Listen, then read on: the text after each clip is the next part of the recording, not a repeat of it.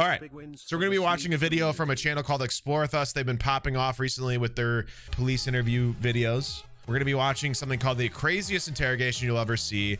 It is 3.5 hours. That is not an exaggeration. This is like real stuff. This is your trigger warning because this is like about actual crime, usually in terms of murder, abuse, etc. Real bad shit.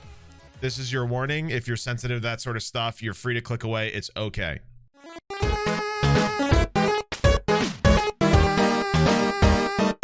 Here we go. I'm not demanding, I'm asking nicely. What an amazing start. As a kind civilian that also knows how to manipulate cops. This is 22-year-old Russell Jones. Just hours prior to the filming of this interrogation footage, he was arrested for helping a 15-year-old girl execute the brutal murder of her father. Let's set our clock, shall we?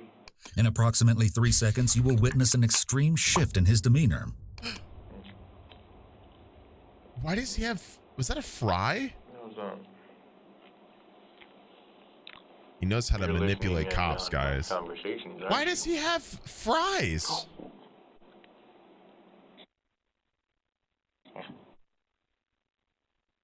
Is that the... So, we can do this the nice way, or we can do it the hard way, and I can release my bipolar. Let's make a deal. One, thanks for the food. Two, release I see Ellie and Dad. Is he they are dropping both it? under my protection. Three, before you release Ellie to her parents, or parent, do a background check as well as a DNA test, as well as, well, not DNA, a drug test. And if you find out that her parent, her mom, is in fact doing drugs, you are to release her to me. Tell him to release Gavin and Ellie. Thank you. And I know I'm being recorded. Why are you yelling? You can keep that on there. Unless you're a nice cop, then I take it back. But if you're one of those two-timing, donut-eating piece of crap that don't like rules, a high school bully with a badge, I'm sorry, buddy, but I eat. You mean all of them? High school bullies for breakfast. Why is he acting cringe?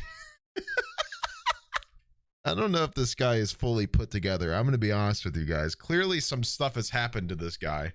I don't know if he has something that I don't know if he has, like, I don't know. This is already going to be fun. I can tell. Thank you. And I know I'm being recorded.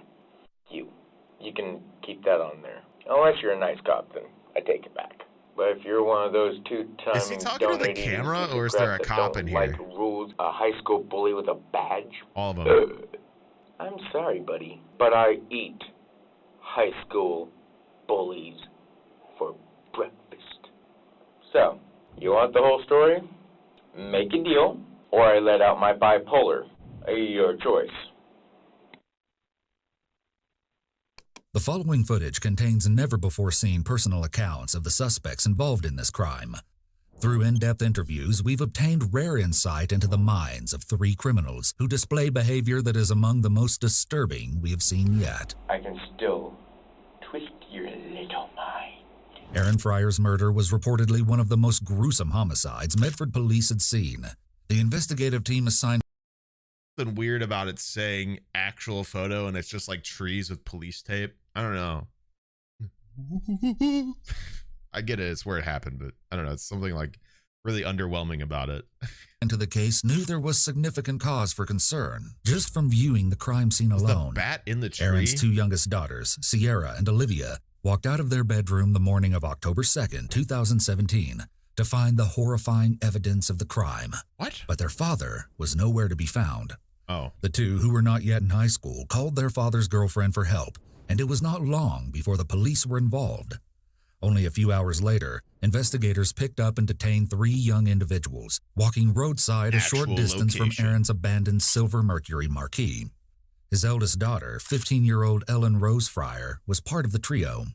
Her 19-year-old boyfriend, Gavin Curtis McFarlane, and his longtime friend, 22-year-old Russell Pierce Jones, accompanied her. What's your first name? Mike. Okay. That's Mike already what? weird. Smith. Mike Smith? Okay. Yeah, it kind of sounds like one of those weird names. Mike Smith does sound like a very common... Sure it's not Russell? Well, that is one of the names I know about. Okay. I haven't patted him down or anything. Go ahead. I don't really have any weapons or anything. Yeah, Okay, wow. let me just pull a whole lot No, of it's you, all right? super real. Just It's go ahead and stand a here, real spread your feet name, real I quick. swear. I probably would be really stupid saying Yeah. this, But did you happen to notice my wrist at all? Your wrists? What about them? Well, stick one. the Well, thing good. is that I can dislocate my wrist. Okay, don't do that though, please. Okay. Don't You seem like a nice one. So I won't- appreciate I it. won't make it hard on you. All right. Don't do I that, only make it hard though. on the Okay. bad ones. I only make it hard on the bad ones. Did you? Man, this guy's awesome, dude. Oof. Yeah. What kind of protection? I know it's kind of risky, but I work with people 20 and younger, legally considered a runaway type of age. Okay, so you're gonna protect like runaways? They have to run away for some reason. Yeah. So you provide protection for runaways and get them like a place to live? Yeah. Yeah, it doesn't sound manipulative at all. Ellen was a sophomore student at South Medford High School, Medford, Oregon, and Gavin was a previous student who had dropped out a quarter before his graduation. Ellen would tell police that she met Gavin walking through South's hallway quarter before his graduation. Is this a thing you can like do on Facebook? Big news, guys. I dropped out. Yeah. Ellen would tell police that she met Gavin walking through South's hallways. According to Ellen, she reached out via Facebook Messenger and started a conversation that would evolve into a forbidden romance. Oh, She, really? only Why? 15, was underage, and Gavin, 19, was her lover. Friend she Look at this and fucking photo of him. Oh, I'm so brooding.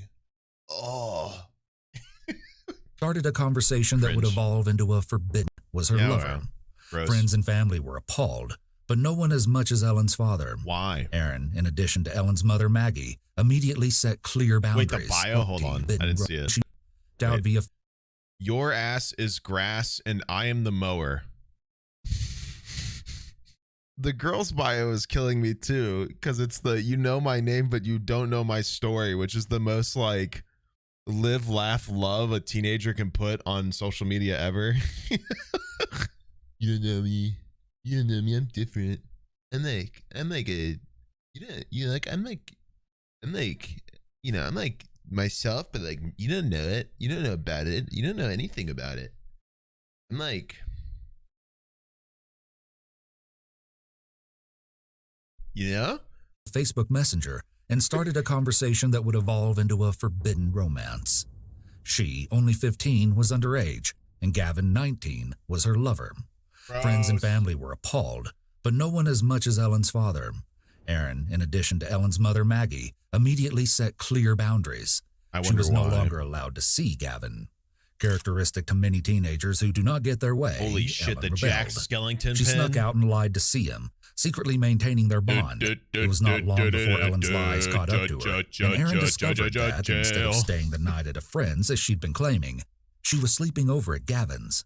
Aaron, furious, stormed over to Gavin's house, pounded on his door, and threatened him, warning him not to come near his daughter again, or else. It was following this incident that the couple, in addition to Russell, who claimed to own a protection business, developed an insidious plan. In addition to Russell, who claimed to Youth ass-ist. Why did he stop capitalizing it at the very end of assist? own a protection business, developed an insidious plan that reached far beyond sneaking out or running away, as is typical of many teenagers. They began to conspire to murder Ellen's father, who Ellen alleged had abused her. Although they initially intended to execute their plan after the new year, when Ellen would turn 16, Ellen began to claim the abuse was growing worse. And I was not happy with the text. And that's the one that talked about the abuse? Yeah. Okay. And further, that she was pregnant with Gavin's child. This spurred a sense of urgency that drove them to Actually- act sooner rather than later. On the Saturday preceding the crime, when Ellen was absent attending a high school band event, Gavin and Russell attempted to break into her house through her bedroom window with murder in mind, messaging Ellen all the while. They quickly found that Aaron's girlfriend was asleep in the room and ran off. Although the attempt drew attention and concern, the police were not involved at that point. Aaron would pick his daughter up from the band event, take her and her siblings Halloween shopping, and treat them to Burger King the next day, and return to their home to watch a Sunday night movie. The events that followed the next morning were a tragic contrast to this seemingly wholesome day of family events. Gavin and Russell again arrived outside of Ellen's bedroom window in the early hours of that Monday morning. So, two people broke into that house. The cops were like, whatever, dude. Ellen prompted Gavin to enter, and he obliged, while Russell remained outside in her yard.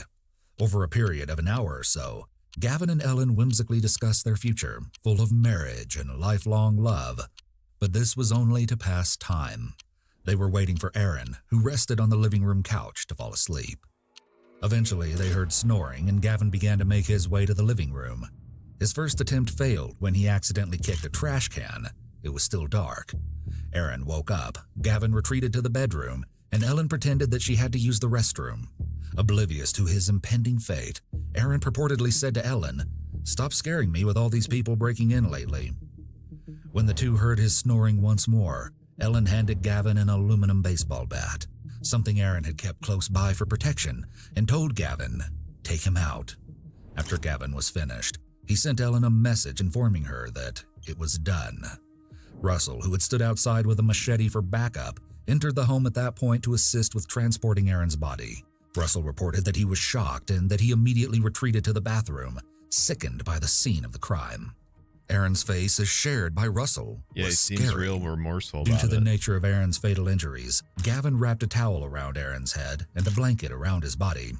Russell, holding the blanket at Aaron's feet, and Gavin, holding it at his head, carried his body out to Aaron's own car and hoisted him into its trunk. Ellen was the last to re-enter her home. She stole money out of her recently murdered father's wallet, said goodbye to her sisters, who later told police they heard their father say a bad word when they were just waking up for school, and retrieved her dog before leaving. The trio proceeded to drive to Walmart while Aaron's body remained in the trunk. Ellen used the money she had stolen to buy junk food and hair dye. Before leaving, they walked into an SSI building so that Russell, who was on disability for reasons we'll learn later, could retrieve money with Gavin serving as his rep payee. The following eerie footage captures these moments. Wait. Eerie footage I zoned out. of What just SSI happened? money she had stolen to drive to Walmart while Aaron's body remained in the trunk. Ellen used the money she had stolen to buy junk food and hair dye. Before leaving, they walked into an SSI building so that Russell, who was on disability for reasons we'll learn later, could retrieve money with Gavin serving as his rep payee. The following eerie footage captures these moments.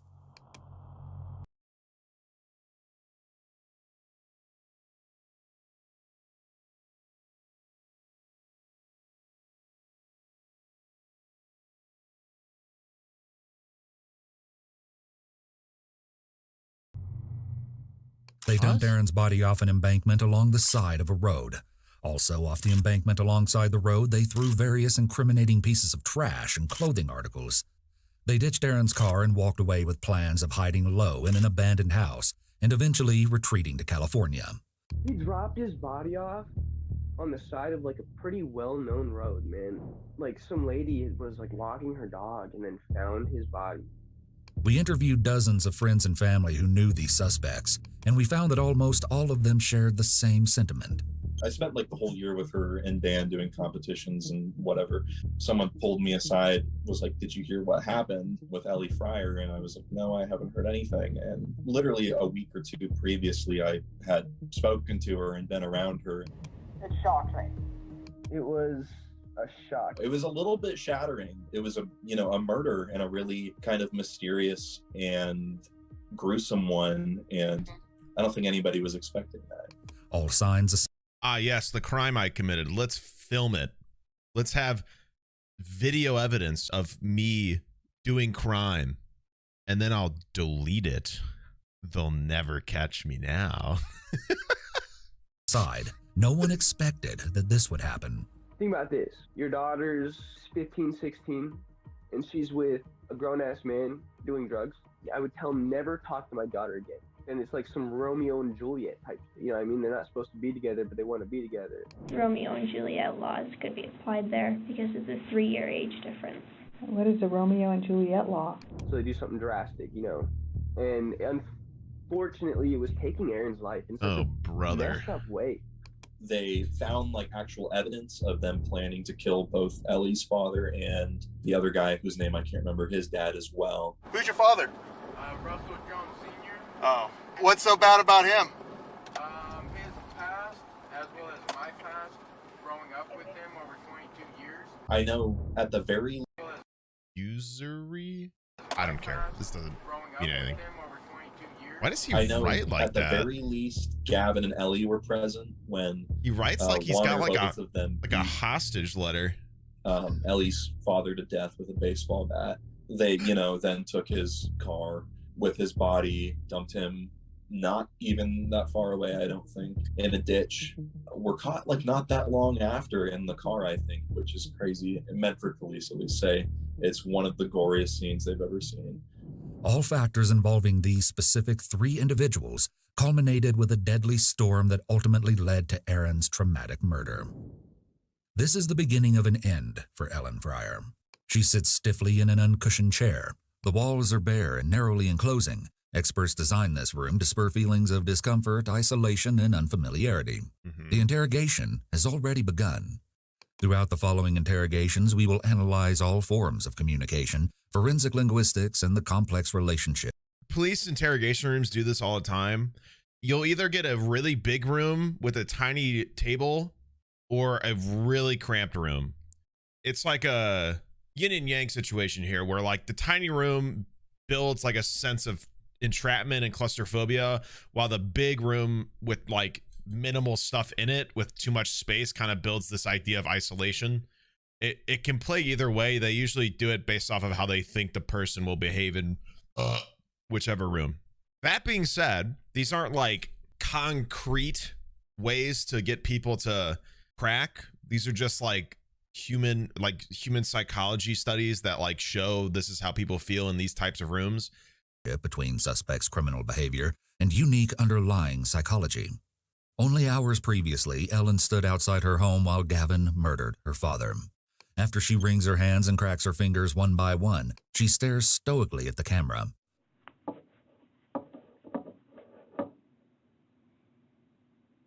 Her behavior is markedly inconsistent with the nature of her recent experiences. An important aspect of reading body language is observing individuals' baseline nonverbal cues, followed by clusters of nonverbal cues, which can occur consecutively or simultaneously. Comparing these in the framework of individual circumstances, including environment, is an additional critical consideration. Upon contemplating Ellen's nonverbal language, also note her paralanguage, or the language that she conveys through vocal tone, pitch, prosody, volume, etc. They may assist law enforcement in building criminal profiles, determining suspects' motivations, or even detecting deception. Ellen shows little to no arousal physiologically, behaviorally, or emotionally. Mark this as our first significant behavioral observation. Yeah, so that's the interesting thing, is that if you met Ellie, she doesn't seem like the type of person that would hurt somebody. She really was a sweet and soft individual. I think that's what was so shaking about it, was that it didn't really make sense to me that What? Why is everybody like looking Ellie at would do why that. are you guys Didn't saying my seem like her name? character I'm just at all. listening. She was really sweet. She was a really great person, so I was like, okay, I can be friends with this person. Why is everybody worried about me? It's like a long video. I'm just listening. Many classmates knew Ellen as the girl who always like, raised her "Sneak?" hand in class. She was accounted as intelligent, I was polite, just and watching. kind. But something that few could later explain. That's a kind of a compliment that you guys are like waiting for me to say something about this. I fell asleep. I looked asleep. No, I'm just looking down at the captions. What? All right, guys, it's fine. All right, back to the video so I can pay attention. Lied dormant in Ellen, hiding amidst high school band trips, homecoming dances, and AP classes. Here, that something sits patiently and composed, waiting for an investigator in an empty interrogation room. The following interrogations like, have been night analyzed by a twitches. qualified team, including 2 licensed attorneys, one being a former criminal prosecutor and a psychologist trainee.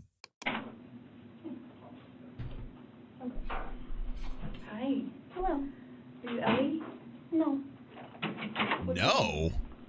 I have the right to remain silent. Okay, you do have the right to remain silent. The investigative team on this case Is this your name? No. Okay, what is it then? I have the right to remain silent. Well, shit. You're free to go. What the fuck? Wait, what the caption? Okay, you do have I have the right training in silence. You do have the right to bring Thailand. The investigative team on this YouTube. case may have selected this specific investigator, No criticisms Detective here. Stephanie Smith, to conduct Ellen's interrogation for tactical reasons. Well, she said her name's Police not Nellie. We don't know psychology who that experts is. outline that investigators with traits similar to suspects are more likely to succeed in building rapport and facilitating open, honest communication. This concept applies to the broader field of psychology as well. It may be used as a vehicle of manipulation to appear more likable, otherwise termed the liking similarity effect. Ellen is more likely to respond positively to a female who speaks softly than a male who speaks gruffly. Ellen immediately displays a high level of resistance. As the It might not be because it's also a female. It might be just like the softer tone resonates better with children because like that's a child. You know what I mean? But I know what he's saying. Yes, no, it's fine. interrogation unfolds, Detective Smith will navigate each obstacle to open Thailand is communication mine. that Ellen throws her way. Yes. Is that what you're choosing to do? Yes. Okay. That's why she's going to I talk at this least whole need to know interview, your isn't name it? now. You don't want to tell me your name? Rain. Rain? Mark lying as our second notable behavior observation and display of resistance. Ellen's first word is a lie, and she lies about her name. Lying is a common exploitive tool. Compulsive really? lying or pathological lying is characterized Guys, people lie to get what they want.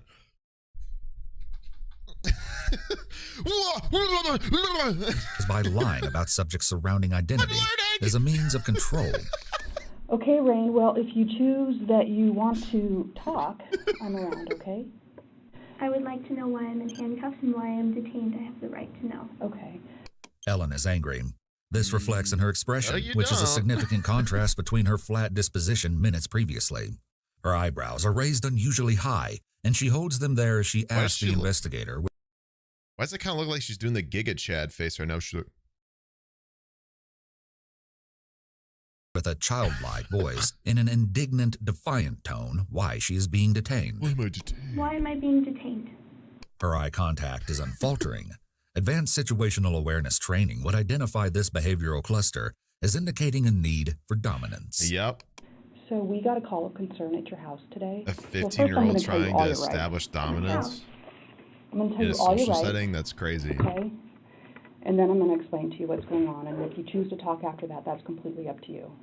This is a lesser-known rapport-building tactic that Baby, functions you're by reminding 15. suspects What they the have some fuck? level of autonomy. Ellen appears to grow Honey, more you got math receptive. at 2 o'clock. Let's calm down a bit. You have the right to remain silent. So you said you want to Your remain silent. PB&J is still in the lunchbox from when you left school. Like, let's tone it down. So we got a call of concern at your house today. And your little sisters are pretty scared about what happened there. And so what we're doing is trying to figure out what happened. And the police went to your house, and we're also a little bit worried about what's going on over there. Detective Smith is vague that law enforcement is worried about what is going on over there, Ellen's house. At this point, she's trying to build rapport. This is a soft and indirect approach. Detective Smith wants Ellen to fill in the gaps. I haven't been there all night. Well, there are things that would indicate otherwise. I gave you guys what you wanted. Normally, She's it doing a would good take job of being about silent. This guy's 24 not. hours to get missing persons report if there wasn't 48 evidence hours, but of whatever. blood. Then, if the person's missing for a total of 48 hours, hence 48-hour mystery, dumbass. Then you do your little search posse. By then, Gavin, me, and her would be in California. And I'd like to talk to you about that, but with your You're wishing literally to remain detained? silent, it's really difficult to kind of get to the bottom of all of that. Then let's talk. You're literally in jail. You're detained. So what I want to do is make sure you understand what I told you about what your rights are, because that's super important, okay? So can we go through those one more time? Yes. Okay. So you have the right to remain silent. What does that mean to you? Detective Smith much, reiterates the apparently. Miranda rights and asks Ellen to explain what each right means to make sure there is understanding. States often require this if suspects are 15 years of age or younger. So, Why does... Look at this sped up footage and watch her like bottom lips move when she talks, but nothing else. Like but nothing else in her face, like her mouth moves except the bottom, like... you understand what I told you about what your rights are, because that's super important, okay? So can we go through those one more time? Yes. Okay. So you have the right to remain silent. What does that mean to you? Detective Smith reiterates the Miranda rights and asks Ellen to explain what each right means to make sure there is understanding. States often require this if suspects are 15 years of age or younger. Well, So, technically, every suspect has to go through the Miranda right in some way where they consensually acknowledge they know. He is right, because if there's a minor that's being treated as a suspect, they need to figure out if, well, first of all, depending on where this is at, depending on where she's at, she actually needs to have an adult present who understands Miranda. Usually a minor, unless they're being, well, that's a whole different thing. But if there's a minor being treated as a suspect, they need to have some form of knowledge of acknowledgement of Miranda.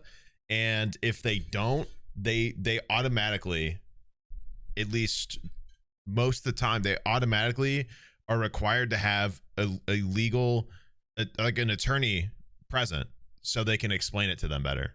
I don't think that's going to happen here, because this brooding 15-year-old who is mad her dad was providing and didn't want a pedophile to hang out with her is invoking her right to remain silent, yet cooperating and talking to the police. So I don't think there's really going to... I'm fully expecting her to just be like, yeah, I understand.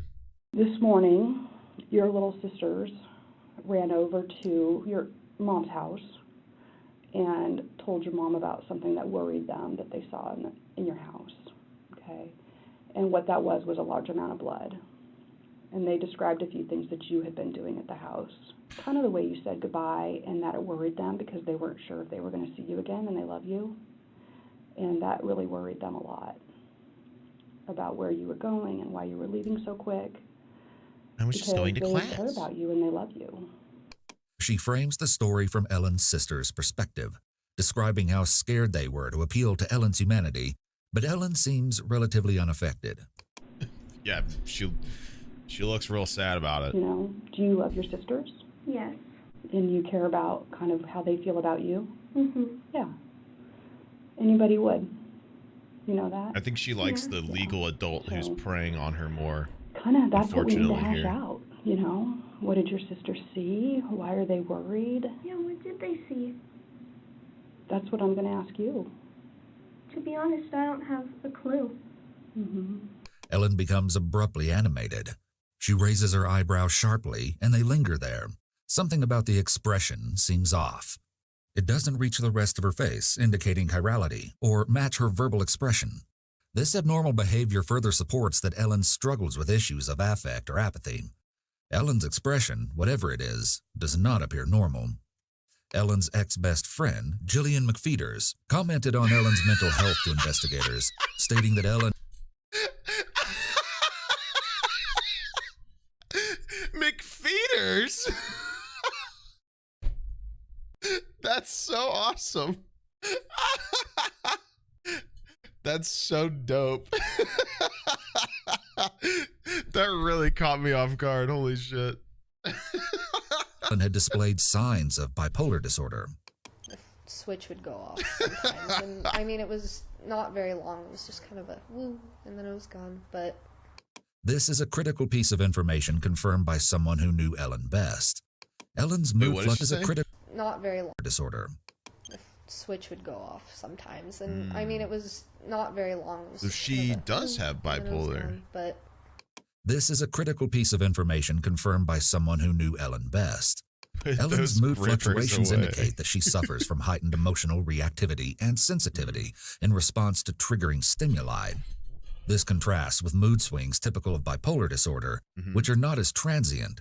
You said that there was a large amount of blood. Mm-hmm. Is everybody okay? That's what we're trying to figure out. Hmm.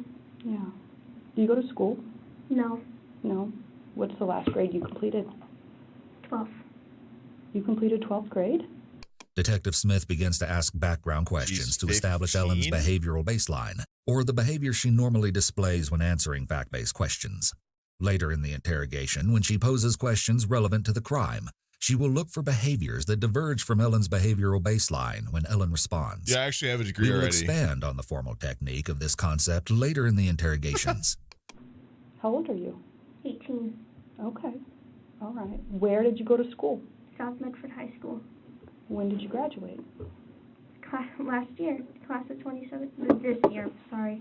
Class of 2017. I graduated with an honors diploma. That's exciting. Oh, wow. As we know, Ellen is like- lying when she answers most of these questions. Because we know she's lying, we can see the way Ellen expresses herself non-verbally when she lies based on facts. 1. Ellen's tone drops and flattens, a notable deviation in her paralanguage. You go to school? No. Oh, there's What's the the last one? grade Okay. you completed? 12th. 2. Her eyebrows raise. 3. This is a cluster of non-verbal indicators. Ellen looks up and to the right. She smiles, laughs as she answers, and then moves her hands apart. Yeah. When did you graduate? Last year. 4. We can see another cluster when she corrects her lie with another lie. This time we can tell she's more flustered. She scrunches her face to the point that she closes her eyes. She false starts. We see her eyebrows drop dramatically. She rapidly shakes her head back and forth, and finally, she aggressively flicks her hair out of her face and tilts her head back. 5. Last, The we see reset another is eyebrow raise. Off-putting, yeah. What kind of classes did you take? AP. AP what? AP American Just Studies, AP. AP Human Geography, Just all of them. AP Psychology, AP Biology. Goodness. Pretty much Algebra everything. 200. Yeah. And I know you live with your sisters because I know somebody else. Yeah, had but talked did with you them pay for the today. credit? I didn't talk to them. You pay for the AP credit? And who else do you live with? Just them. Ellen responds, just them, and she sounds more emotionally expressive. She may have a soft spot for her sisters. The investigators seem Oh, to really? think so, Why? as she often includes them in her questioning. And She my might like mother. her family. Well, some of them. Okay. Where do you live? Kind of awkward. In the area. I don't know the exact address. So you live with your sisters and your mom. She doesn't know where she And lives. you graduated last year. Okay. And you were walking down the street, it sounds like, today? Mm-hmm. Who were you with? I was with my friends. Okay. Yeah, And I live wasn't like there, on this so I street, really like don't somewhere know. that way. I don't know. Who are your friends? The 2 males that have also been detained. Okay. Who are they to you? They're friends. The 2 males who have What are also their been names? detained. I'm not going to give their names. Unless I'm there, she only trusts me as a daughter. Okay. So what have you been up to today? I haven't been home, and now I'm really concerned about what's been going on. Mm-hmm. Ellen puts up her defenses. In a setting outside of an interrogation, defensiveness naturally elicits a negative response from the listener. Detective Smith is trained to employ the resistance countering technique, reframing. In this instance, she utilizes reframing to refocus Ellen's attention on something more positive.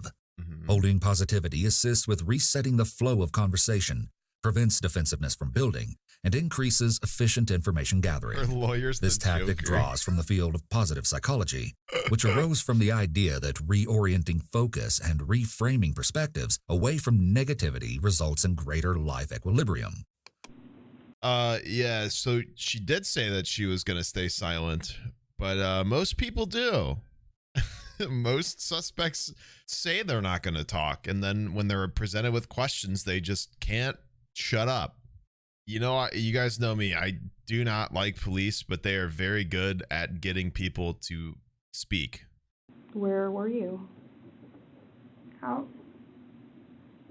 Like out where? Just out and about. Couldn't sleep. When Ellen lied about graduating from South Medford High School, I graduated with an honors diploma. she stated that she had graduated with an honors diploma, an identity lie. This is unnecessary detail. In contrast, It her is. responses here are short and vague. Like out where? Just out and about. She's unable to provide any detail. An investigative team will analyze amounts of detail and specificity in the context of what suspects say. They might note that Ellen was overly specific when she provided detail when Detective Smith didn't prompt her to, honors diploma. They might also note that Ellen was overly vague when the investigator prompted her to be specific, her actions. Both warrant attention in an interrogative environment. Where's the last place you slept? At the house. At your mom's house? Mhm. Well, we've talked to your mom. You know that? Mhm. She's super worried about you. She's so worried about you. Detective Smith shares that she knows Ellen is lying, but follows with an empathy statement. There is no perceptible response from Ellen, but it's clear Detective Smith is still trying to earn Ellen's trust and break the ice. Yeah, so I said it earlier. Basically, in a lot of situations, if there is a minor being interrogated and they don't show a grasp of the Miranda rights, a lawyer has to be present. But the police, being the police, give them a chance to consent that they know, even if they clearly don't at all, saying, I am going to remain silent and answering every question. Maybe she doesn't know what she's doing. This is an attempt to make an emotional connection, but Ellen holds steadfast, maintaining her resistance. I would actually. Someone asked if I got a haircut. No, Okay. I just haven't showered because I'm a stinky bitch. I think that your mom Thanks, is. though. It's been a long time since I've seen a parent like your mom was today. She was on her knees on the ground, sobbing. A child come on. So like I just said, they give minors lawyers unless said minor agrees that they know what they're talking about. In fact, it's more necessary to give them a lawyer. Because that's how worried she is about you. So I do know that that's not where you spent last night. So where'd you spend last night? I didn't sleep last night. So where's the last place you slept? My mother and my father's house. Mm-hmm. Well, I've talked to your mom, and so I know that you hadn't been staying there. Right, it's my father's weekend. I go back and forth, though, because my father is a little bit abusive. Okay. Ellen mentioned her father's abusive behavior relatively out of context. Her parents shared joint custody, which explains why she went back and forth between their houses. Further, her response... Hey, somebody typed ACAB and this guy replied, "You're an idiot." Why is that? First time chat, insulting a guy. Because ACAB is not true. Oh no, dude. So wait. Uncle's a police officer or dad's a police officer? Which one? None. It's a broad statement. So is saying like a phrase is not true. Why, yes. So let me take this metaphorical saying and take it quite literally and call it not true. Because clearly all of them aren't bastards. Some of them were clearly born in wedlock. They can't all be bastards. It's not a literal phrase. The system that the police are built on punishes anybody who's not white passing and shits on them for the rest of their life and allows these people to have a power dynamic over people for no reason other than they set themselves in a rushed academy that doesn't train them well to not abuse their power. And then they kill people for minimal problems. And then they're surrounded by other people in the system that back them up no matter what, that don't question their authority, that don't question the actions they did. They're all bad. And if any of them go against the bad behavior that any of them do, they get punished for it more than the people who murder other human beings as a police officer. Police officers that speak out get replaced, they get demoted, they get fired, they get shunned by other police officers for ratting out an officer for probably doing the absolute wrong thing. And so the whole system is bad because it's it's a toxic environment that does not allow for somebody to do the right thing. So yes, while all of them might not be doing those terrible things, the complacency of the system they're in and their willingness to cooperate within it is why they're all bastards. We're moving on. Bared no relevance to the question. Consider that Ellen conspired to kill her father and very recently encouraged and stood by as her boyfriend murdered him, lifted his body into the trunk of her father's car, and threw it over an embankment. Your privilege Her statement reeks. regarding her father's abusive behavior extends beyond a lack of remorse, resembling something more like revenge. When investigators spoke to Ellen's old friends, they shared that she had been consistently confiding in them about the abuse. I know that he was kind of rough on her, and she said that he would, emotionally abusive and physically abusive, but I'm not sure how true that is. What she would bring up is things weren't they were not good at her household. She felt her dad wanted to kill her. He started getting abusive. He started mistreating her sisters and her. When the Medford PD posted details surrounding the crime and suspects on their Facebook timeline, there was an outpouring of mourning and kind words for Aaron. Many comments portrayed Aaron as the opposite of abusive, stating, Aaron cared more about his girls than anything. Members of the Fryer family and the Medford community were shocked. So what's the last house you left from? My father's house. Okay. And when did you leave there? About noon. Okay. And then where'd you go? Just wherever I felt like going. I just went for a walk. And I didn't stop walking. So today is Monday, and it is 11:30. Okay, so I've been awake for almost 24 hours. So you left at noon. Whoa. What day? Sunday. Impressive. Okay. Yesterday. And what was going on before you left the house? Detective Smith is attempting to establish timelines, but this proves difficult due to Ellen's continued lying and evasion. My father was very upset about something. What was he upset about? I can't recall. He has very violent outbursts. Okay. My dog was hit by a car because he smashed a glass table onto my dog, and the gate was open, so my dog ran outside and he got hit by a car. My goodness, when did that happen? A couple of weeks ago. What? Okay. So what was going on yesterday to make you leave? Just didn't really like the environment. I just didn't like the vibe. Okay. The vibe! So who was home when you left? My sisters and I was about to make a joke and imitate her and say the vibes were off, and then she literally said it. She literally said the vibe. I didn't like the vibe of my home, my caring parents, because my dad didn't want a legal adult to date me, a minor, by a lot. Not even close. Not even close to not being a minor. Yeah. Just the wrong vibes. Dad was really killing the vibes of me trying to date this really just gross man. my dad. Okay. Where's my dad now? Ellen attempts to act as though she's concerned about her father, but she I can't believe she fails actually made a badly. comment like that. I was gonna Consider say which it as a joke. behavioral cues indicate deception and post the timestamps in the comments. I don't know. What? Cues indicate deception and post the timestamps in the comments. I don't know. So you leave. What door did you leave out of? The front door. Okay. And did you tell anybody you were leaving? No. And then where'd you go? Just turn here, turn there. Just kind of wandering around town. Ellen describes walking and seeing the nearby market, though she says her memory is fuzzy, My memory is pretty fuzzy though. Is it? and she claims she doesn't remember much else. How convenient. And then what else did you see? Nature. Preceding interrogation, investigators may engage in an exercise termed perspective taking. They place themselves in the suspect's shoes. Suspects will often prepare themselves to answer Actual questions photo. that are central to the crime they committed. By viewing the situation real from shoes. suspects' Oh my perspectives, God. investigators are more likely to determine what questions suspects might expect or not expect.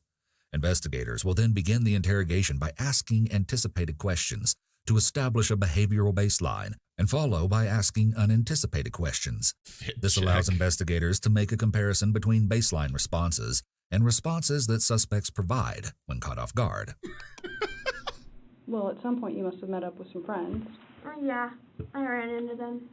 Where were you when you saw them? Can't remember. Okay. So I feel a little bit, tiny bit like we might just be playing cat and mouse and going back and forth. Okay. In addition to displaying high levels of resistance, Ellen pushes back at the investigator. She exhibits prolonged eye contact. This is a confrontational behavior indicating aggressiveness. She will continue to do this periodically throughout the interrogation. Your sisters have actually been already talked to by somebody, and they're pretty good on their times when they saw you, because they were getting up and alarms were set and looking at tablets and things like that. Okay. And so, you know, I just want to have an honest conversation with you. I think that your sisters are beyond scared, beyond worried. Okay? Like, for instance, the dog. Where's the dog? Where is my dog? What's its name? Squeakerbeak or something? Sparklebeak. Sparklebeak. Where is he? You tell me. Where's my dog? Sparklebeak? I don't know. Where is Sparklebeak? I don't know. Okay, well, for me to have an answer about where Sparklebeak is. What is this picture? Is he on like a... Is the dog on a cabinet? Is the dog dead? No. It said like the mom took the dog out of the house or something. Or the dog is fine, if I remember right. What is happening in this picture? What is this picture? This all looks like stuff that should be like on like a cabinet shelf, and the dog is just on there. What is the dog doing? I don't, because you're actually Didn't the one dog that get took hit? No, that's what the girl says. The girl's lying her ass I took him off. for a walk around the block, and then I dropped him back off. I'm pretty sure they said that the mom took the Sparklebeak is dog not anywhere to be found. or something. Your sisters remember you taking. Your sisters actually remember you taking him this morning. Oh. And walking out the door. She took the dog. With Sparklebeak. I think Why are only you you know whispering? the answer to that. No, I don't. It would be nice to be able to at least let Sierra and Olivia know. I don't know. Okay.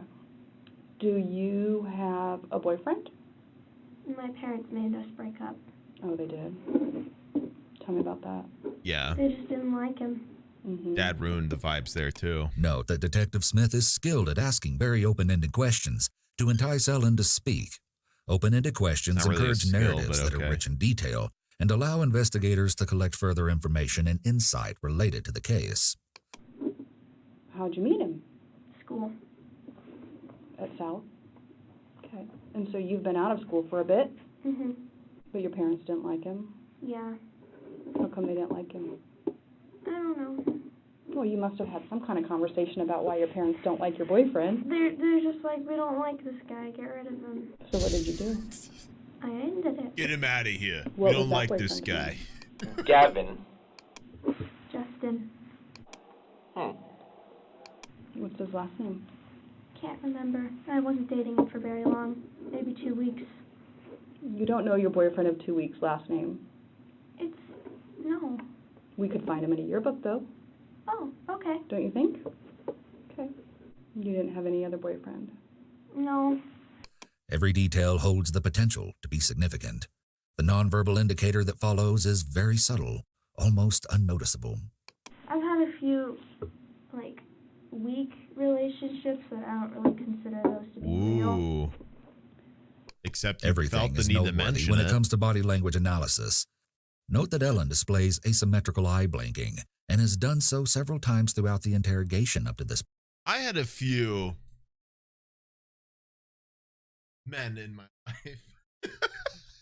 Why did she point. That's such a weird like As pause part of a after. standard neurological examination, practitioners document asymmetrical facial movement, including eye blinking, as well as out-of-the-ordinary ocular movement.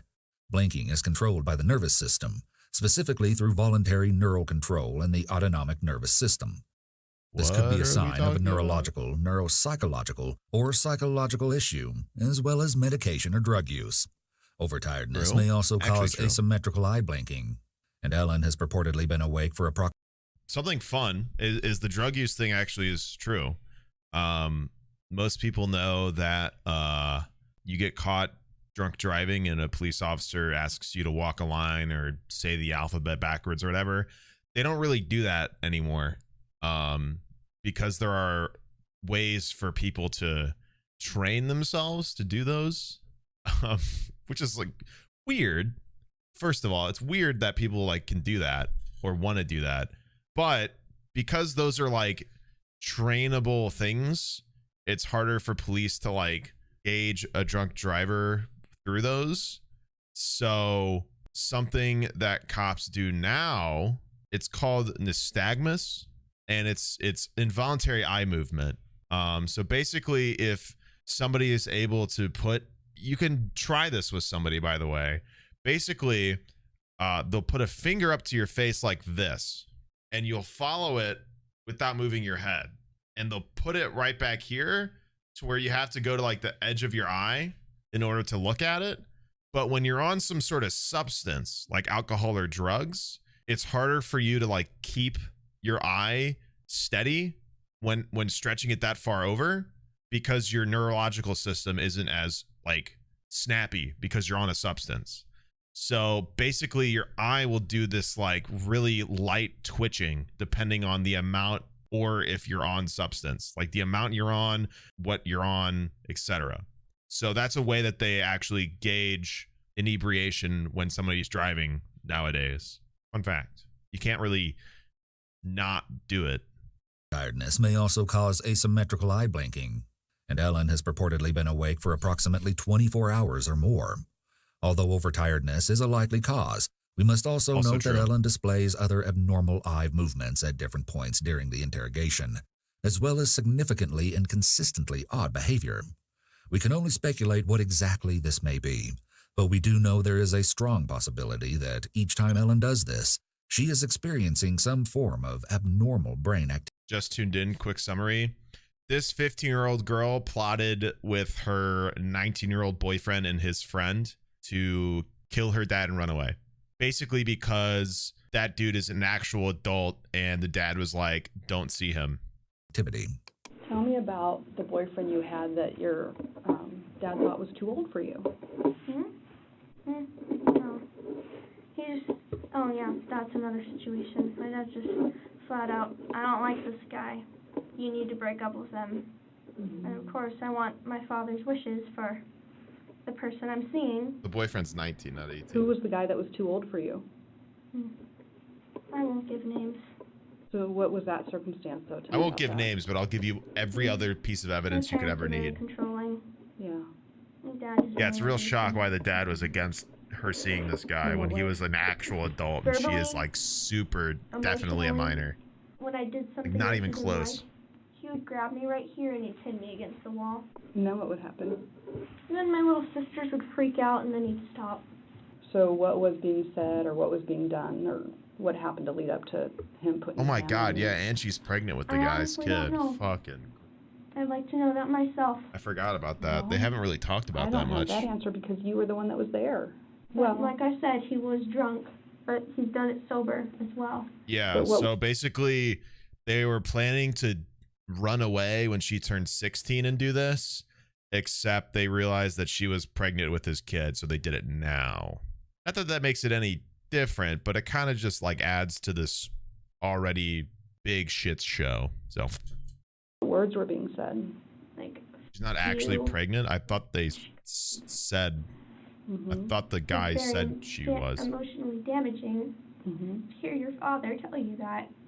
She lied? No, she lied to him. Okay. So she lied to the boyfriend to get them to do it now? Damn, bro, this is wacky. And who all was there when that happened? Just me. After school. I don't know. Maybe we'll learn more. Who knows? I thought you said your sisters were there. This whole thing is... Ellen shared only moments ago that her sisters asked him to stop. So who was home when you left? Nobody. My sisters and my dad. Yeah, and she said nobody just now. Here she explains that she was alone when it happened. Investigators may ask the same questions repeatedly to look for the slightest deviation in suspect stories, particularly to those who display high levels of resistance, like Ellen does. Among the handful of Ellen's friends and acquaintances who spoke to the police and/or accepted our invitation to interview, two mentioned that Ellen was not always honest. And she came to school one day with a thing on her leg and said it was from her sisters pushing her. That I don't know, because her Ellie younger has kind of lied to me sisters? before, which did hurt. Jillian McFeeder shared the story of an event that occurred closely preceding Aaron's murder with police. McFeeder stated she decided at that point that she could not Doesn't help forgive that the Ellen caption for what she'd spells done. McFeeder like She with was the actual telling word her feet. father that she was at my house. When it's when not she how was her name is actually spelled. It's at so her much boyfriend's funnier house. So I got a call from Ellie that was very frantic saying, I need you to cover for me. So of course I'm thinking, okay, maybe something really bad is going on. So her dad calls me, and of course I cover for her, and then he finds out, so he ends up thinking that I was covering for her the entire time when I did not have a clue that she was lying. This one time I thought maybe she's in a dangerous situation. Of course I'm going to help her because she was my best friend and I trusted her, and that was the wrong decision. Jillian ended her friendship with Ellen after that night and explained to the investigator that she would never trust her ex-best friend again. She knew Ellen was going down a wrong path, and she refused to follow. Actual photo. Here, sitting opposite a trained investigator, Ellen does exactly what cost her Jillian's friendship. She lies. Yeah, sometimes we go over there by ourselves. He's using the when actual we just want photo to get thing a away little from the other two. Having two younger sisters. religiously, you know what I mean? Path Everything's an reveal. argument. Whoa. That's the bad road reveal. The following questions are generic about whereabouts, the last time she saw her father, and some of her locations over the past 24 hours. Smith is establishing a timeline and frame of reference to compare it to what she knows about Ellen and the crime and what she will learn from Russell's and Gavin's interrogations. So you were at haven't the even park seen the on other other guy's side of the street interrogation. from Dairy Queen and Blackbird. Probably the cherry on top, I'd imagine. And what were your friends doing? Just hanging out. Just hanging out. Yeah. Oh, being goofballs. We know that Ellen and said friends were certainly not just hanging out, being goofballs. Ellen does not appear to be attached to what she says, seeming guiltless. She also comes off as equally removed from impending consequences. I'm just in a silly, As an honors goofy, student with murderous stellar mood. grades, Ellen has You know? demonstrated advanced cognitive ability. She would need to possess assets like strong critical thinking skills, working and long-term memory, and at least an average or above IQ to excel as she has. If Ellen is intellectually gifted, we have less of an explanation for why she consistently tells lies that she cannot keep up with. Did he just call her stupid in like a really intricate way? Because this is just like basic being alive, like since you're like 4. He straight up was just like, she doesn't have these. She's clearly an idiot. Her approach to evasion and resistance is persistent but not logical, let alone strong, and it brings up a question as to whether Ellen is in a normal, healthy state of mind at the time of this interrogation. A more sinister explanation, Ellen could be doing this intentionally, manipulating the investigator and setting the scene for an insanity defense. And then what was the conversation? Hey, what are you doing? Nothing much. What are you doing? Just walking around. You want to hang out? Sure. And we started walking. And when do you think that God, was? that's such a goofball I'm mood. not quite sure. That's me when my friends are goofballs. Me conversing What with my kind of friends car when does we're your dad goofballs moment. 100%. Ran something? What color is it? Like goldish silver. That's two very different When's colors. the last time you were in that car? When he drove. Yeah, it was like a red-blue car. Detective Smith Reddish continues to bluish. ask questions surrounding details of the crime. She has reasonable suspicion that Ellen was in that car only hours ago with her dead father in the trunk. Yeah, and she's yikes. probing for behavioral discrepancies between answers Ellen provides here and answers Ellen provided earlier when responding to questions unrelated to the crime. When's the last time you drove that car? The last time I drove that car. When I parked the car at Walmart. Okay. Oh my god! And that was It's okay. It's okay. She's right there. Come here. We got some groceries delivered just now, and Hannah went out the door to get them, and Birdie immediately jumped on me and was crying. I mean, you guys saw it. Like literally the second she shut the door. That's so cute. so today's Monday, and you said that was a couple days ago? Mm-hmm. What time of day? We had to get something for dinner. So I'd say about 6 p.m. And who all went to Walmart? Me and my dad. Okay. What'd you guys get? Meat. What kind? Like, what were you guys making? Oh, I'm vegetarian, so I don't really care. By the way, did you know sausages are actually the leftover pig guts? And intestines, and the heart, and the liver, pork chops, they're used. Okay. Okay. When's the last time you saw your dad? Yesterday. I'm too tired to keep talking. I'm really sorry. You want to take a little break? Okay. Do you want some water or anything? No, thank you. You just want to sit here for a few minutes? I'd like a place to lay down and sleep. Okay. Well, you just sit tight for a few minutes and we'll try to figure that out, okay? Okay.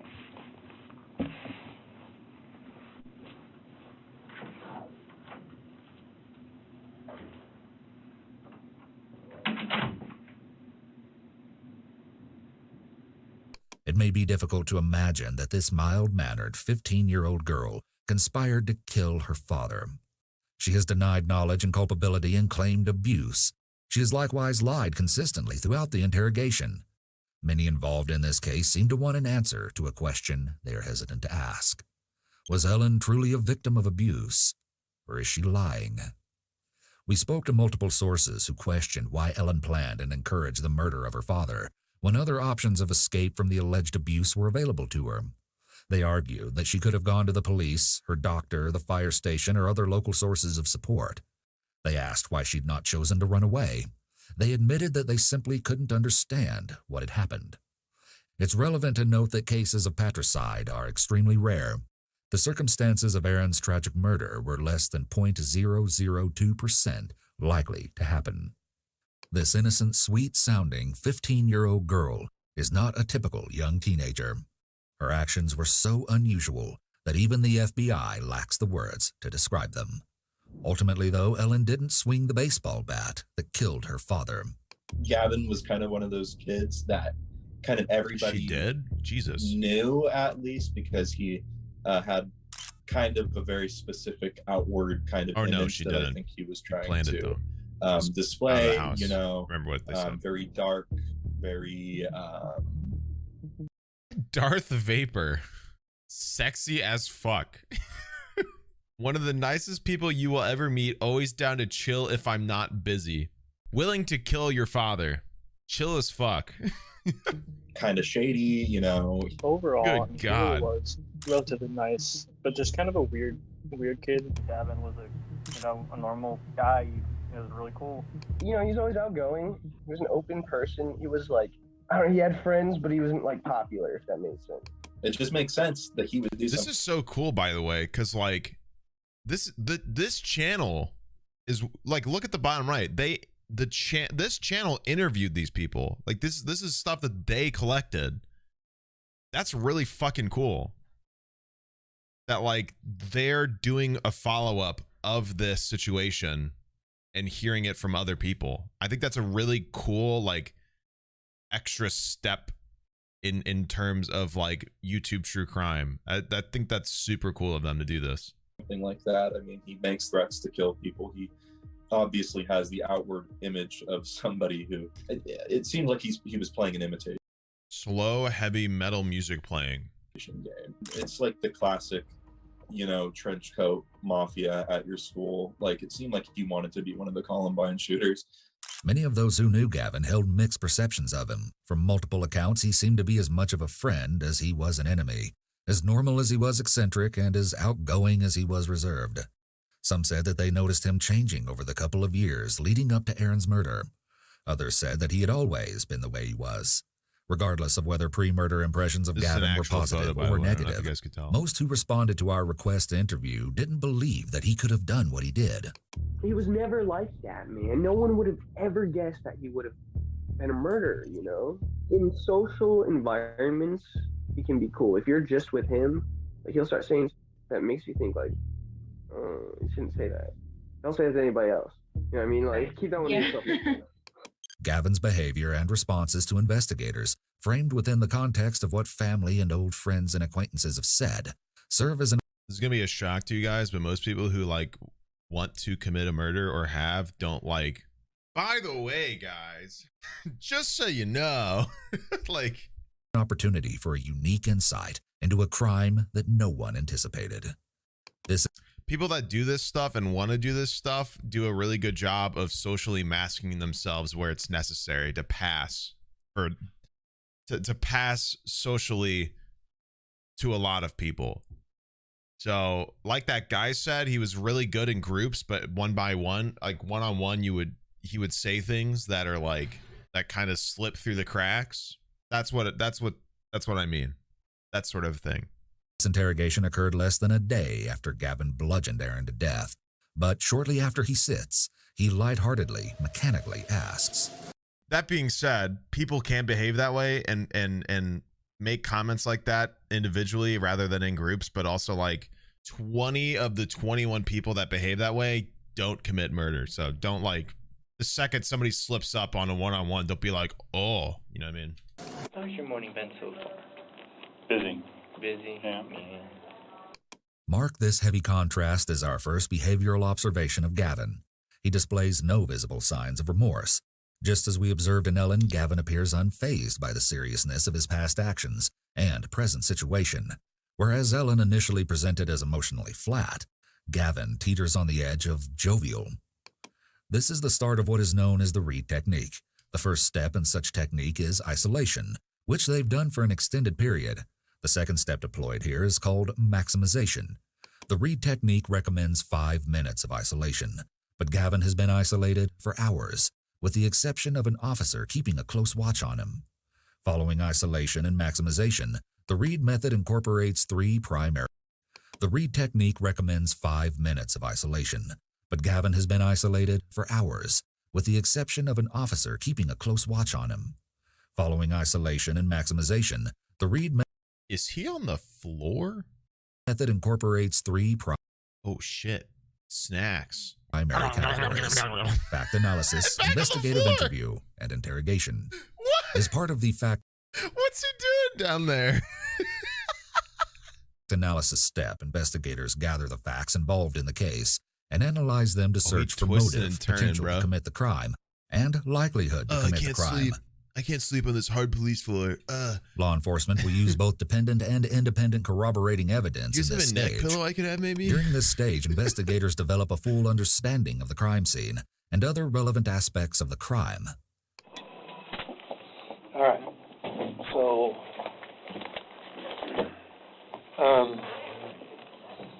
Double we've cop been- against the wall, me and cornering Jim him. have spent about 4 hours. Me and with- Jim. You probably know Jim. this, Mike. Yeah. Wow. And Detective Stephanie Smith What was that? has spent about the same amount of time with Ellie. And I just want to throw some things at you. So all I want you to do right now is just listen to me. Okay. And let you know what's going on. Okay? Step 1. Positive confrontation. At this point, the investigators have acquired enough evidence to reasonably suspect that Gavin committed the crime. As part of positive confrontation, the primary investigator lays it all out on the table, objectively stating the facts. He does this in an intentionally soft, soothing voice to appear non-threatening and to give Gavin a false sense of security. Mike took us out to East Antelope and pointed out the tarp. And we have people out there right now recovering Ellie's dad. Actual photo. Ellie's dad was basically wrapped up in a blanket and a tarp and taken out and dumped. The investigator opts to use words that are non-accusatory while presenting the evidence. He does not say, "You took his body and dumped it." He says, "His body was taken out and dumped." The latter is passive voice as opposed to active. Controlling suspects' levels of resistance and defensiveness is critical to the success of an interrogation. We don't know if this is something that's been planned out a long time ahead or if this was just like last night, you guys decide to go over there and get Ellie the hell out of a bad situation. They definitely know it was planned at this point, by the way. They would have for sure have gotten the notes that were plotting the stuff already, and they're fully aware that this was like a planned thing. They're just trying to see if he will fuck up. Yeah. The investigator implements step 2, theme development here. He frames the crime from a perspective that fulfills Gavin's moral justifications. This is the investigator's moral theme. If Gavin murdered Aaron, a type of he rapport did it building to as well. protect Ellen. This will occur and build as the interrogation progresses. The investigators pre-planned this, likely structuring it around information gleaned from other sources like Gavin was only protecting Ellie. We will call the investigators' theme development the hero theme. This isn't a matter of when it happened, where it happened, who was involved. It's more a matter of why this happened and what was going on through all of you guys' minds at the time. We don't take sides in these kind of cases. We're basically truth seekers. We're here to seek the truth as to what happened. And Ellie has been 100% cooperative with us. Are you Ellie? No. What's your name? Not cooperative at all. And then how long have you known Ellie?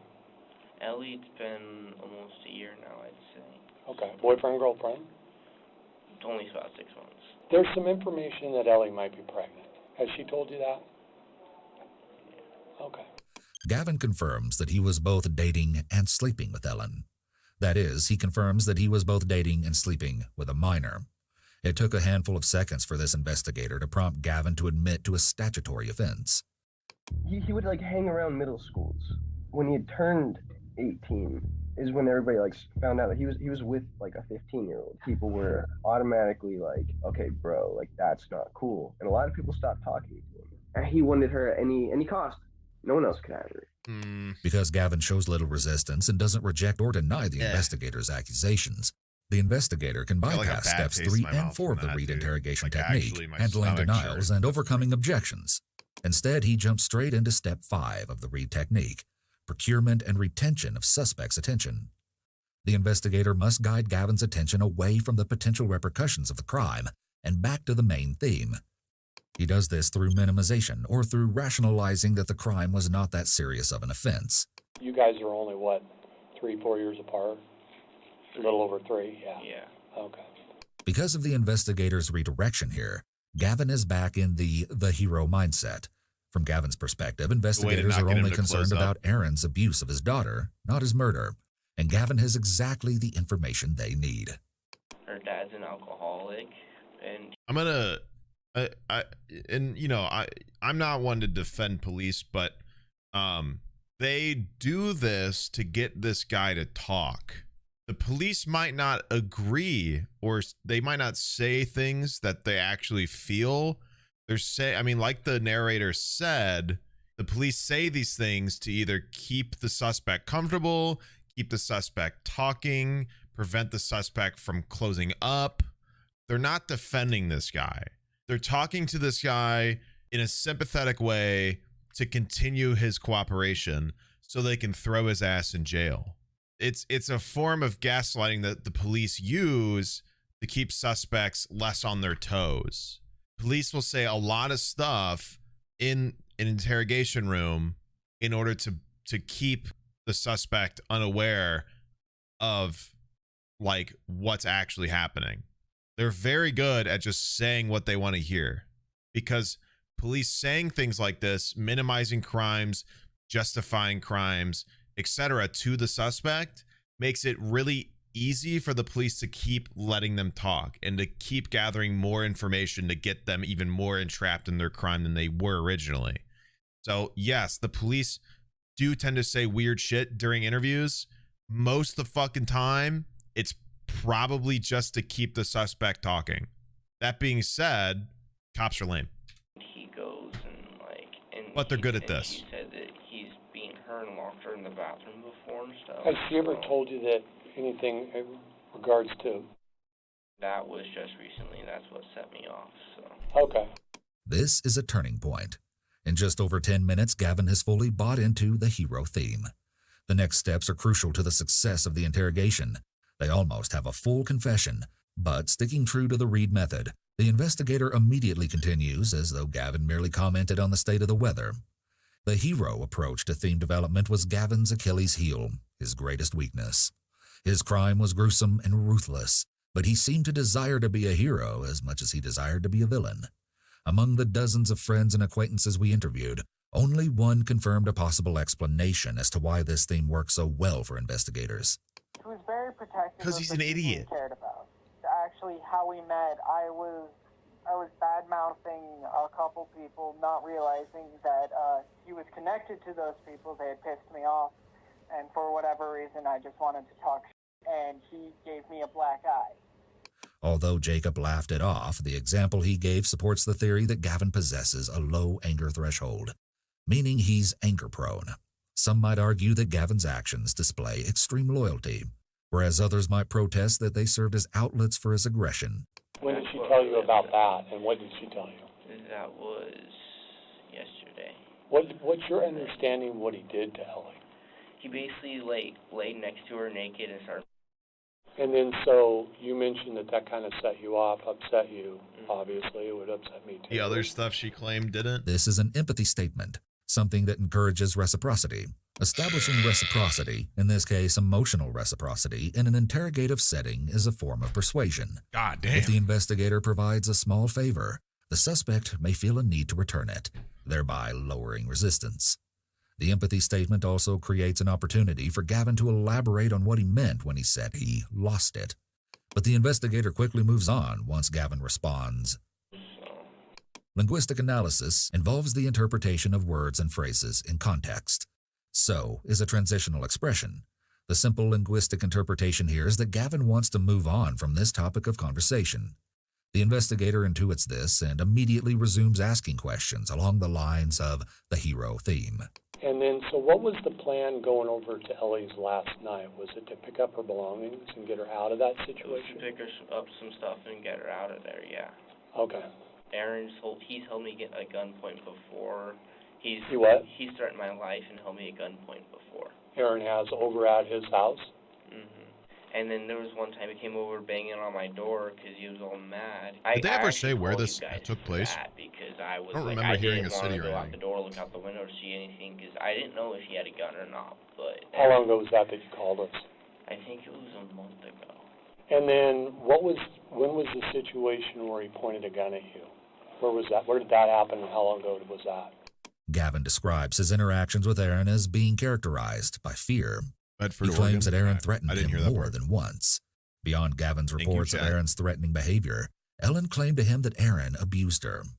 The fear response is an evolutionary physiological survival mechanism that's triggered in reaction to perceived impending harm. It's otherwise termed the fight or flight response, which includes the following reactions: fight, flight, freeze, and fawn. We'll discuss the fight or flight response concerning Gavin as the interrogations progress. The other two are technically a different thing, but it's fine. This was where I knew that he didn't like me or whatever, and I came over and he's like, "What the hell are you doing here?" And then I'm like, "I was here to say hi to Ellie. She said that I was to come over." He's like, "No." So he grabbed a gun and was like, "Get the fuck out of here. I'm giving you 20 seconds." Did Ellie witness that? No. I don't know what caused him to not like me anymore. Okay. So he was really chillaxed. I mean, he was, of course, being like a protective dad. He said, "I'll knock out your teeth if you ever hurt my daughter." And I was like, "Yeah, I understand." Does he drink a lot? So, yes, he is an alcoholic. If Aaron suffered from alcoholism, Ellen could have been in a considerably unstable environment. Children of individuals who struggle with alcoholism are more likely to develop mental illness. Moreover, and in reference to Ellen's claims, greater consumption of alcohol relates to greater rates of inappropriate, unwanted advances. So you get this text yesterday, last night, and when you got over there, what time of the morning do you think it is now that you guys arrive? That's right. It was 2:30 in the morning. 2:30 in the morning is when you guys get there? Okay. Building a Gavin timeline. must be in his hero mindset, believing that the investigators view his crime as morally justifiable. Once That's why he Gavin is got primed to be arrested. more receptive, open, and honest, the primary investigator dives into information gathering. Note that the second investigator is present to ensure proper execution of Step 9 of the Reed interrogation technique, converting an oral confession into a written confession. A third party witnesses and writes down suspects' confessions. Where is she at when you first see her? She's poking her head out the window, being like, "Hey, come on in." Out of her bedroom window? Okay. And what do you and RJ do at that point? At that point, RJ was like, "Okay," and then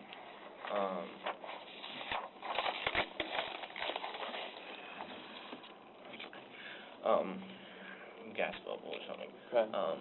I go in the window, RJ waits outside. He waits outside, Yeah. and then do the bags start getting passed out the window? Yeah.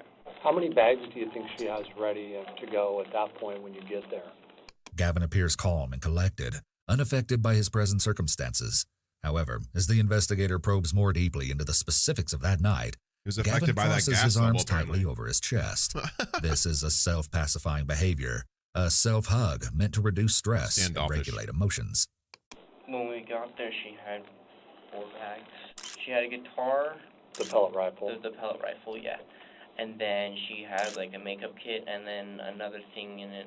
So now it's Were all the you and Pepsi Ellie bottles in the included in bedroom, that, or? and you mentioned that Dad heard you. Did Dad hear you guys in there, or did? Well, he got up and then Ellie was like, "Oh, I'll just go out and act like I'm going to the bathroom or whatever." Because I mean, I didn't want this guy to come in and start beating the crap out of me. So how'd the conversation go between Ellie and her dad at that point when she's saying, "I got up and went to go pee"? And he's like, "All right, well, stop scaring me with all the people trying to break in lately." And I was like, "Wait, what?" Because that was the first night we had gone. I mean, we went over there last night, but I mean, we didn't go for it because You almost her said dad's the girlfriend- first night we broke in. Saturday I'll go night. So back. you went over to Saturday night to try to get her out of Listen to that. We had gone lately, and I was like, "Wait, what?"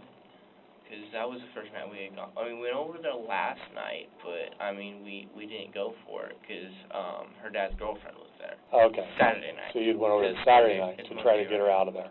Yeah. I know I'm in serious trouble, aren't I? Well, we need to figure out what happened, and you know, there's a lot of things in play here. But so now you've been there about 20 minutes before Ellie interacts with her dad. His tone is even, and his responses are level, but when Gavin removes his jacket, we can reasonably assume that he is more stressed than he's letting on. Actions like tugging at a shirt collar or removing clothing, as Gavin does here, may be referred to as ventilating behaviors. When circumstances are heating up, humans may lean on these behaviors to cool down. And I know this is going to be a little bit difficult to talk I about. ventilate Gavin, with but all you've your gotta mothers be now. 100% honest and truthful with this. What happens next? So then Ellie got out, and they waited in the car, and then, Ellie went to the car. yeah, Did she go out the window or the front door? she went out the window. Okay. As Gavin answers, he rubs his nose. While nose touching under high-stress circumstances does not necessarily indicate deception, it does indicate heightened stress. It appears that Gavin's feelings of discomfort are building. And when you said they waited in the car, are you talking about RJ and her? Mm-hmm. I can tell you that the car is seen on video on a surveillance camera. Actual surveillance at a video. neighbor's house, leaving at about 5:50 in the morning. If you're getting into the bedroom at about 2:30, you're talking about 3 hours until you guys leave. Does that sound about right? Yeah. Okay. That entire 3-hour time, what's going on inside the bedroom? I mean, what's the purpose of waiting so A little long? murder. We didn't wait for him to fall asleep again, so Okay. that we could get out. Okay. And then he starts to wake up, and I just acted on instinct, and I don't know what I was doing. We know that Gavin was aware of what he was doing, but it appears that he displays little to no signs of discomfort or deception in this moment. And then I like to have a whole thing, hitting him until a whole written statement about how they were going to do this. gurgling, and I was like, what's going on? And I'm really sorry.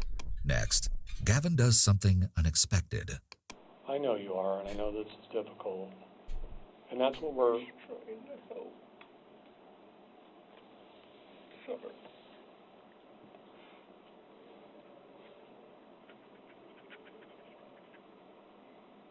Hyperventilating? Let me ask you this, Gavin, were you upset because of everything that Ellie had told you? Well, let me get a... I didn't want to kill him. Put it in my cup, Gavin. Right, but why not at 4:30 Land your tears when in you my know she cup, has please. the I'm keys, thirsty. Why not just everybody go out the window and leave? Ellie hates her parents. She doesn't want to go back there again. She wanted him dead, but I didn't want to kill him. And I was like, I'm not going to kill him. She was all like, no, I don't want him around it. I don't want him around my sisters anymore. I mean, I'm so sorry. Just admitted to it. Straight up. For prison for murder, aren't I? Well, that's what we need to figure out here. We need to figure out what your intent was. First degree and it's murder, though. important to know. Yeah. Trying to protect Ellie. Just first degree, not just murder, first degree murder. So do you think that Ellie could have influenced Gavin? Absolutely. Absolutely. I would never see my nephew acting in that behavior of brutally killing somebody. From my point of view and everybody else, my family, we all agree that Ellie was 100% at fault. Did they just blame a 15-year-old girl for the 19-year-old adult who killed a man? They said the 15-year-old child manipulated the legal adult into killing somebody. It was not long before Gavin admitted to his role in executing Aaron's murder. As opposed to Ellen, he put up little to no resistance, immediately acknowledging that the events that morning had transgressed and that he had solely swung the bat that killed Aaron. I mean, yeah, definitely Russell would prove influenced even less him, resistant, but not to that uninhibitedly spilling extent. nearly all details involved in the crime. Just as Gavin stated he was doing, Russell insisted that he was protecting Ellen. What we are about to observe is among the most bizarre behavior we have seen in an interrogation up to this point. Is that a camera right there? I'd Yep, rather camera. not have a camera aimed at me. I don't. We can talk to Detective Ford, but I think they're required to. So it's nothing. Like, I've had a body cam all day. I mean, well, yeah, but see, I don't. My friend, we're What do you mean recorded to talk wherever with we a go. body camera all day? Even the police bathroom? Seems like it. Probably, yeah. You have a seat, man. That way I can sit down. Well, you can sit down. Yeah, well, I'm not allowed to sit unless you're sitting. So that way I can sit. Well. Russell tries to show dominance and control by stating he doesn't want to be recorded, and then after the officer tells him he can sit down, he replies, "You can sit down." This immediately shows he's trying to display his lack of fear of authority. You can be recorded. Of the three who participated go in to the jail crime instead earlier of that me. morning, Russell appears to be the least impacted, while Gavin's behavior evolved from casually polite to distraught, and Ellen's from flat to angry. Russell's is steadily lighthearted and upbeat. His conduct is eccentric, driven by a variety of psychological tell who the factors that will goofball break really down is. as his interrogation progresses. My mom kind No of wonder she said took they were him being under her wing, goofballs. trying to help him. He mentioned that he's autistic and so he has trouble finding work. And it wasn't too long before that my youngest son was diagnosed with autism. So that was our kind of like our instant connection. He did a lot of family things with us. He spent Easter with us. He's gone to dinners with us. So we're pretty close. I mean, he calls me his sister. He calls my mom. Really? It soundproof, huh? It's kind of a nice place. Yeah, it's probably soundproof Brand new. so that people, Well, people can get loud in holding cells. Because sometimes we bring, like, drunks here from driving. drunks are the worst. Yeah. Not a big fan of So true, murderer. I don't know, dude. I mean, I understand. I get if he is autistic, why that would show certain behaviors in him. But like, there are plenty of people with autism that are just like normal. Like they're just, you can't, I don't think any of this behavior in here in this interrogation room has anything to do with the fact that he has it. And I am not excited to see if like it gets all shelved into the fact that he has autism, which is like just gonna really disappoint me. But I don't know, bro. I'm sick of hearing about demonizing something like that. It's so silly. It's so silly to like, I don't know.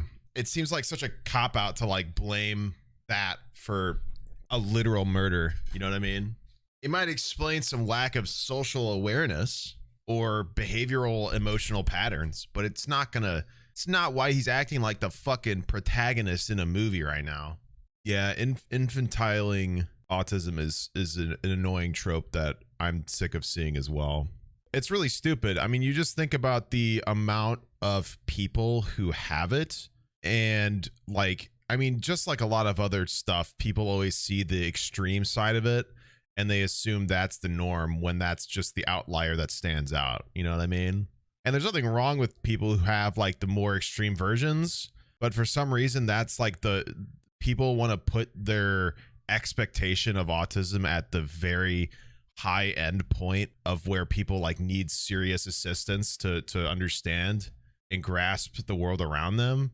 And it's like, it's really annoying that people put like the flagpole of expectation for autistic people to that extreme. It's silly. It's very silly. There's a reason I was about to say, there's a reason it's a spectrum. There's a wide range of what that can mean for somebody.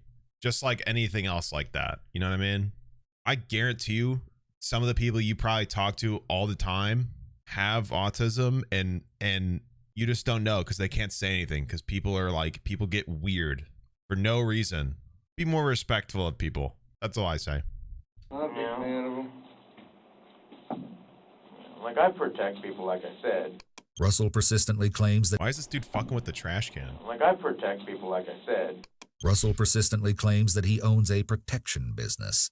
He unshakingly asserts this, and the police don't at any point question it. When individuals are convinced of something untrue, despite all evidence indicating otherwise for an extended period, they're said to hold a delusion.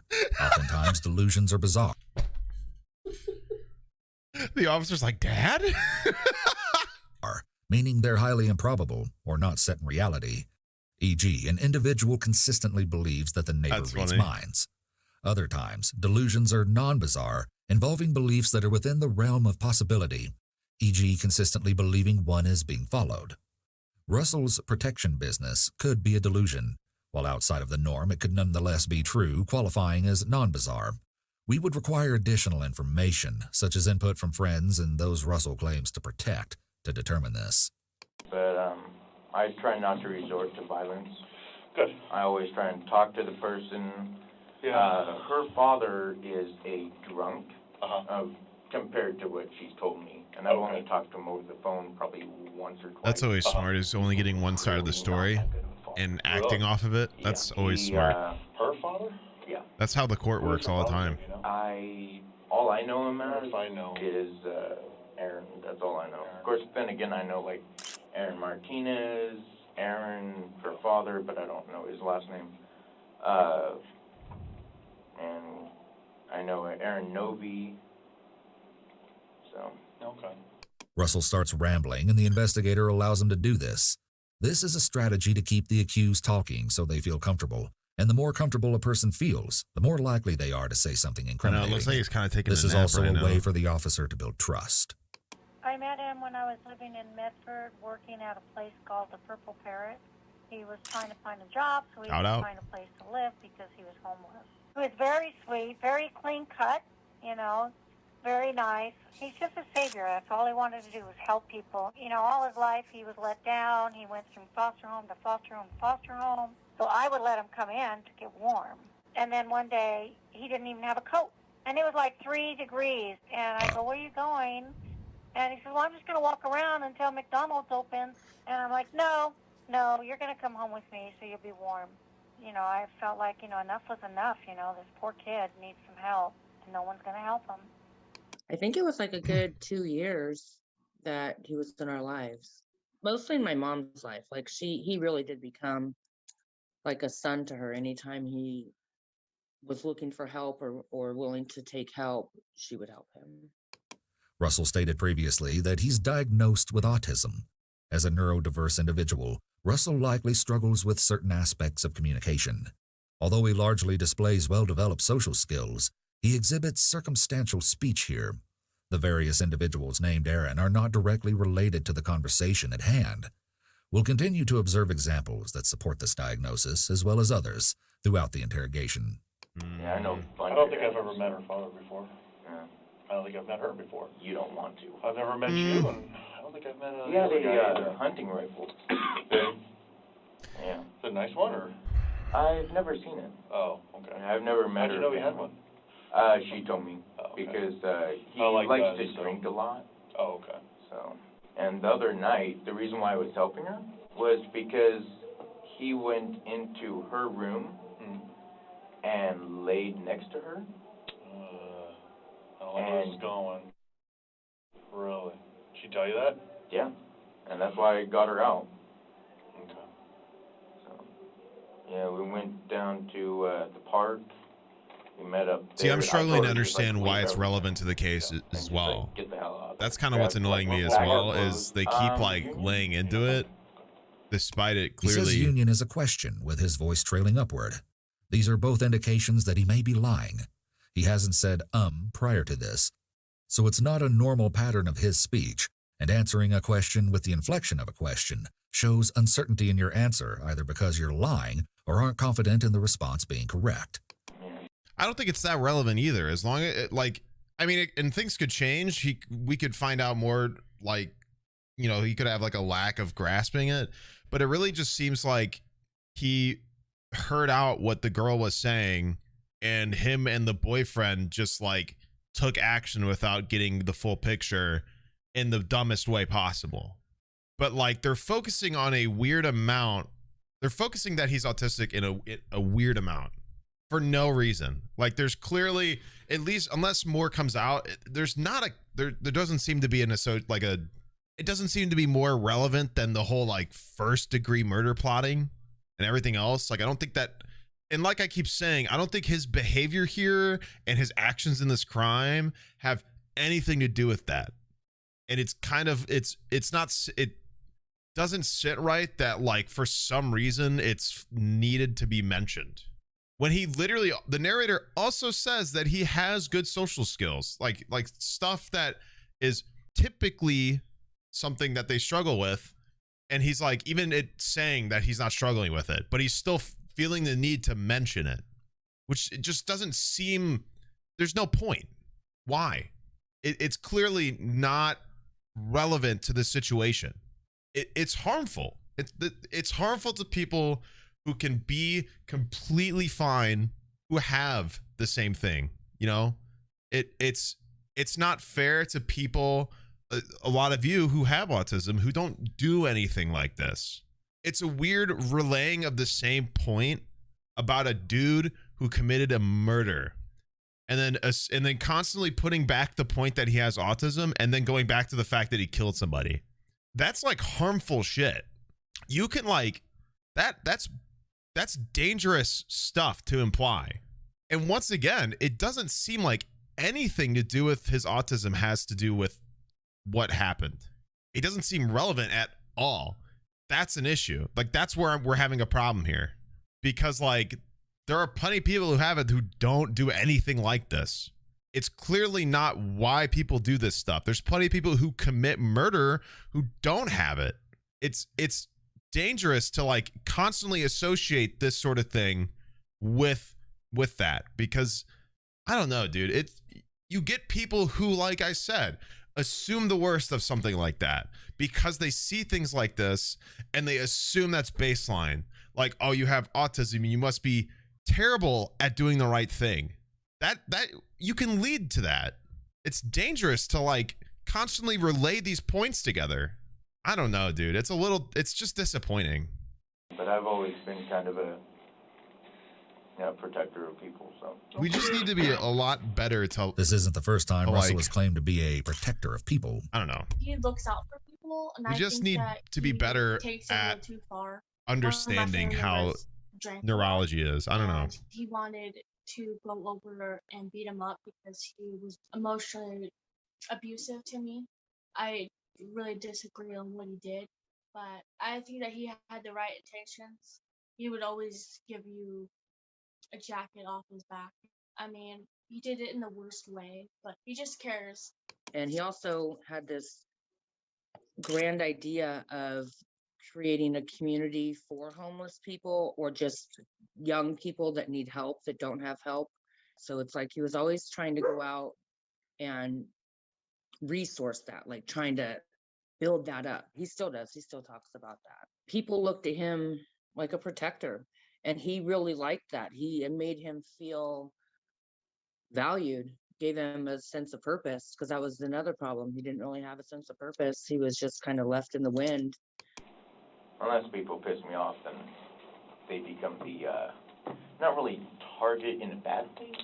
Yeah. Just like target as in like someone that needs a firm talking to. Okay. Or a slap across the face, depending on the situation. How much do they pay you for that? Have you been paid yet, or? Not financially. No. Okay. Because I can't legally work with the SSI. Yeah. Because I can only work under the table jobs. Yeah. And those don't really. How much SSI do you get? $735 plus a $22 check. That's a month? Yeah. Russell begins giving the officer details of his family and personal life, which is a good indication he's developed trust with him. The investigators enter the room, and the officer asks one of them to step out. Can I talk to you for just a quick minute? Hey, take care, brother. You do. Likely to brief him on what they discuss that is relevant to the case, to see if he is consistent, and possibly to also let him know a little about his personality. So the investigator knows the best approach and techniques to deploy in getting what he needs from the interrogation. Before we get too wrapped up in this thing, I just got here to work. Yeah. So I kind of want to explain why we're here today for you and just have I don't even know why I'm here. Okay, I'm going to have you just sit and listen to what the story is. And... Okay. Yeah, I have nothing to hide. So. Okay, good. You were very cooperative with this on that last deal. And... Except for when the car drove up onto the sidewalk, I was like a little bit startled. Yeah, surprised, right? Yeah.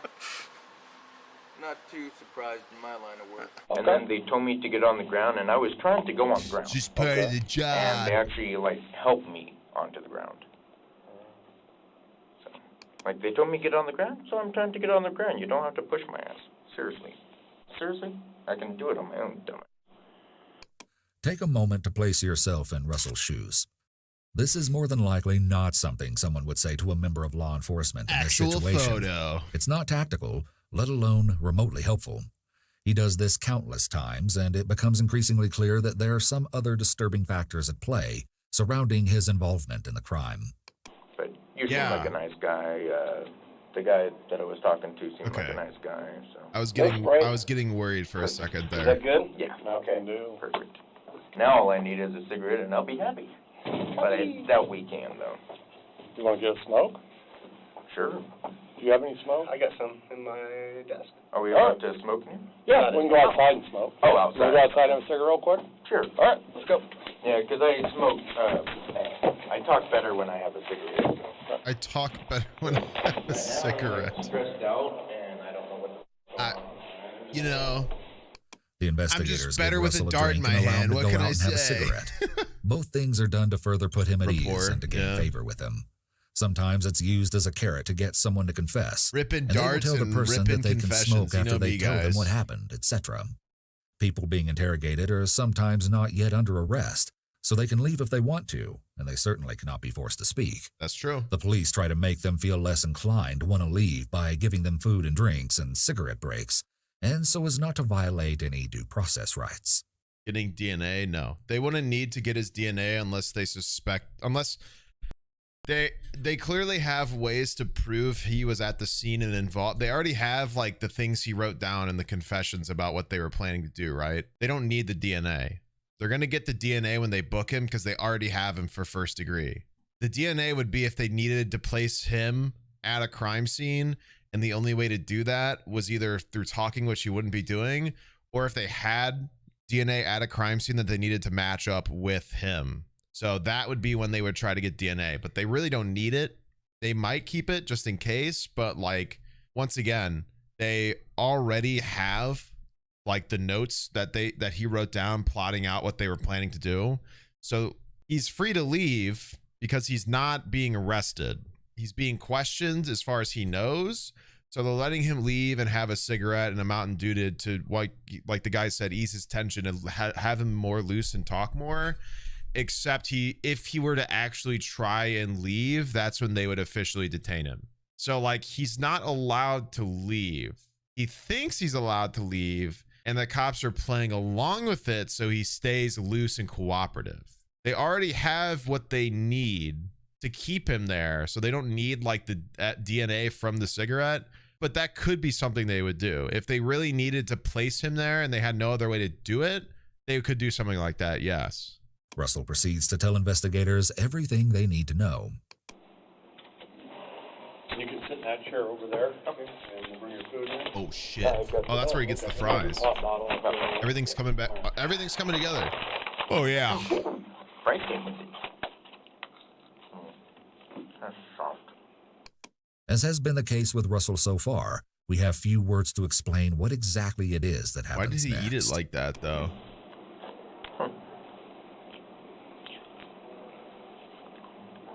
It's actually nicer than the hospital ones. The hospital ones are kind of mean. Over the next few minutes, Hospital Russell what? continues to narrate McDonald's? his experience eating McDonald's French fries, but he also behaves in ways which we really don't know how to describe. You know, I'll go good with these. These are flirty.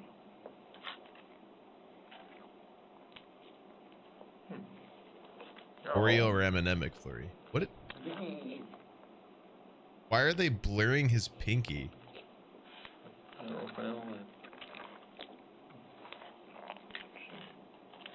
What? Why did they censor Part of that? the Reed interrogation technique discussed earlier involves Pinky too isolation sexy. or letting suspects sit on their own without much stimulation or social interaction. The goal is to increase suspects' feelings of panic or wanting to escape. It seems that Russell responds differently to attempts at isolation than most others. Between his dramatic Gotta keep displays that of odd behavior, monetization he on, I begins get to it. leak disturbing information critical to the case. We begin to receive small doses of the terrifying truth. I don't know. It wasn't really self-defense so much as it was defending her. It was,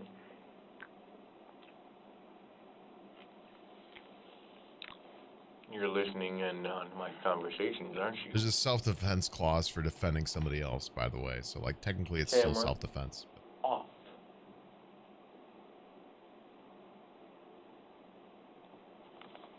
Yeah. I don't care if you're fed or not. I can still twist your little mind. Don't piss me off. Nothing appears to register for Russell in terms of the gravity of his situation. He's unashamedly confrontational with law enforcement when they're out of sight. He holds delusions of grandeur specifically related to power. These types of delusions often form when individuals have been in abusive situations in which they were powerless. And I think that's really why he went to go help, well, what he thought was helping these people. It that he explain a got wrapped lot, up in. actually, of his I actions. mean, literally, for his 21st birthday, he had never had a party. I made him a cake. We had a little party at my daughter's house. He ran around with the kids, so even though he's 21, he was playing with 10-year-old, you know, and having a great time. I let him to be a little kid because he told me he never got to be a little kid. For kids that are high functioning, they're, you know, very giving, loving. They just want acceptance. Yeah, it's really sad too, just because I think it was that person or the other girl talking about how he was just like rotating between foster homes and stuff. I mean, yeah, that kind of stuff can really fuck up somebody if they're not able to like learn, you know? Yeah, I also don't like her calling him high functioning. It's unnecessary. Like, once again, it's just such, I don't know, it's just such like dated language to be like, wow. Like, you're like amazed that this person can exist for no reason other than just knowing that their brain thinks in a different process. And for some reason, you're baffled by their ability to exist. That is just like so stupid. That is so like, once again, like just wrong and like babying somebody and like lack of grasping how fine a lot of people who have it are. Like, they don't, I don't know, dude. It's just weird. It's just weird language to be like, yeah, he can exist real good, you know? Like, he's good at that. It's just like, why? Nice. Very nice guy. He was actually pretty good too. Very understanding. Actually bought me food last time. Huh. And this time. Maybe I should talk to him more often. I think this guy is just stupid. I don't think it has anything to do with whatever Because Russell he has. continues to talk and is making useful and incriminating statements, the investigator will likely let him sit in the room alone, talking for as long as he continues to do so. Yeah. Good at functioning, yet we're going to blame all of the things he does on him having autism. That makes total sense. Yeah, it's shit like that. But like, okay. So, you know what? I'll save it for the ad. I know that. Russell had numerous encounters with law enforcement leading up to this moment. There are several charges on his record preceding this crime, including sodomy and abuse in the 3rd degree. I wonder if I can be an undercover agent. They would never let that happen. Really That's a long boy.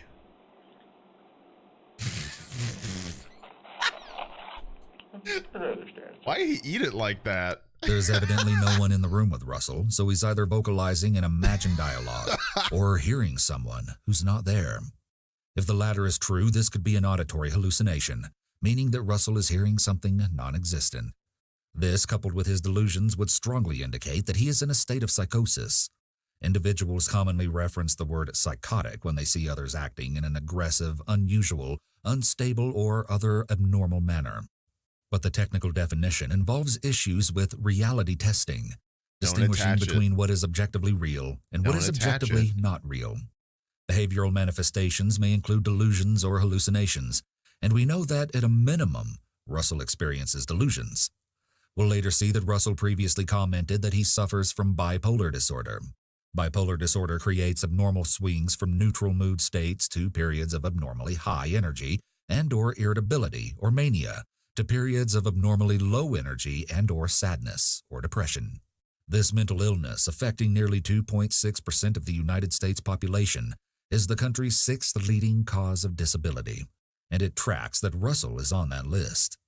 Up to this point, we've witnessed particularly strange behavior, but none so strange as what follows. I mean, the way he explained bipolar in terms of, you go to these level states and then you go to this level of mania and you can see or think things that are a lot like out of reality, like way more out of reality than you think at the time. Like that, he could have stopped there. But like, once again, the amount of people who have bipolar disorder that don't do shit like this is way more than this. This is one guy out of a lot of people who suffer from that, and they don't do this shit. So it's, once again, not relevant to attach it. It's adding a bad stigma to another mental disorder, which is just it's not appropriate. It's not appropriate. I am terrified to think of the amount of people who are going to watch this video and be like, wow, people with autism and BPD kill people. You know what I mean? Like, they could go crazy. Like, as much as this narrator is reaching about stuff like that, the audience can hear that and reach just as hard. And that's not safe. That is not safe for people who have these sorts of things, because it makes it unsafe for them, who a ton of people who have these sorts of things are fine. Like, we all have things that we deal with mentally. Just because people, like certain people's variations of mental struggles have a label and like stronger definitions, don't mean that we can like demonize them because like one person that deals with it kills somebody. Like, that is it's so ridiculous to like explain something like this and then be like, also it could explain why he's literally a piece of shit. They're two separate things coinciding. There are plenty of pieces of shit who don't have this sort of mental thing. Yeah, I said BPD. That was wrong. I meant bipolar. I misspoke. That's true.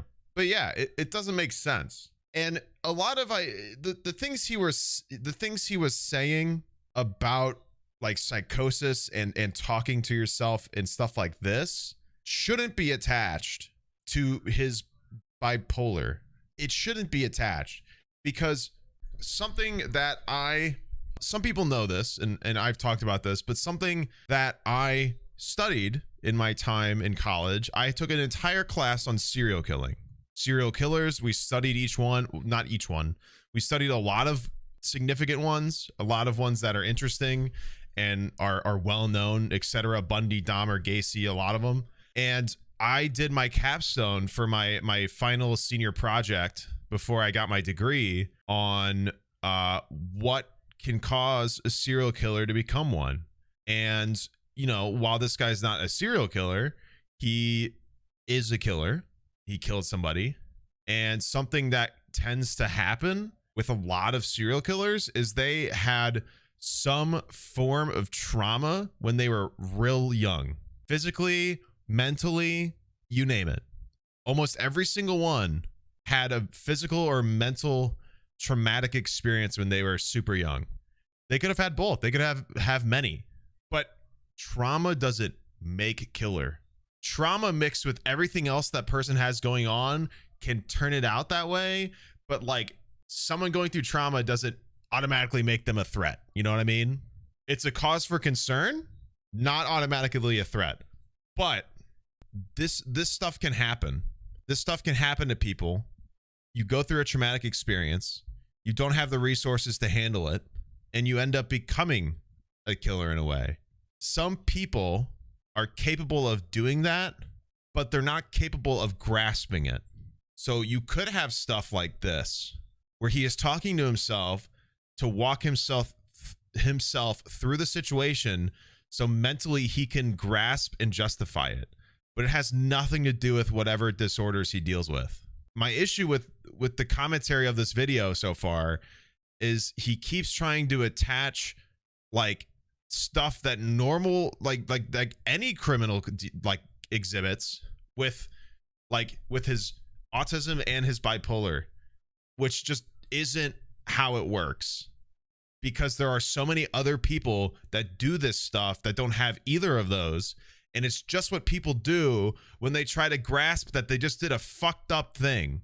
This is a normal behavior for a criminal to exhibit in a interrogation room. We saw it with the Parkland shooter in Florida with the JCS video. They left the room and the dude started doing shit with him, like to himself and to the camera and in his head and talking to himself. It's because that's how people, like, that's a method people do to psychologically grasp what they did. Whether it's a healthy way to grasp it or not, these sort of mannerisms in an interrogation room like this is something people just do when they did a disgusting thing and they're trying to walk it out to themselves. It has nothing to do with whatever else he has going on. The like tandem of talking about the mental aspect of what he deals with and then being like, this is why he's acting this way in the court in this room. It's wrong. This example is wrong because plenty of criminals do this. Plenty of criminals exhibit this sort of psychosis where they try to like do these gymnastics and they're not able to just do it in their head, so they show it out. They show it outwardly, and it's strange behavior, but they just did an awful thing, and they're delusional to the point where they need to try and mentally understand it. But it has nothing to do with everything else that he has going on. He's heavily implying that it's correlated when it's not. It's so obnoxious. Like, the dude just killed a man and is clearly trying to grasp it. I don't think it has anything to do with whatever else he has. All the things he struggles with could come together and create this perfect storm of what ended up happening, but like, it being involved doesn't mean it's what caused it. It could explain some behavior. It doesn't explain this behavior. It doesn't explain how he's acting in this room at all.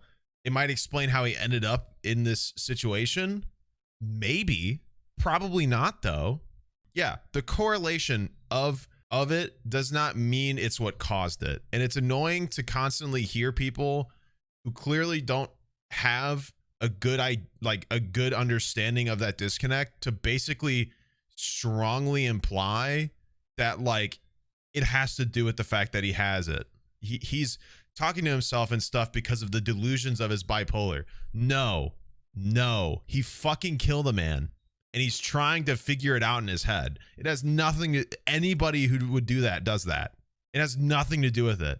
And it's harmful to put those two so close together, even if you don't say it out loud, because people will make these connections and then they will hear other people who have bipolar or autism and they will have some weird negative stigmatization about it because they heard some guy who can talk low and fancy say that it had to do with the murder when it doesn't. It clearly does not here. This guy has had a lot of fucked up shit happen to him. And it's clearly resulted in this situation. You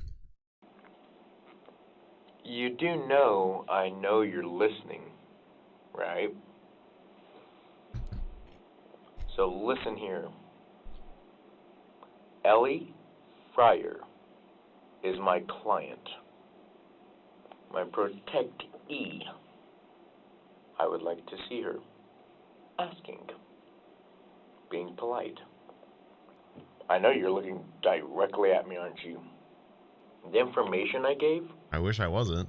is not worth $6. It's worth a lot more. $6. Russell behaves as though he's a supervillain. He's so removed from the reality of the situation that it may prove difficult to imagine the events that occurred earlier that day.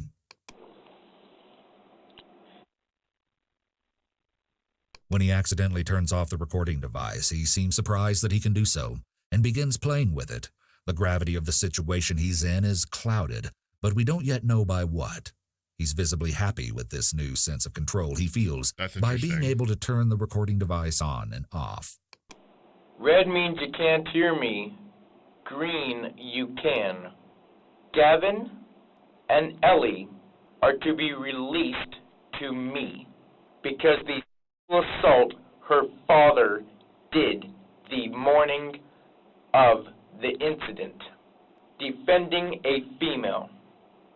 Yeah, why is he allowed to mess with it? What a terrible system I these know people have the here. cops' twisted little pathetic rule game.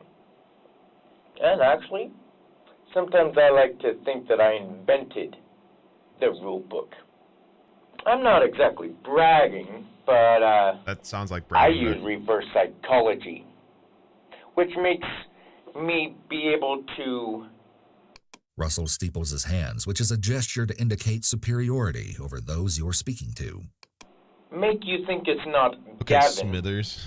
Yes. but in fact, your own kid, by reverse psychology, me. making you look like the lunatic. We can play it the easy way or the hard way. I'm talking nice. You got two choices.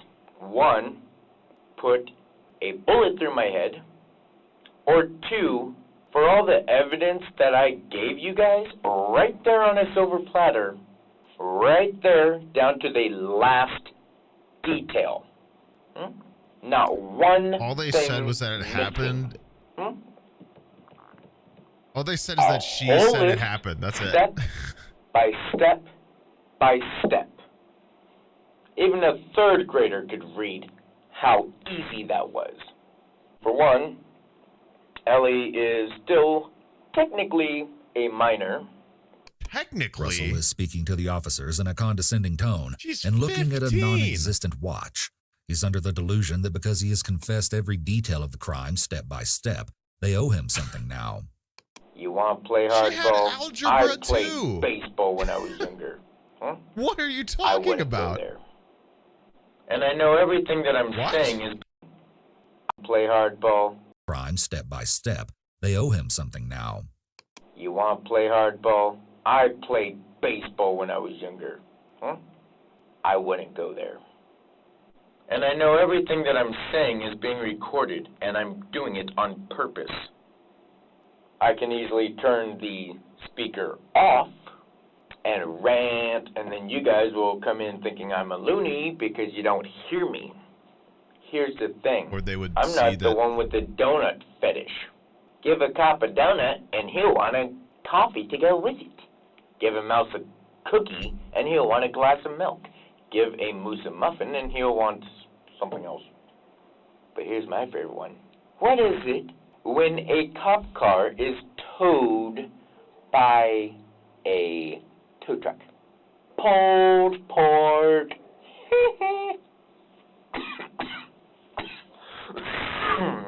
When the officers don't respond to his threats, Okay, Russell begins Riddler. making police jokes and using police stereotypes. He continues on his narcissistic rant and delusions of having control and dominance in this situation.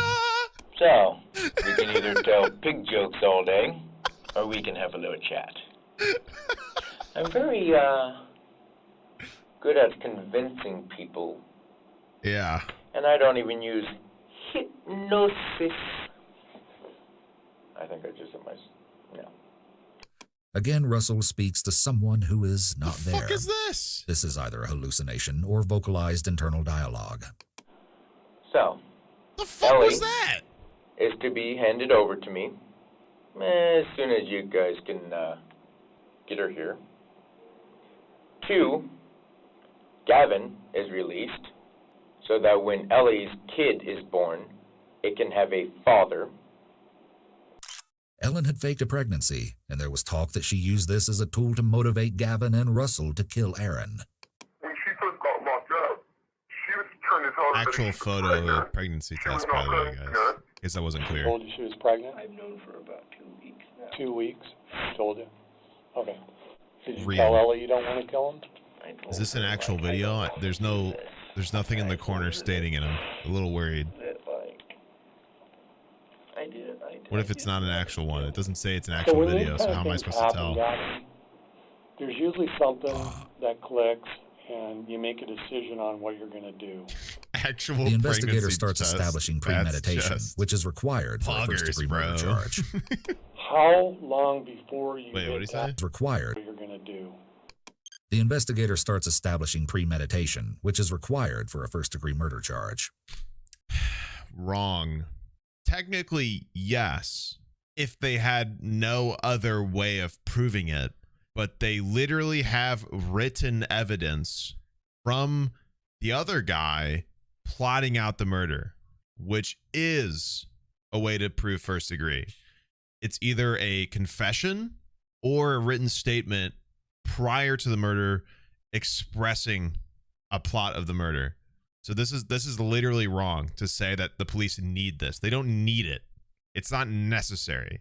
It adds to it if he confesses as well. It's a double deuce, which would make it a lot easier for the police. That's why he's going for it. It's not necessary. It would add to what they already have to convict him of first degree, which is the entire interview. The whole thing is what adds to it. It adds to it. But this isn't a necessary step. This is an important one. But saying that I mean, that's just literally not how it works. How long before you hit Dad with the bat does that conversation come up? She's been talking about it for a long time. I tried to be civil with Aaron and stuff. I was like, should I offer to go and have a cup of coffee and discuss why he has beef with me? So going back to you guys You're an getting there adult around 2:30 dating in the his morning. child. Is it possible you got there early? I don't think coffee's earlier, gonna settle it. 2:30? I mean, we were at Union at like about 1:30. And did you guys have to wait around for a little while? We did. Ellie was like, just wait till he falls asleep and come in. And where did you grab the bat from? Where did you grab the bat from before you walked into the front room? No, I wanted to keep the bat for myself. Okay. Ironically, the bat that Gavin wanted to keep for himself, the bat that Gavin used to beat Aaron to death, was the bat that Aaron had on hand for protection. At best, Gavin used the murder weapon that was most convenient. At worst, Gavin took pleasure in this irony, claiming an ultimate power by using Aaron's sense of safety and security as a weapon against him, and walking out the door with it. Perhaps Gavin desired the bat for himself as a trophy. So now you're walking from Ellie's room with the bat, and the plan for you is to walk out the front door. That's what I mean, Ellie wanted me to kill him, but I didn't want to. I was planning on just walking straight out the front door. Did you play along with Ellie and say, okay, I'll kill him? Mm-hmm. You did? But then he woke up. Did you tell Ellie how you were going to kill him? No. Did she ever mention, hey, use the bat? Well, she said that if I wanted to, I could, and I was like, it's not that hard to punch someone in the throat. Here, Gavin displays an out-of-place, boastful sense of pride over holding violence-related knowledge. This is a strong indicator of aggressive tendencies. Family and numerous friends and acquaintances confirm that Gavin held a violent streak. Another of Gavin's close old friends shared the following. We used to get together and like play football or different things like that with a bunch of guys we knew. And a couple different times he ended up punching somebody, or like I think he broke someone's nose at one point. And then a couple other times, yeah, sort of unprovoked, kind of fight somebody at our youth group. It was more of just not the youth group, dude. Thing, and then he would walk with away. Jesus there. He was trying to kill somebody at that time, obviously. An additional past friend described that Gavin displayed unusually aggressive behavior a week preceding the murder. Yeah. So last time I'd seen him, we were just hanging out, like smoked a little bit. Not the like, youth group brawl, dude. He's like, I know. He's like, I'm a black belt. Like, we should fight. He's never really wanted to fight. So I didn't know if maybe he was like trying to get prepared for, like this obviously is like afterthoughts. Like, oh, that's weird, Like he wasn't very good at it. I don't think he was really a black belt. And it was just like, what? Caden, who had attended South Medford High School with Gavin, explained that everyone in the school knew that he was scary and seemed dangerous when he shared his friend's experience. He threatened one of my best friends, where he had actually sent a picture of a revolver to him, making the threat that he was going to, harm him. And then when they took it to the school didn't do anything about it. We've watched Gavin cry and state repeatedly that he did not want to kill Aaron. We've also heard friends and family share stories depicting that he was quick to rage, often searching for an outlet for his aggression, whether it existed in tackle football, playful wrestling, or defending his friends. It leads us to a question of whether Aaron was another one of Gavin's outlets. So she hands you the bat in the bedroom and tells you to go take Dad out. Okay, what were her exact words? She said go out in the front room, take him out, and text me and let me know when it's done. And to me, I was like, okay, so I guess she wants me to kill him, but I don't want to kill him. So you kick the bin and the dog barks. Where's the dog at? Sleeping on the couch with him. How do you know the dog was on the couch with him? Because I was, when we were in the house, I heard, one of the reasons... He's used the word like periodically throughout the interrogation, but here, Gavin uses it almost back to back. This is a notable deviation from baseline and a strong indicator of general stress, most likely nervousness in the context of the topic. Before leaving, because we heard him say, Sadie, move, and I was like, oh, okay. Because, he's probably disturbed a little bit. Is it possible, Gavin, that you hit him while he was asleep? I don't think so, no. Is it possible, though? It's possible he might have still been asleep. This eliminates any possible self-defense theory his lawyers might have wanted to use at trial. But I couldn't see anything. It was pitch black. What makes you think that he woke up? He was like, what the f***, who are you? But is that after you hit him once or before? That was before. Maybe he was sleep talking. Earlier in the interrogation, Gavin had clearly described that Aaron woke up and, in turn, Gavin acted on instinct. He is beginning to contradict himself, but it's not long before we hear the full truth. Is it possible that he might not have said that and you just hit him while he was asleep on the couch?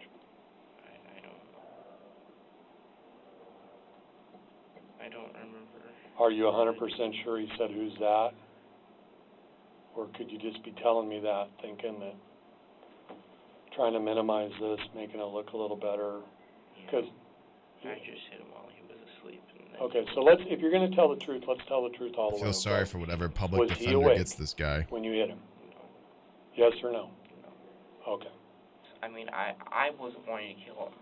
Bro, they're not even putting the sweat on this kid, and he's just folding immediately. I just snapped because I didn't want to have to deal with him. It was after the second swing, he was like, what the f***? And then... Was he ever able to get up off the couch, or did... No. And be honest with us, don't try to minimize things. How many times do you think you hit him? I think I hit him about 6 times. 6 times? Yeah, 5 or 6 times. And were all those hits, where did you swing and hit him at? His chest and his head. Okay. Ultimately, did he stop talking, stop moving? Mm-hmm. Okay. When did you turn the light on? I stood there for a little bit. I don't know. It seemed like hours, and I was just like, what did I just do? Okay. One time, we were at my mom's house. I told him to come inside. He wouldn't listen to me. So he went outside, and because my mom's in a wheelchair, pushed my mom down the driveway, and my mom fell back and cracked her head open. Oh my gosh. I know this might be tough, Gavin, but it's important to know. Can you stand right there for me? Right there. Stand up for me. And tell me that first time you swung the bat, tell me exactly how you swung the bat the first time. No shot. No shot. The investigator gets Gavin to reenact the actual murder, which helps both verify the confession and to show his actions match the evidence. This makes a false confession claim harder to get around. His couch is like right here. Okay. His head's right here. I'm standing right here, a little bit at an angle. I went over the shoulder the first time, and then. Oh my God, bro! And the first time you swung it, it was over the shoulder. This poor lawyer that's gonna be all the assigned rest to this of the kid. times you hit him, did you come up over the top? Yeah. You work at Del Taco, right? Mm-hmm. Did you take some gloves from work? Yeah. Okay. I was wearing gloves. Yeah. Are they light blue gloves, latex gloves? And where did you put those on before you went out the front room? I had those on the entire time because I didn't want to. I mean, I was really just Shavaka trying to leave his like no fingerprints or anything. So. And these are the clothes that you were wearing. This that you have on. No. Where are the clothes? I went home and I washed them. Okay. Are they in the washer? Yeah. Is that over an almond? No, that was over at Bobby's. And I have a note here, but who's Bobby? Bobby Jackson's my best friend, and I'm his best friend. Been that way since like 6th grade. Like and Logic, Gavin or kind of ended up joining us in that. Kyle shared that he, Bobby, and Gavin were close, but no one else who he interviewed mentioned that this trio existed. Gavin embodied multiple personas. He didn't belong to any one group, and those he regularly spent time with seemed unaware of others he regularly spent time with. Interestingly, Kyle and Bobby in one location and Jacob in another claimed that Gavin was living with them at the time of the murder. We were close. He was actually living with me and another guy and his mother when this all happened. Gavin's friend Christopher Snow had also reported that Gavin was his roommate at the time. Christopher spoke to the press the day after the murder, explaining he was shocked, disbelieving that Gavin and Ellen were at odds with her father. The person who disagreed most with their relationship, according to Christopher, was Ellen's mother. Does anybody know that you did this besides you and Ellie and RJ? Did you tell anybody else? No. Gavin may not have told anyone that he followed through with Aaron's murder, but he certainly talked about wanting to kill him. No one we or the police spoke with commented that they'd suspected he would go through with it, but many commented that he'd spoken of it. In fact, one individual commented that Gavin regularly told others that he could get away with killing someone. An example would be he would say something along the lines of, Nobody thought to like mention this to anybody. I know all these things. I watch all these documentaries. Like it was just something normal to say. Everything in his life seemed like it was a game to him. Interestingly, Gavin displays nonverbal behaviors which indicate feelings of insecurity and discomfort. For example, he hunches his shoulders and crosses his arms tightly over his chest, making himself smaller and more contained, essentially an upright, adapted version of the fetal position. Before you leave the house, are you being 100% honest with me that Ellie was out in the car? Because I'm a bit confused, because when did she come back in and get the dog? She came back in after I hit her dad. Note that Gavin commented, hit her dad, not killed her dad. This is distancing language, or language that places psychological space between the topic under discussion and the speaker. Either Gavin doesn't register the murder, or he cannot stand the thought that he killed someone. Which he could have done. He could have said it in the exact same way about the other guy. But because the other guy has bipolar, we have to talk about it like it's associated, instead of just saying shit like this, which would just be completely the actual answer. This is what he should have said earlier. This is exactly what's going on with the other guy, but because the other guy has other mental issues that he has to grasp, it has to be associated. I fucking dislike that. I dislike this. Like, there's a bias here that is so obnoxious to be like, oh yeah, he's trying to justify it. That's all you had to say. That's all you had to say. Why do you have to attach it to his mental issues? You don't. How old is this video? This month. It's like 10 days old. That's the problem I'm having. They just made this video. Why do you think he hit him? To me, in my eyes, I felt like he was an enemy. Like he was out to hurt me. Okay. So. What do you think happens when you hit somebody in the head with an aluminum bat? There's a lot of brain damage. Do you think it could cause somebody to die? That's an interesting question. This is to establish another element of first-degree murder, is that it must be committed with some sort of intent to kill the person. The murderer must therefore have attacked or harmed their victim with the purpose of ending their life. Okay. Did you do anything to try to give him any kind of aid? No. And how does Ellie get in the house? She just comes in. 90 minutes. We're halfway through now. When she comes through the front door, what does she see? Which is crazy. I don't know what we should do. Laying on the couch. What did she say? Well, she didn't say anything. She just. This is the first video where the narrator does this. Not really, no.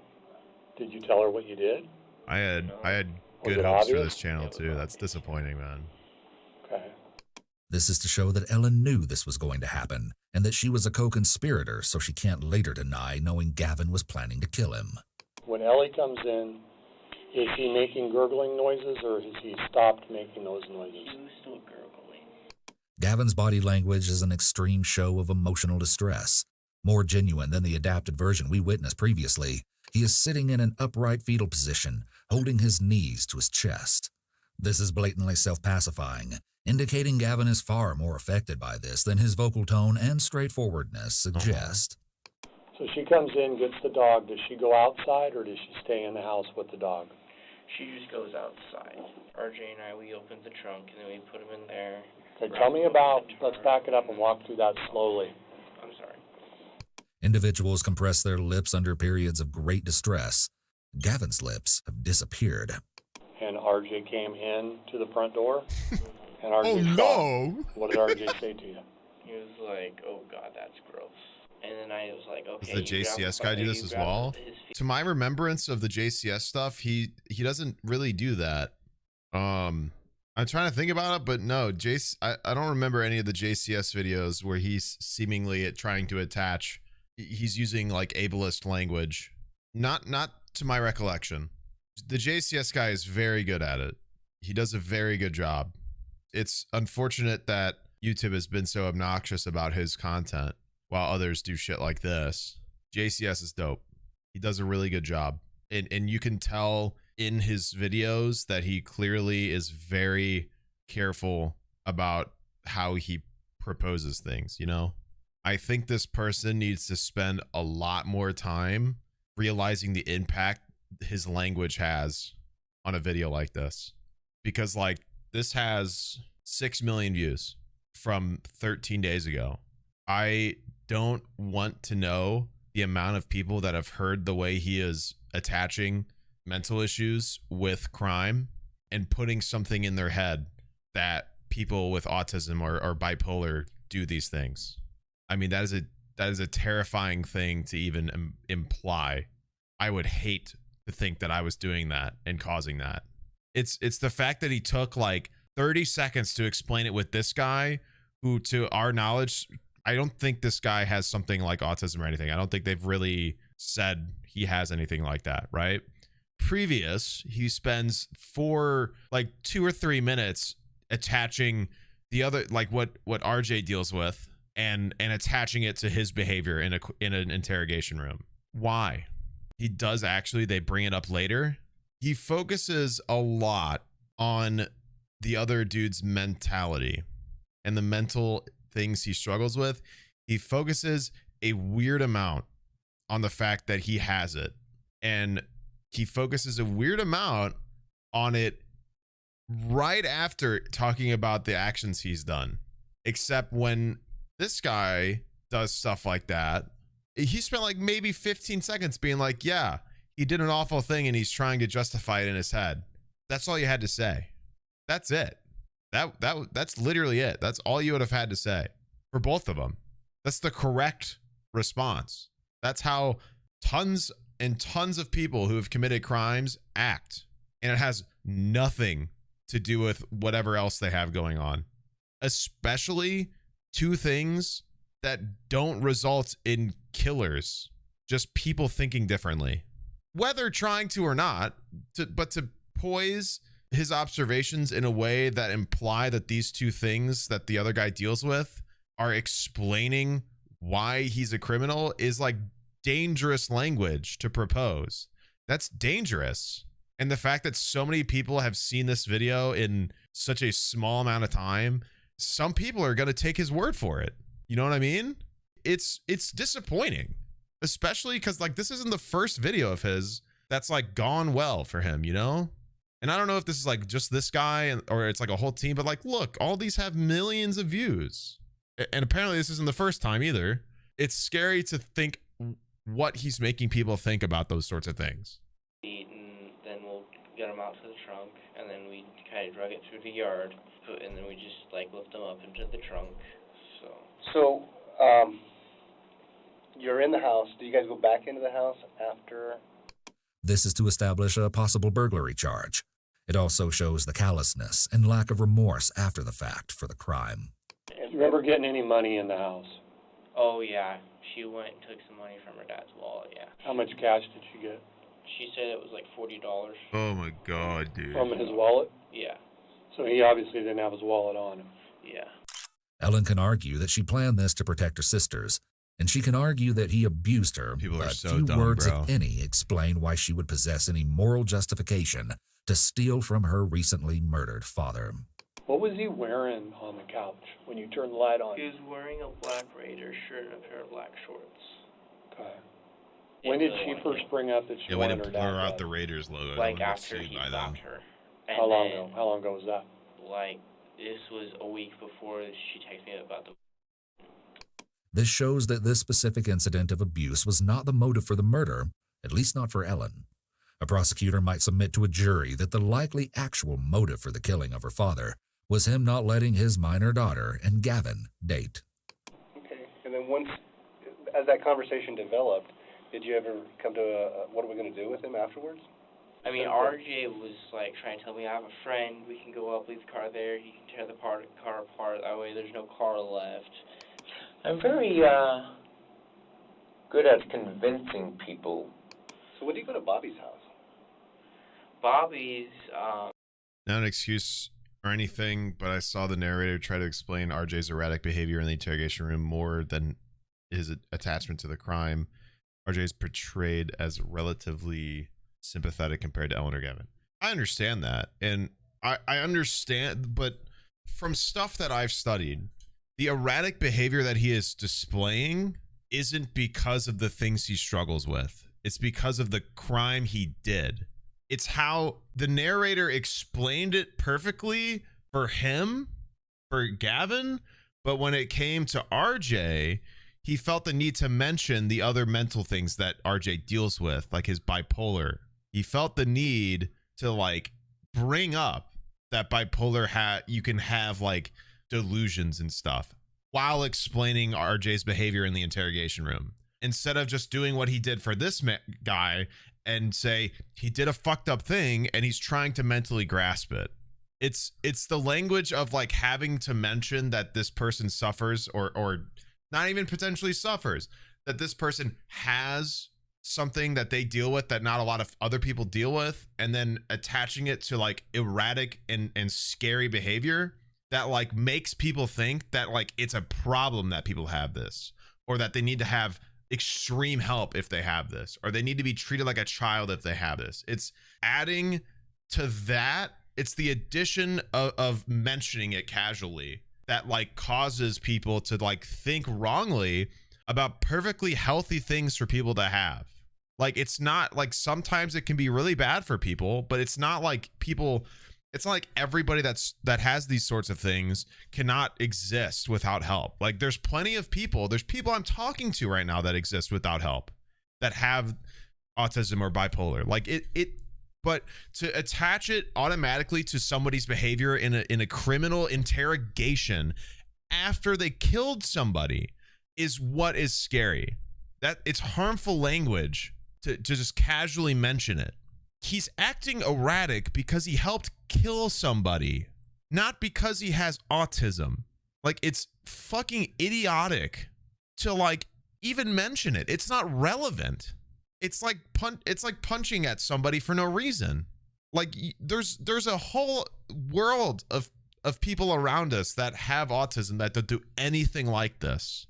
To be so casual about the way he's grasping this situation, but feel the need to like mention everything else that the other guy deals with during mentioning his erratic behavior is the problem. I understand if his intentions are different or good mannered, but he didn't need to, like, the relevancy to mention that it does more harm than good.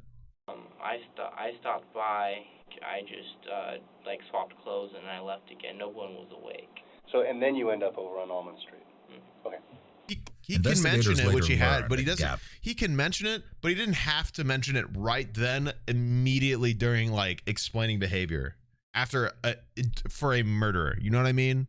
You can explain it, you can say it, you can talk about it. Like, But you don't have to like be like, and it might be because of this. He might just be acting crazy because he literally killed a man. How is that not the first thing you feel the need to mention? Why do we have to mention whatever mental thing he has going on?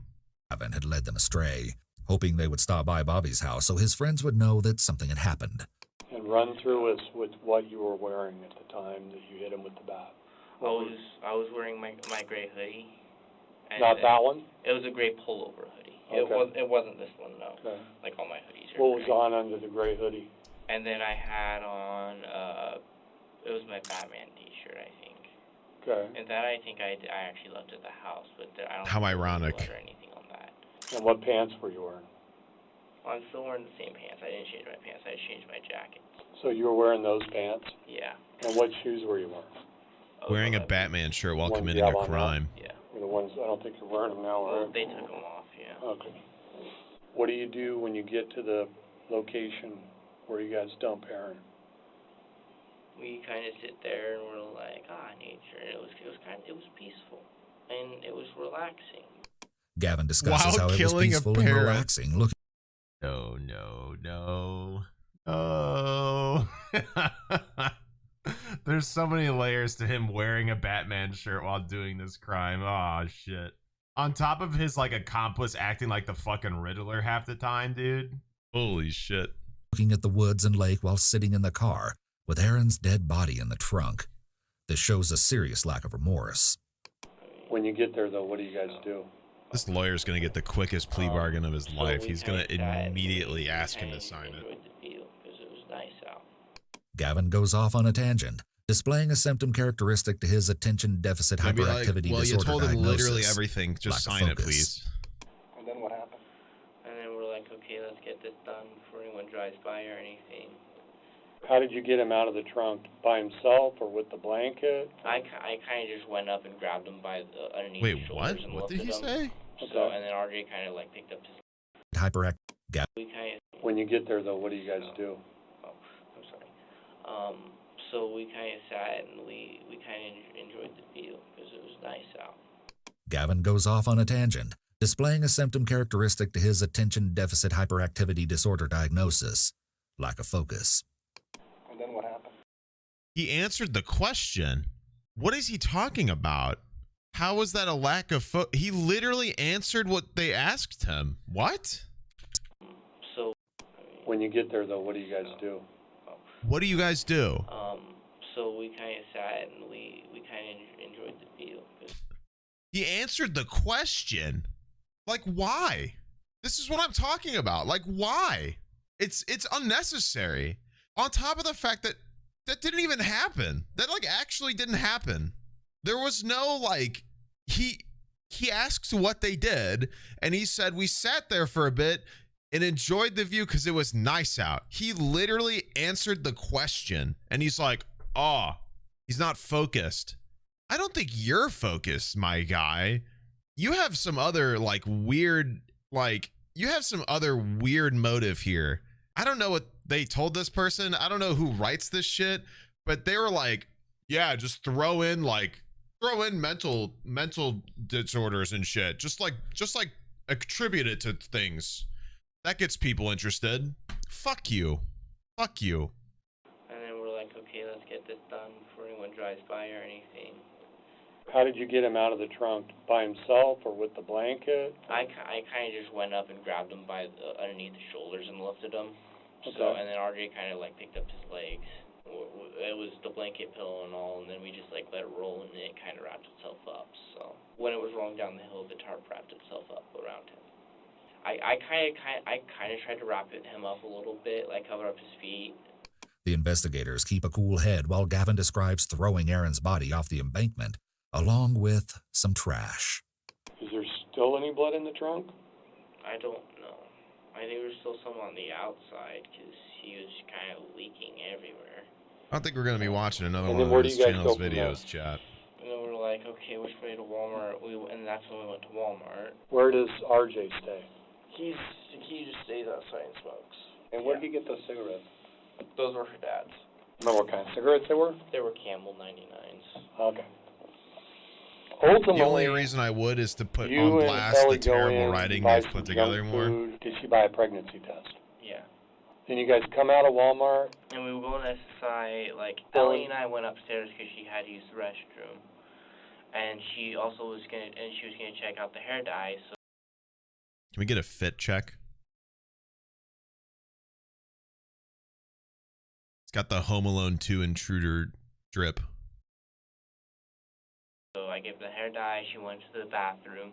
She came back out, was like, this is the wrong stuff, we need to go return it.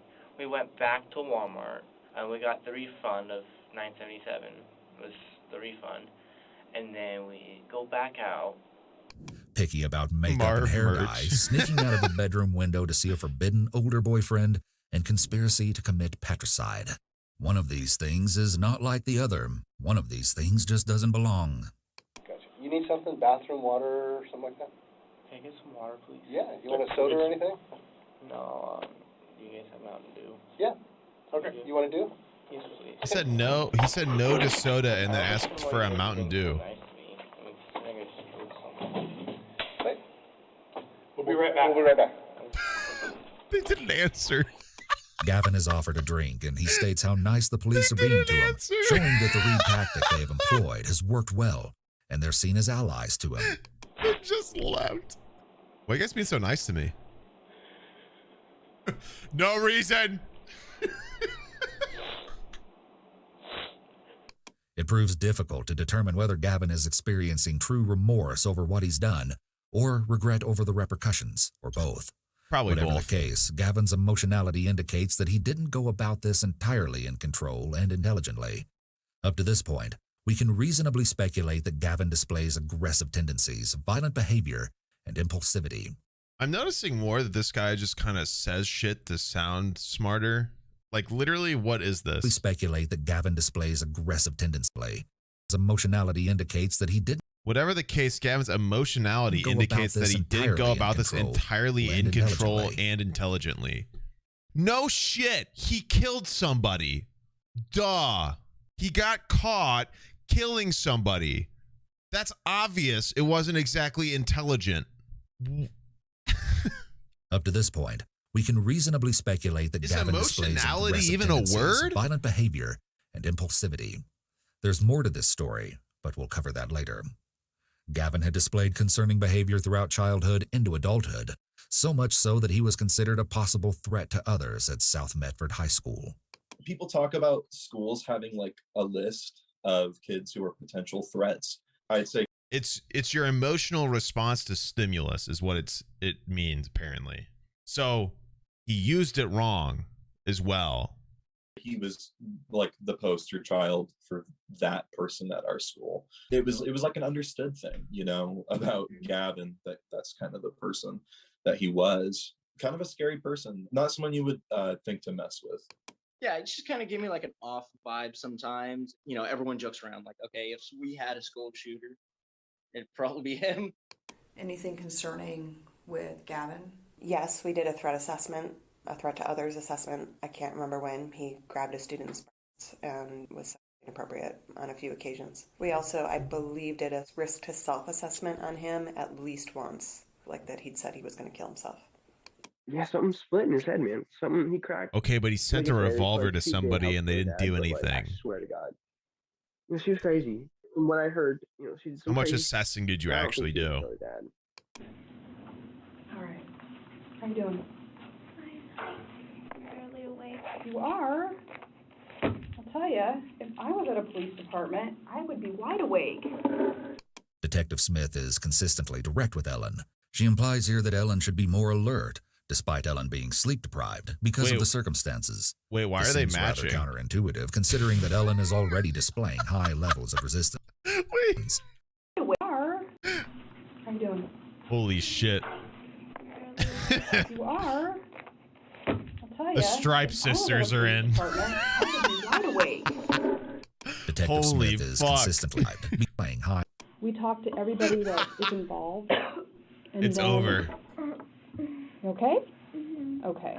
I've been under the weather lately. Oh, good. Oh, really? Okay. That's Ellen rough. makes poor attempts at eliciting sympathy in whatever way she can throughout the interrogation, but the investigator pays little mind, often implying that Ellen is, for lack of a better word, I don't want to go to school today. this is markedly histrionic behavior. Histrionic essentially means melodramatic.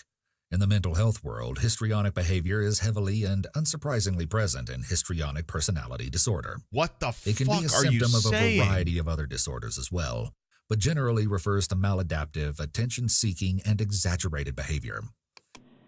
And then we talk and try to like hammer. Condition that affects the way a person thinks, perceives, and relates to others. Genes play a role, blah, blah, blah. Person seeks attention, talks dramatically with strong opinions, easily influenced, has rapidly changing emotions, and thinks relationships are closer than they are. She's not showing any of that. None of that happened. A teenager is seeking approval. I can't believe it. Must be a mental disorder. Hold on, let me use more ableist language in my YouTube video that I'm showing millions. Fucking idiot. Out and figure out who's saying what's going on, and try to really get the real story from everybody. Okay? Of course. Is it okay if I keep talking to you, kind of about what we've learned? Mm-hmm. Okay. And then if you feel like letting me know stuff, you can do that. Does that sound fair? Yes. Okay. So, this morning when the police were called to your house, it was because... In fact, she's been the least cooperative and is lying, which directly goes against what apparently is seeking approval behavior in that diagnosis.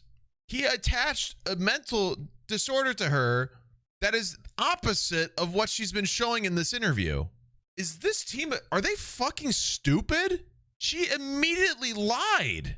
They're just like throwing fucking, they're just talking like they're fucking intelligent as shit, and they're just making shit up. What the fuck are they talking about? Because your sisters actually saw you and Gavin and somebody else. I in got there, beef a with couple this other people. fucking, I don't know who the fuck writes their shit. They need a different fucking job. Okay. So then what they did was call Michelle. You know Michelle? No, I don't know Michelle.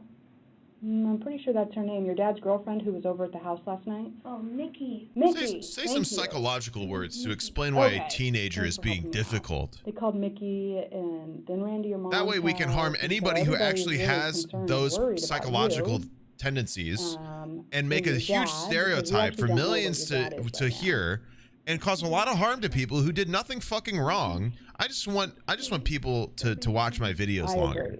Consistent with previous displays, smart. This behavior is more than awkward. It's uncomfortable, what some might call cringy to watch. We can tell she's attempting to muster up and replicate something resembling shock, panic, or concern, but she falls considerably short of the mark. Nonverbal experts might determine she is being disingenuous from reading her robotic arm movements, chiral facial expression, or incongruent verbal and nonverbal communication. Even her word choice comes off as suspicious.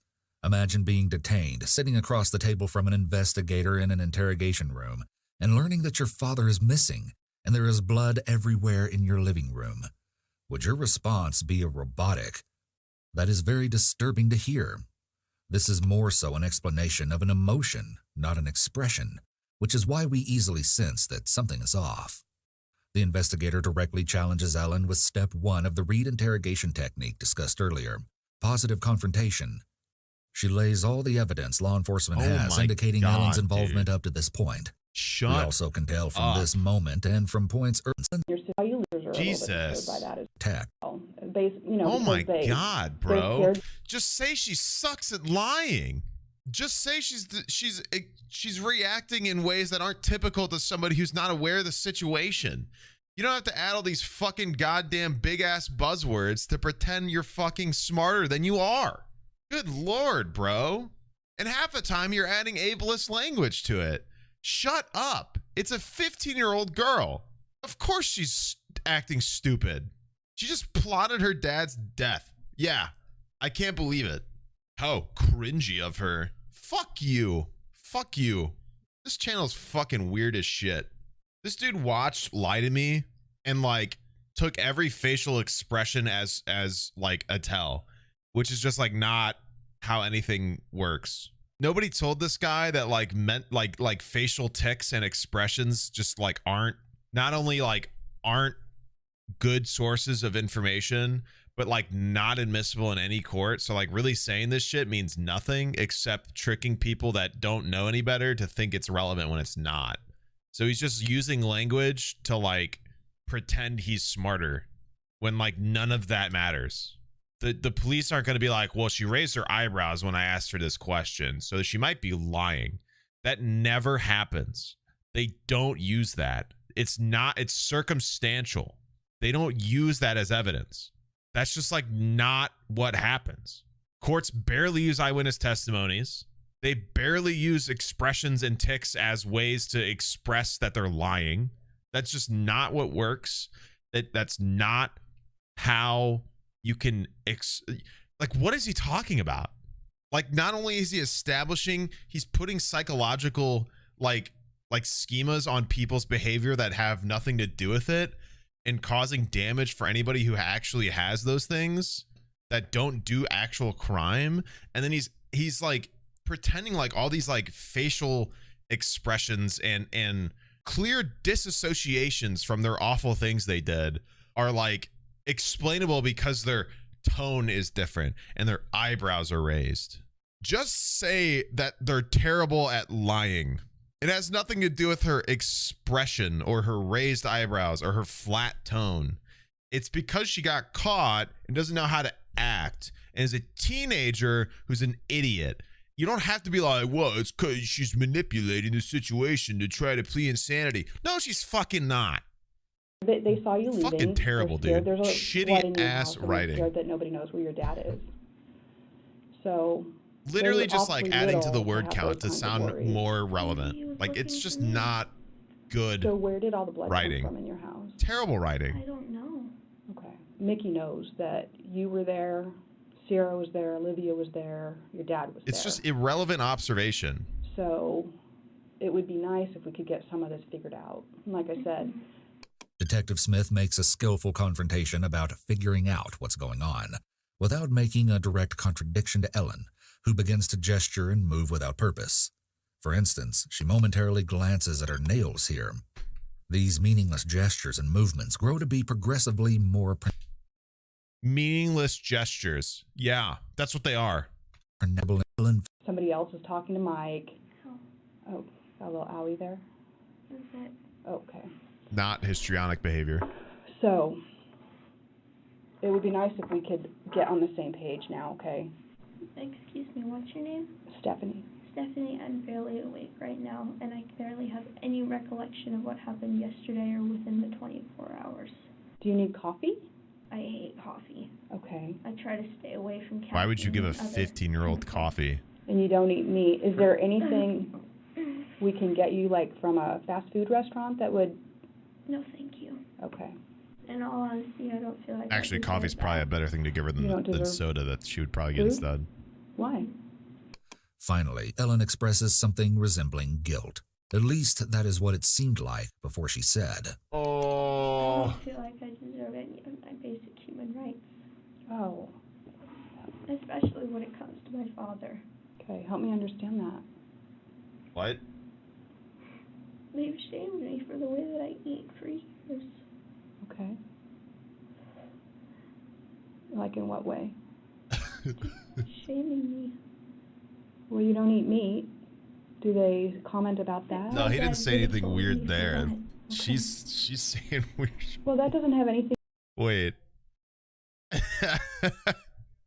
She said, I don't deserve to eat because my family has shunned me for not eating meat. Is that what she said?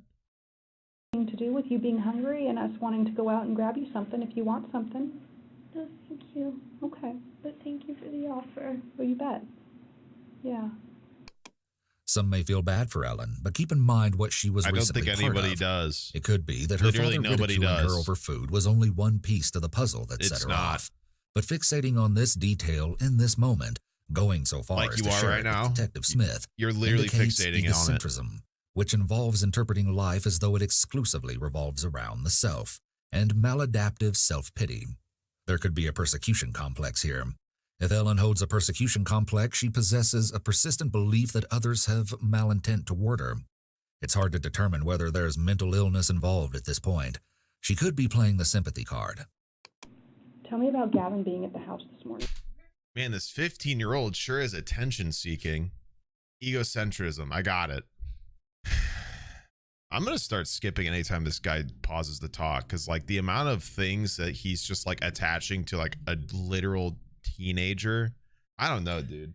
He was walking with me everywhere, so. Meaningless gesture. Why include it then? Why put this here? Yes, it is. Why even include it? Quite literally, it's a meaningless gesture. So why are you adding that to the video? Hold on, guys. Hold on. Give me a sec. I just realized something could really add to my stream.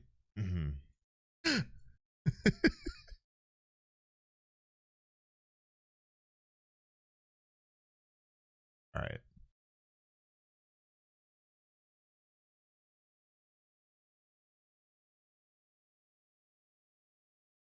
Nice, bro. I'm so analytical. Look at this. Holy fuck, dude.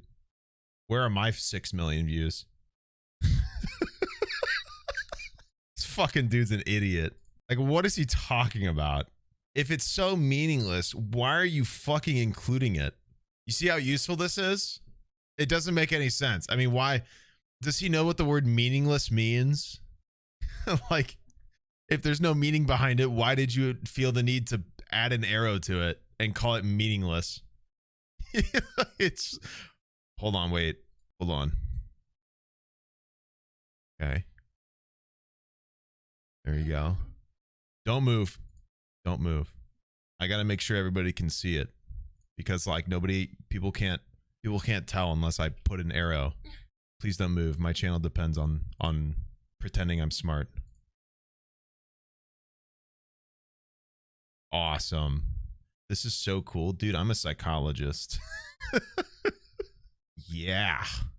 This channel's pissing me off, dude. Like, the more we're sitting here watching this video, the more he's just, like, saying words and adding things that just don't make sense. Like there's no purpose for that. Like, what is this? What is this for? Why is this here? He's adding this to the video like there's meaning behind it, yet he's calling it a meaningless gesture. What are you doing to me? Bring her to me. Bring her to me. Give me the bird.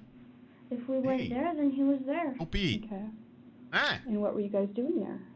Probably, I don't know. I'm I half know. asleep. Again, I am absolutely not trying to sound rude, but some things I just kind of have to lay out, okay? I understand. Are you an AP student? Yes. You take AP classes? Mm-hmm. Taking AP classes, you've got to work really hard in those classes, and I know that. Okay, so I know there were times you were really super tired and you were still studying. So for you to sit here and tell me how tired you are and you can't remember, I feel like maybe that's just an excuse because you don't want to talk about something that's super hard to talk about. Detective Smith is narrowing the ability for Ellen to be evasive. We are all trying to piece together what happened because we're very worried about your dad. And I get that it doesn't sound like to you he was the best dad. Of course I'm going to be worried about him. He might have abused me for most of my life, but he's still my father. Ellen uses every opportunity to sneak in a comment about how her father was abusive. Again, we re-arrive at the idea that Ellen... Why? Whoa! What a fucking dweeb. He was like, oh, red arrow, get me click. Aware, functional added everywhere. Only because she is so poorly lying and concealing her negative feelings toward her father, which would, as Ellen might logically reason, add to motive. Yeah. She's reportedly intellectually gifted. It raises a question as to whether Ellen is attempting to pull off shock or whether she's a 15-year-old struggling to comprehend how to get out of a bad situation. So one of the things that has also... That's all you have to say. That would be it. That would be all you could say is she's a 15-year-old girl who doesn't know what to do and did a stupid thing. and is bad at lying. You don't have to be like, oh, it's this psychological thing, it's this mental disorder, it's because of this, it's that. It's a 15-year-old who's in a lot of trouble and doesn't know how to do anything about it. Why did you diagnose her first? Also happened is South Medford High School has a school resource officer, and apparently you're still a student there. And you had like a band thing this weekend, and your dad came and picked you up from the school at like 3 in the morning? Ellen coughs nearly every time she takes a drink and looks up to Detective Smith to see her reaction. This is histrionic, dramatic, and pity-seeking behavior. But it also occurs each time. Shut up. Give it a little break. No. Okay. Well, you're welcome to drink the water, but if it's going to hurt, maybe give it a little break. Does that sound okay? If it's going to hurt. Anyway, have you met Officer Jackson? He's a school resource officer at South. Wait. Sound okay? Well, you're welcome to drink the water. My throat's burning right now. Okay. Oh. Well, you're welcome to drink the water, but if it's going to hurt, maybe give it a little break. I didn't know she Does that said sound okay? something before that. Anyway, have you met Officer Jackson? He's a school resource officer at South. No, Okay. I haven't. So Officer Jackson says you are a current student there. Why would Officer Jackson say that? Yeah, apparently a teenager seeking attention or approval is a whole psychological problem now. And that you're in band. I do know about a lot of underage people having marijuana, though. Okay. Whoa. Probably a dime a dozen these days. Ellen makes an additional attempt to divert attention away from her wrongdoing onto someone else's wrongdoing. Not the weed! This is otherwise known as deflection, and it's Ellen's favorite type of defense mechanism. I've had temporary That's fair. That's a fair thing. in the past. That's a good comment to make, actually. Where I have passed Deflection is a very common tactic for criminals to use to justify them doing stuff. And it was when I had a throat stone. Do you have a throat stone right now? No. That Oh. was a while ago. Okay.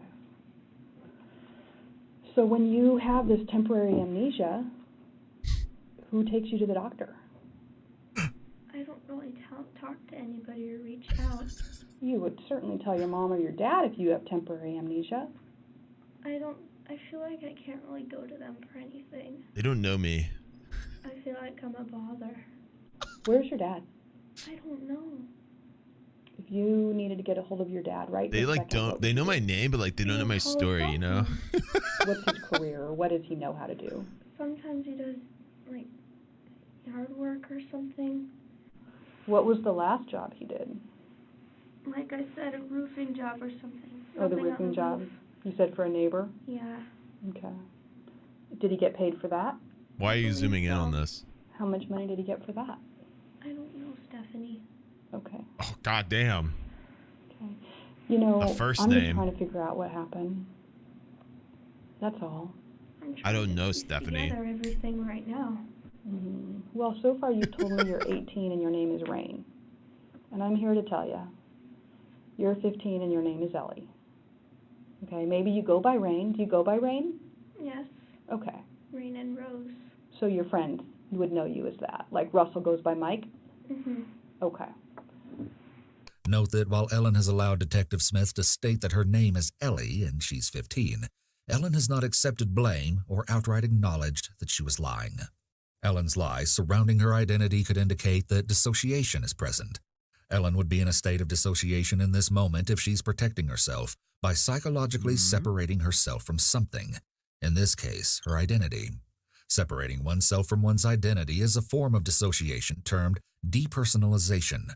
For example, she wants to be someone else who did not conspire to kill her father I'm listening. and potentially go through traumatic abuse. Rose. No, chat, that's fine. That, like I said earlier, this disassociation is a common thing for people in an interrogation room after they commit crimes like this. That word is what's going on. It's not, I don't think, at least for that commentary, that's a valid statement to make. She is disassociating.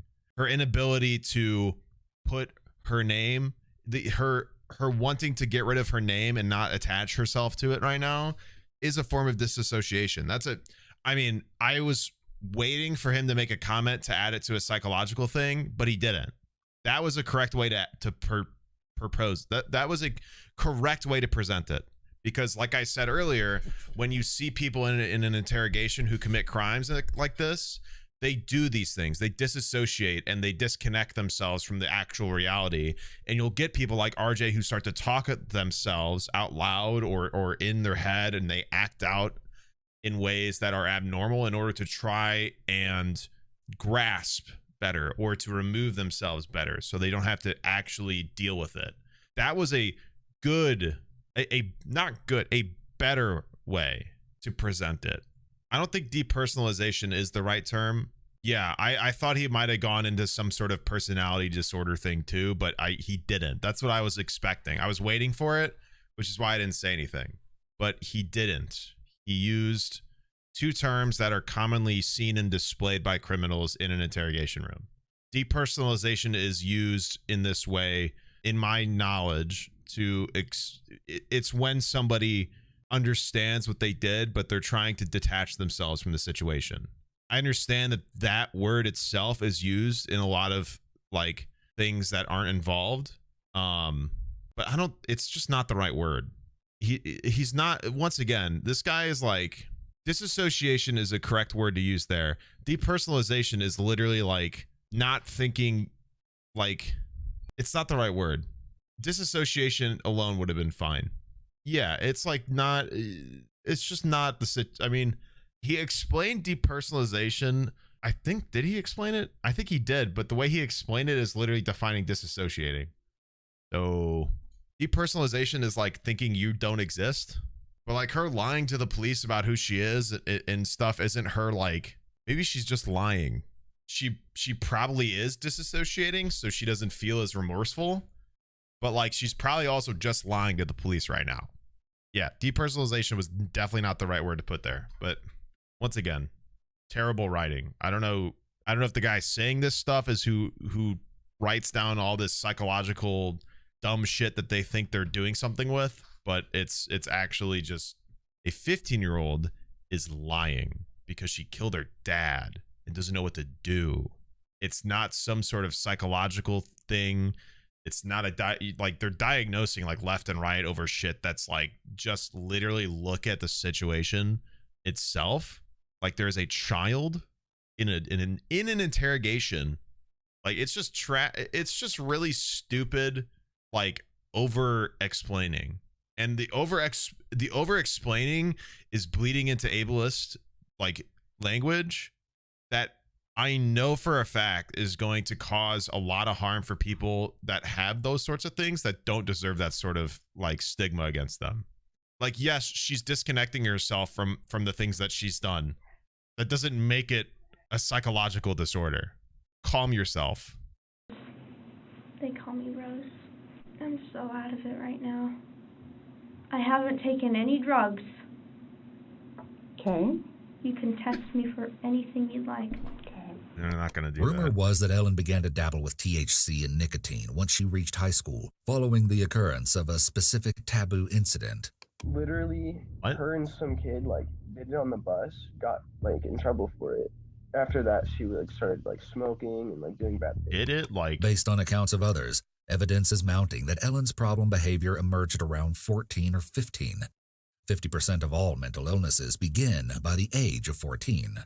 I've told you. Did it on like Sierra drugs saw or you like at the house other with Gavin it? this morning. Olivia saw you at the house this morning with Gavin and a couple other people. Sparklebeak is somewhere I don't know. Fuck so, you, dude. I mean, that's just like what I'm coming up with off the top of my head as things that I have told you that should be perking you up and waking you up and like, oh my goodness, I'm sitting at the police department. I've just heard all of these facts. I've talked to a lot of people about difficult stuff, and the things you're doing coughing, right now dude. are not unusual for people to do when they don't want to talk about something, or it's hard for them to talk about something. Okay, I don't want you to. This is phlegm. Oh, it's phlegm. Okay. I don't want to take your water away, because if you want it, you need it. Mm-hmm. But you also keep worrying me about every time you drink it. It's all back in my throat now. Okay, you're good then? Okay. All right. What was Gavin doing at your house?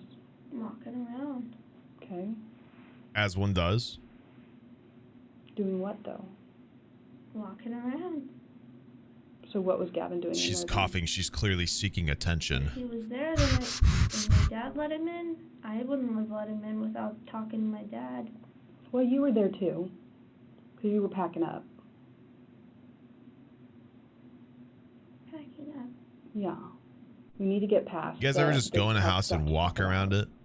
In reference to tough stuff to talk about, this is a passive confrontation made in an effort to appear sympathetic and understanding.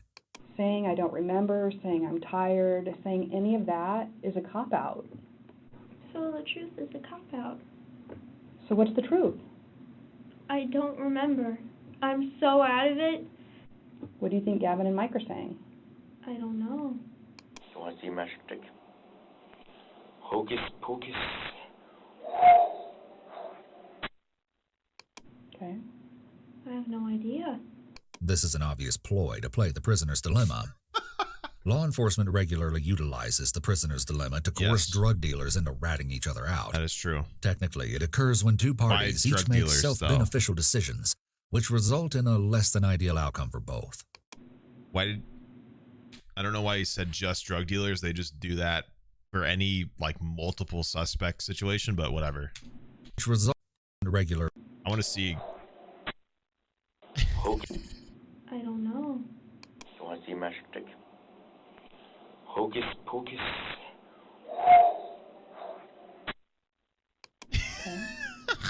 Out. That's funny. Do you think they're being honest? Yeah. A little more than she probably wants them to be. Gavin knows the police force here. Who's Mike? One of Gavin's and mine friends. Okay. More Gavin's, but... Detective Smith has made a sliver of progress. She's gotten a small foot in the door. The foot in the door technique is used to counter resistance in interrogations. Ellen has acknowledged that the two other detained individuals are in fact Gavin and Russell, and that she does in fact know who they are. This may seem like a small victory, but by way of the foot in the door technique, Detective Smith has greatly increased the chances of Ellen providing more important information. And that was actually the older boyfriend. We were friends with benefits, but never really a relationship. Okay. And did your dad approve of that relationship? I didn't really tell him about it, but he saw us holding hands and he freaked out. Mm-hmm. It's just dawning on me, and I'm going to point this out to you, that you have a pretty good memory of all of that stuff, but you can't tell me what happened. Of my past? 10 hours ago. Not even 10 hours ago. My past is ingrained in me. Okay. Because of how much pain it's brought me. Uh-huh. You know what happened 7 hours ago. Do I? Yeah. Like I said, it's been a long time since I've seen a parent. My past is ingrained in me. Oh.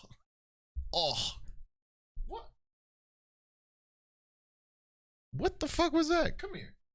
I've got a dog. He's so stinky. Stinky dog. Stop. Goofy, dude. And it's taking a shower, so they're in my room. Act the way your mom was acting this morning. She was literally on the ground, sobbing. On her knees with her head buried into the ground, sobbing. She's worried about you. She's worried about Aaron. I'm worried about my dad, too. From what you've said, there's blood at the house and he's gone? Yes. I can't believe this dude heard some edgy shit like that that a teenager said probably doesn't come as a and complete displayed shock it to to his you. psychological behavior. I'm very good at hiding my emotions. Like some serious psychological shit. He's like, yeah, obviously it's because she has some sort of other thing going on, not because she's just literally an edgy kid. What if your dad Fucking idiot. Then let's find him. Mm-hmm. Detective Smith is gauging Ellen's response. Were you at a band thing up in Salem? PCI. What's that? Pacific Coast Invitation. What instrument do you play? It's like the front percussion. I don't even know the name of the instrument I play. Do you play cymbals? No. Do you play a triangle? No. Detective Smith is warming Ellen up encouraging her to talk about something she knows Ellen enjoys, music. Most of those we spoke with who knew Ellen knew her through band. She was just kind of, an average band student. I think she played the clarinet and bass clarinet. She did band camp, so she did marching band. I would say that's like where the majority of her friends were kind of located. She was one of the kids who hung out, in the area during lunch and stuff. So she was, just a regular band kid. Are you going to take a little sleep? I'm really tired. A regular band kid. All right. Ellen puts her head down as if to go to sleep, passively ending the conversation at this point. A very common tactic employed when a suspect is not getting the information they want from the investigators. Since she cannot craft her story to fit the facts, she attempts to stop talking.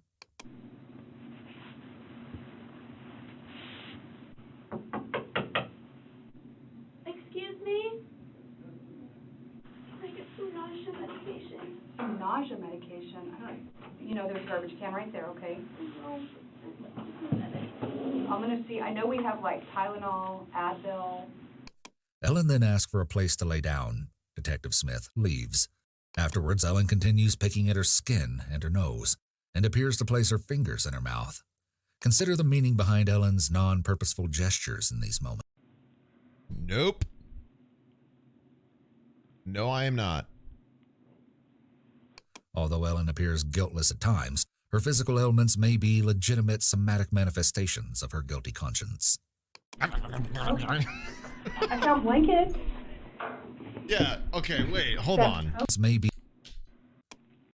Consider the meaning behind Ellen's non-purposeful gestures in these moments. Read that caption. Just read that. Consider the meaning behind Ellen's non-purposeful gestures in these moments. Then why are you fucking talking? If there's no purpose, why are you speaking about it?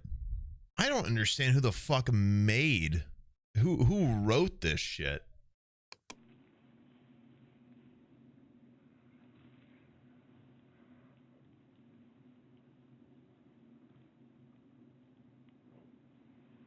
Although Ellen appears guiltless at times, her physical ailments may be legitimate somatic manifestations of her guilty conscience. Okay. I found blankets. Is that fine? She knocks on the door. An officer comes by and Ellen asks for the restroom. 3 hours? Yeah, to be fair, we're... The officer then leaves. She's avoiding her surroundings any way she can. Sleep, leaving the room, asking for nausea meds, which will likely make her tired and sleep. This is a common avoidance triad often used by suspects. Hi. Do you need to use the restroom? Yes. Okay, come on. Ellen is getting bored. This is a common tactic we see, where a suspect is left alone in an interrogation room and they become bored and anxious. The goal is to convince them that talking will get them out of there sooner, leading to a sort of reprieve, both physical and psychological. Hasn't necessarily been awake for 24 hours. She brings That's what paper and she's telling the crayons. police. While this is seemingly infantile for a 15-year-old girl of allegedly sound mind, it could be her drawings will be examined for indicators of evidence, state of mind, or other information. They may also serve to relax her and ease her anxiety, making her somewhat more likely to talk, been lying most of though the ultimately interview, so. still be bored with such simplistic items when questioning resumes.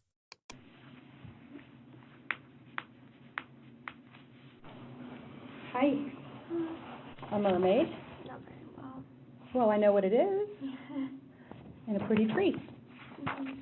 Okay.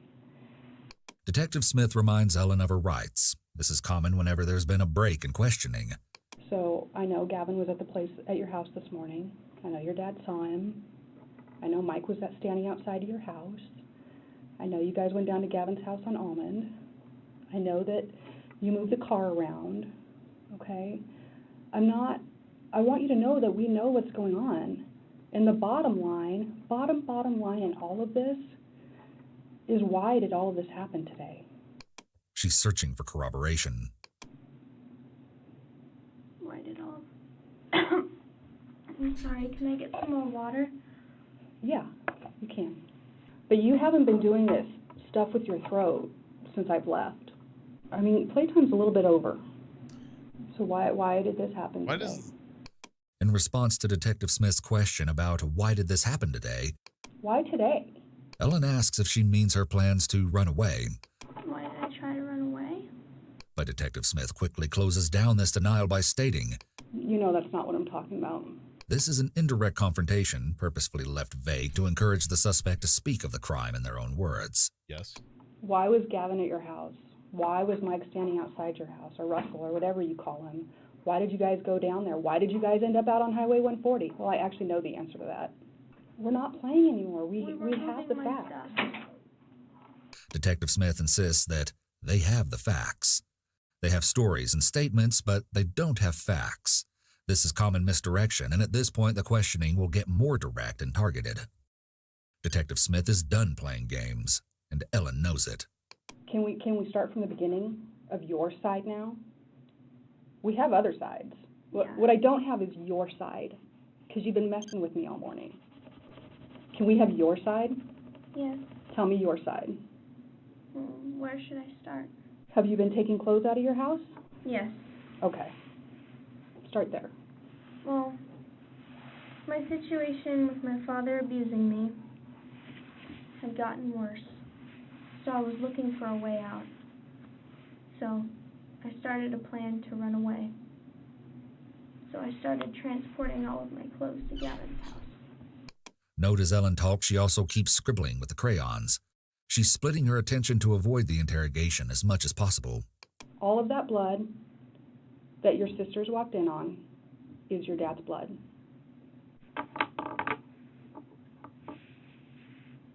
What is Russell going attacked on? my father.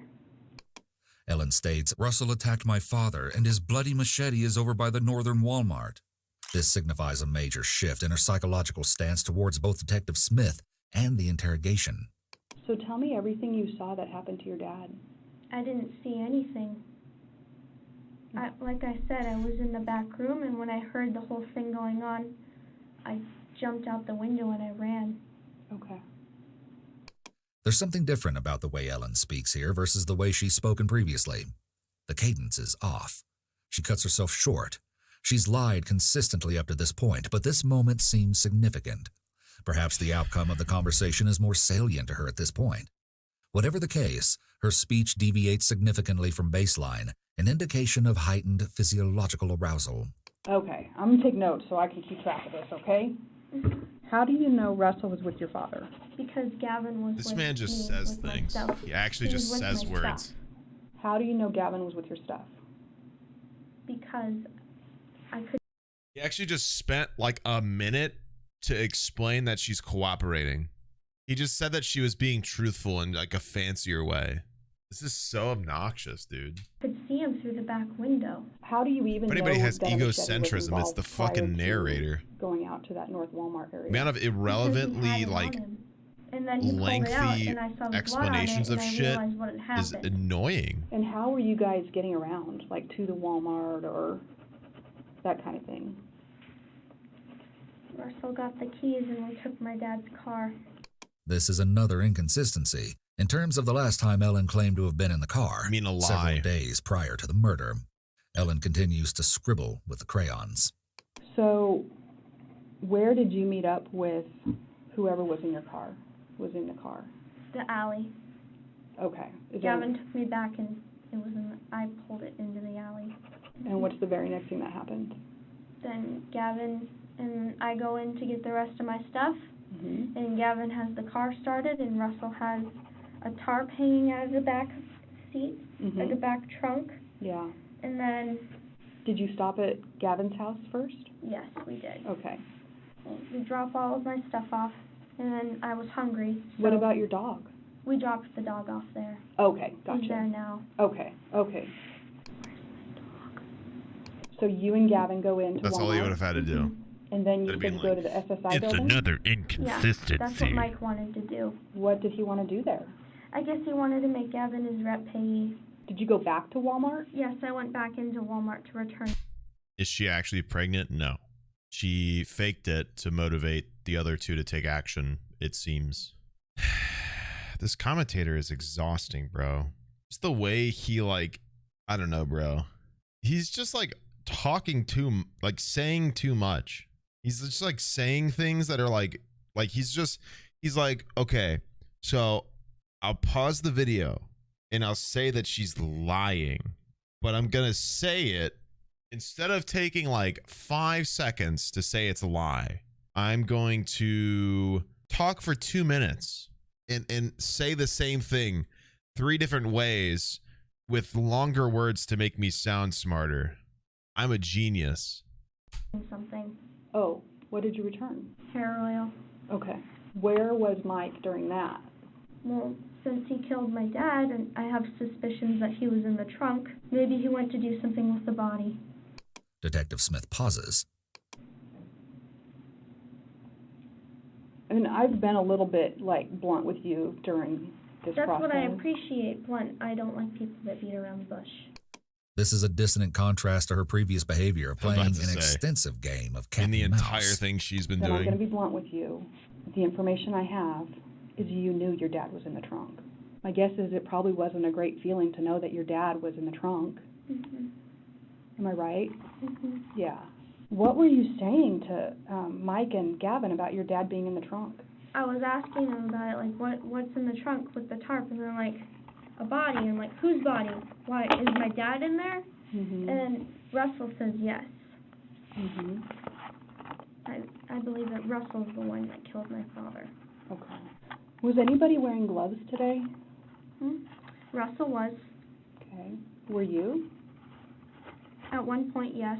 I think, because Russell was the one that insisted that I put the gloves on. Mm-hmm. And then what happened? You put the gloves on? I put the gloves on. We go to Walmart. So when we get the video footage from you in Walmart, we're going to see you in latex gloves walking around? If I didn't put them in my pocket, then yes. Okay. Did you help with your dad out No. on 140? Because that would have been hard too. 140? Yeah. Why? We have found your dad, and we know he is dead. Yeah, put a circle around her cracking her knuckles. It's and a sign. We know it's a that tell. You and Gavin were there when he was taken out of the trunk. That's just things we know, okay? They did pull over somewhere. That must have been where it was. Yeah. And then Russell threw the body over. How did that make you feel? Whether a suspect expresses remorse or is perceived to express remorse, it may influence severity of sentencing. A defendant who confessed and appears remorseful is more likely to avoid the death penalty. No. I felt really bad. Yes. Uh-huh.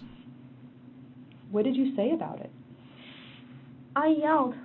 I blew my Not to top the off. police, though. Mm-hmm. What did you yell? A lot of things like that I regret. Tell me an example. Knowledge of the crime now has been clearly established, and Detective Smith is working towards establishing elements of both the crime of murder and additional crimes like conspiracy. Why is there an arrow? You know who that is. Words, but I was so mad that I used just a bunch You know of who that swear is. words. Why did you add the arrow? To who? Mike.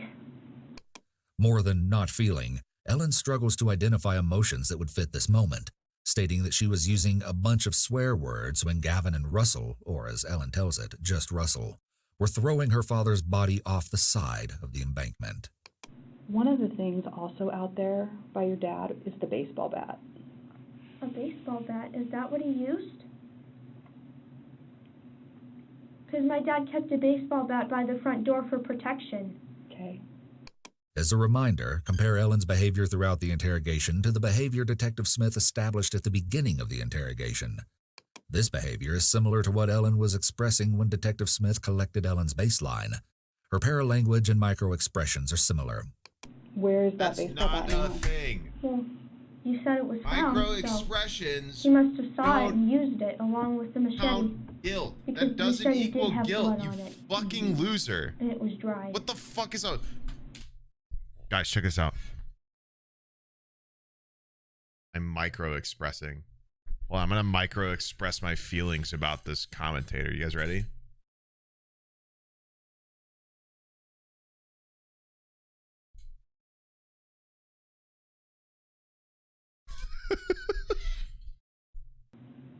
How do you know it was blood? Doesn't do anything. It was red. Okay. Like dark Doesn't red. mean Dried anything, blood. bro. I know what dried blood looks like. I'm a woman. Okay.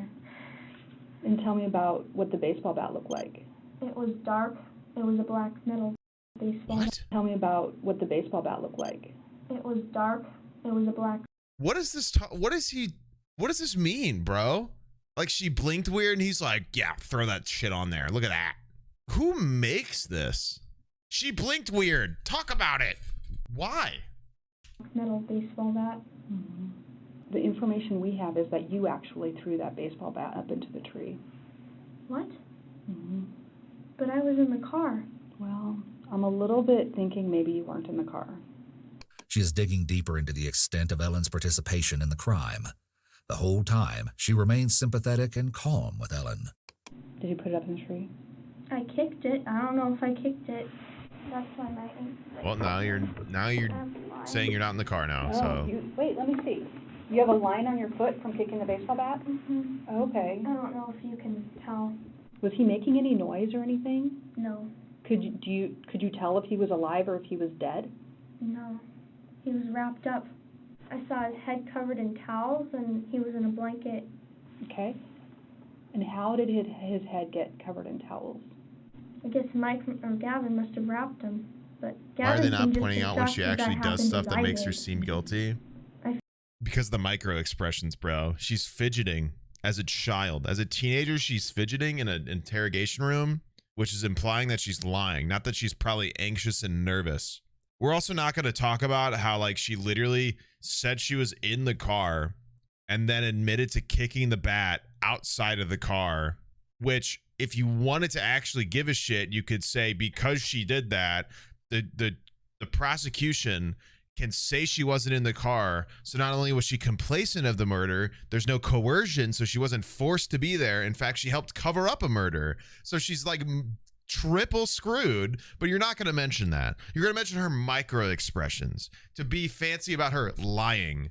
Like, she's lying. It's not, you can't tell because she's fidgeting and her eyebrows are raising. You can tell because they have evidence. You're not smart because you're adding a fucking tell. Like, you already know this. You're not fucking smarter because you're pretending. That's how you can tell she's lying. You already know that she's lying. You pretending that that's the reason that you can tell doesn't make this video any smarter. It just makes you look like a fucking idiot who believes dumb fucking pseudoscience. I think Mike took it too far and did that. Okay. And where was he when you saw that? They were pulling him out of the trunk. And when you say they, you mean Gavin and Mike? Yeah, Mike did most of it, though. Okay. But, I mean, he needed help. Mm-hmm. Yeah. Ellen states they were dumping the body, but stated previously that Russell did this on his own. She continues to struggle to keep track of her lies. Like, what, do you know the names of roads? Yeah. You do? What roads were you on that you know the names of? I know that we went on Hillcrest. You know you went on Hillcrest. That's all I can Why did he remember. zoom in on her I there? was just kind of For sitting what there reason? freaking out, staring at the road. Okay. Okay. Like that was like a So, bombshell. however way you're on Hillcrest, Except and then that you get is out a to bombshell the because road she's where putting herself in a your location. dad is taken out of the car. Mm-hmm. Okay. But why not Detective Smith mention employs that? a variety of active listening skills. Active listening encourages individuals to discuss difficult topics. Detective Smith additionally attempts to recreate the route taken to dump the body. This is another part of the narrative that will be important to the DA's case against the suspects. This is it will good. also help corroborate This is actually times good. and locations. So Yes. Mike and Gavin were out. Say that. Say that. Not, oh, she's being attentive, so she keep talking. She listening, so she keep talking. Fuck off with that shit. The rest of it is exactly what you should say. She's trying to get her to put herself at the crime scene, so she has a terrible defense when she gets convicted. That's all you have to say. God damn, dude. Mm-hmm. They tell you to do something? Mm-hmm. What? Throw things over. Gavin handed me the baseball bat. Somebody handed you a shirt? Mm-hmm. This interrogator's paying attention Was to her it pink talking because that was its in normal order color? to have her Yeah. talk more. Did it have blood on it? If they must Yeah. have thrown it out, then No I guess shit. so. It was all bunched up. They felt like it was a problem, so they wanted to get rid of it? Actual photo. Okay. And then what do you see next? I see them, Mike particularly push it down. Like, I saw it go over. Did you see your dad's face? No. While this seems an odd question, it goes to knowledge of the circumstances and would confirm whether any or all suspects disposed of the body, or if they only disposed of other items at that time. Okay. But then they drive away, and then Mike gave Gavin directions as to where to leave the car. I don't remember where. Somewhere hilly. Ellen fiddles with a wristband, another meaningless action and indication of physiological arousal of some sort. Meaningless action, indication of thing. That is literally a contradictive statement. That is a contradictory statement. To call something meaningless and then say it's an indication of something. That's literally contradictory. Like, what are you talking about? And so then what happens? Well, I got my speaker back from a friend. Who was that person? Jeff. Did you guys tell Jeff anything about what had been happening? No. Law enforcement stopped by Jeff's house and discussed exactly what had happened. I asked how they were doing. They said they were doing fine, and they were smiling. Gave them the speaker, and I said, all right, well, I gotta get back inside. Gavin gave me a hug, and then they left. And then we got detained. So tell me about your relationship with your dad. Well, he used to be a good father, but he started getting abusive about 3 years ago. And you had told me about a time he Except called you earlier names. she said it was most of Has her that happened life. more than once? Which It is happens all the contradictory, time, which they or did fail to happen include here because all they the clearly time. don't do an extensive job I don't know of what brings it showing on. her lying. He They're just does saying it. she's I lying because take her all of eyebrows the- go up. Whatever Fucking happens. stupid. How does he treat your sisters? Like Whoa, hacker he would CD. get drunk, and wherever I was sleeping, he would come and he would lay naked with me, and he would. Okay. So I would leave and try to sleep somewhere else in the house. When's the last time that happened? A couple of days ago, Saturday, after I came back from my band trip. Okay. And then Nikki came in and pulled him back into the room. When she came out, would she have seen him laying on the couch? She saw his head, but I think that's about it, because she just kind of poked her head around the corner and said, Aaron, come back into the room. He's like, oh, okay, crazy lady. Has he ever? Yes. Okay. It got on my hand, but then I went and I just started scrubbing and scrubbing and scrubbing because I felt so dirty. When was that? And so ashamed of myself. Like, right after I turned 15, like in the new year. Okay. I felt so ashamed of myself. So dirty. I didn't do that.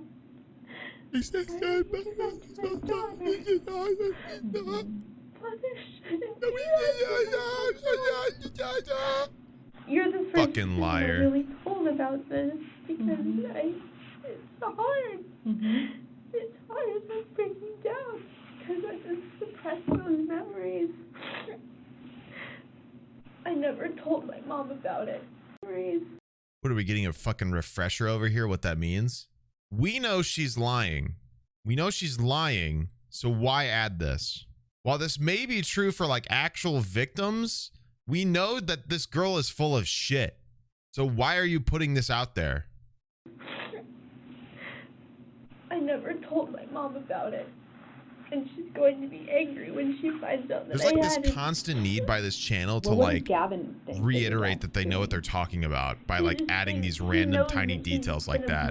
When that doesn't help, As far as that doesn't add the name anything. calling In and fact, the it's like grabbing you. adding to something that's not relevant here because we know that she's not telling the truth. Abuse, I'm not sure. It's like Well, I it's think like some different people have insecurity different of definitions, so like that let would the certainly be content up to speak you for if you speak think for that. itself, dude. I'm not sure. Why do you have to like try and pretend like you have Do to you want me like to find tissues for you? throw details in there that aren't This there? jacket is waterproof. Okay. Okay.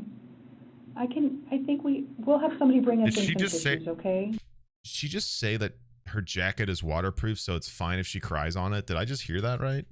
I'll be fine. I'm not sure what to call it at this point. Do you want me to find tissues for you? I'll be fine. This jacket is waterproof. Okay. Okay. I think we'll have somebody bring us in some tissues, okay? Because I know this is hard to talk about. I know. Why me? It's okay. Why did you do it to me? I have no idea what he's done to my sisters. Because Ellen has been consistently dishonest, many of us may question whether her behavior is an outlandish form of deflection and diversion at this point. As this line of questioning progresses, Detective Smith hears about possible motives, but again, she's lying to get out of a crime. It's not that deep, dude. it's unclear that any of Ellen's claims are true. He had said this girl was being abused, possibly by her. What did he say? It's unclear that any of Ellen's claims are true. It's unclear. This girl was being abused, possibly by her dad. The other thing that he had said is that she had a boyfriend How is that it the dad did not unclear? approve of. So that's also why we're kind of like, is she really being abused, or does she just really just wants to date who she wants to date? Is there literally any physical sign of abuse or anything else other than her telling the two people with her? I just don't know. How is it unclear? It's okay. You can be upset. I'm having a breakdown and I'm really sorry. You what? I'm really sorry. She's maintaining eye contact this entire time, by the way, which is like really off-putting. She is clearly distraught here. Recall Gavin's less blatant self-hugging nonverbal in his interrogation. No, she's not. Plan is to get her bags and get her the hell out of there. Believe it. This seemingly insignificant posture is a prominent tell that individuals are emotionally distressed in some way. A new nonverbal indicator, even more telling if interpreted with Ellen's pacifying self-hug, is that Ellen is raising both shoulders high up to either side of her ears. Shit, the triple This is also arrow. known as the turtle effect. Turtles recede into their shells to protect themselves against threat, and we can imagine that if Ellen had a shell, she would be Teenage Mutant Ninja Turtles, Teenage Mutant Ninja Turtles. Cool, so you just like made this shit up, huh? The first thing is an Urban Dictionary for it. Nonverbalword.com. Body response under threat. I'm going to read this really quick. This is an article from 2013, and there's zero citation in this article. No citations. It's from a guy. Look at this title of this guy. Certified Micro Expression Expert. Certified where? Certified how? Because like there's easy ways to certify yourself like legitimately. Special thanks to Mr. Joe Navarro, former FBI special agent and pioneer of nonverbal communication, for coining the term turtle effect. I'm doing some reading. I mean, I literally looked up nonverbal communication admissible, and there's like, it's just like a bunch of law pages talking about its impact in a trial. This is talking about nonverbal behavior by the lawyers. This person's talking about how the nonverbal behavior displayed by the lawyers resonated with jurors occasionally. I don't care. This is it. I mean, you know what I mean? What is this shit? What is this shit, dude? This isn't a thing. Just because a random FBI guy who founded a way to commit more people by pretending random giveaways of their body language is an admission of guilt doesn't make this a thing. tucking her head into it right now. I don't know. Tears. Well, I'm just going to give you a minute, okay? I'll only be gone for a second. I'll be gone long enough for me to find you a tissue. Well, cops say it's effective, so I should trust Ellen them. appears to be experiencing genuine surges of emotion well after Detective Smith has exited the room. She alternates rapidly between highly distraught to neutral expressions. Recall Jillian's statement about Ellen's rapidly shifting moods, which we discussed more accurately resembled rapidly She did shifting emotions. Stare at the camera just then, but whatever.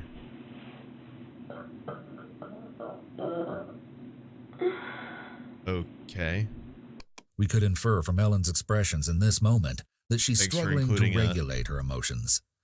This isn't to say that it's not reasonable for Ellen to be 0 distraught out of over the 10. alleged abuse, but rather that her Right. specific way of responding hints at potential abnormal emotion regulation and possible psychopathology. She's just kind of filling us in, and she's going to come back in and chat with you. Okay? All right. Oh, It's really brother. important that you're truthful What about do you everything at even this point, mean? and we're going to help get through this. That is such a large term. So she'll What be are back you in. talking about? The officer encourages Ellen to be truthful about everything, commenting, The inability for this 15-year-old to grasp that they killed their dad in this tiny interrogation room that she's been in there for hours for, and her inability and her fidgeting and her micro expressions, it's a clear sign of psychopathology. You're not saying things. Like, what do you mean? This girl who's been sitting in an interrogation room as a 15-year-old for hours just after killing her dad is acting erratically. Therefore, psychopathology. No. This makes me scared to go into criminology next year. I don't want to say things that don't make sense like this man. First of all, based. Criminology, dope. You're not going to say things like this because you're going to actually study. You're going to actually learn about it. This is clearly written and made by people who don't know what the fuck they're talking about. They just like look up random shit, random psychology disorders, and they're like, find ways to put it in the video. I'm pretty sure they're just playing up all these psychological things to keep attention and to keep interest. Except all of these are like demonizing actual issues people have or non-issues people have. And he's putting like this negative stigma to them that is going to be, that it's harmful to tons of people just because he wants his criminal to seem more appealing. Yet it's a 15-year-old girl who killed her dad. How is that? Why does that need to be more than it is? That's already absurd. Patricide is not a common thing. You don't need to play it up more than it is. These people, like the people being interrogated, are already just ridiculous to hear talk. But he's like throwing arrows left and right and adding random psychology terms he heard in Psych 101, thinking he's doing something with it. And he's doing a lot more harm than he is good, most likely. It's insane. This is ridiculous. To play as if the truth is liberating and will help the suspect. It rarely helps them, though. You are an artist. It sounds like there's been some talk about your dad and the way he treats you and like what to do about that and how to fix that. Do you know anything about those conversations? This is the overture to establishing premeditation. Discussing conversations also sets up the stage for charges of conspiracy to commit murder. Yes. There's not any that I was involved in or that I know about. It Actually sounds true. like at least something had been planned. I think Mike might have planned something, I don't know. Yeah. Because I heard a knock on the door. And Mike was the only one in the yard at that point. And then She put a lot of stank on the yard. The yard at that point. Yard. Knock on the door. Must and be Mike guilty. was the only one in the yard at that point. Yard. And then I heard the She door said it weird. open, Guilty. Lying. And I guess, I don't know, maybe Histrionic. Maybe he tackled my dad since Sorry, I'm just trying to be like the blood was narrator. on the couch, the majority of it, at least from what I saw. I don't know. I feel like Holy shit, woman 3 has you're putting entered the a lot on room. Mike. Ellen Yeah, lay spends a off. large portion of her interrogation blaming Russell. Lay off the guy that and killed Russell your spends dad. a large portion of his interrogation demanding her release. It's a Wait, who tragic is Mike? contrast. 3. Russell. Gavin. All charges Where's Mike? are to be dropped, and every recording due to that is Mike to is Russell? be destroyed. Russell seems completely detached from reality, relishing in his perceived position of power by the demands he makes. That's fine. I know That's cops a are really fine good thing at to that. say as long as you're not Oh, I pretending it has misplaced anything to that do file. with his autism. Oh, I know your sick, twisted games, boy. Wait, did he? I misplaced that file. Does this guy have a script in his head? Oh, I know your sick, twisted games, boy. 2 hours. Because I know Gavin has been put in a different holding cell in a different building. Release him, bring him here without handcuffs. You guys can hold on to the goods. I really don't give a So, we can do this the nice way and we negotiate, or we can do it the hard way and I can release my bipolar. I even know how to beat the legal system with its own laws, too. Never tricked me, buddy. What are you diagnosed with? Autism, bipolar, definitely don't get me mad. 90% of the time I'm cool. Okay. Unless you give me reason to hit you, then I hit you. Which actually, you don't That's just really everybody, want dude. that. He said release his bipolar. Yeah, that's He what he seems said. to grow increasingly frustrated when none of these tactics gain traction. So he next tries setting a time limit Gee, I to which wonder they must why. comply, and arrogantly turns off the recording, gesturing to it as if it's some sort of standoff that the police are actually contemplating. What is happening?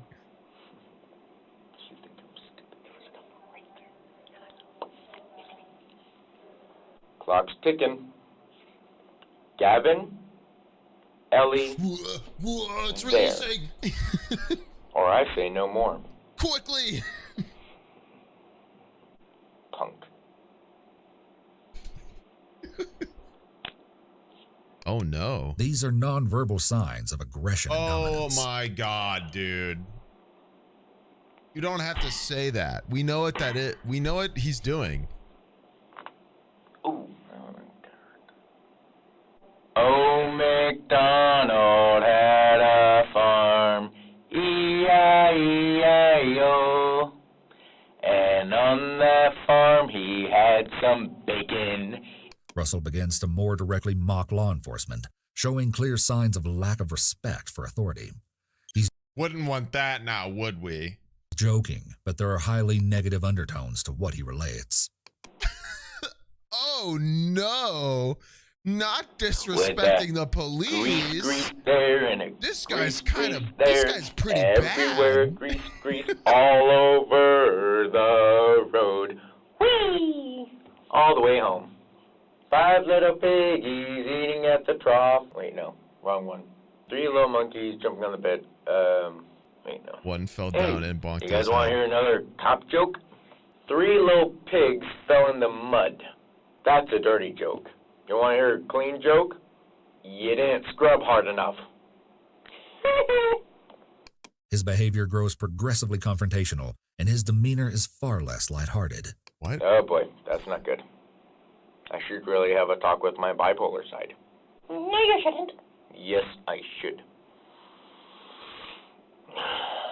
Does he know? Some may argue that Russell is unknowingly working against the potentially damaging effects of the isolation aspect of the Reed interrogation technique. Does he know what bipolar Russell takes is? control of his situation, regardless of whether it's founded in reality, likely reducing his feelings of boredom, thereby contributing to reduced emotional or psychological distress. That's not what it is. Please send Gavin and Ellie Fryer into this room, please. Thank you. Asking nicely.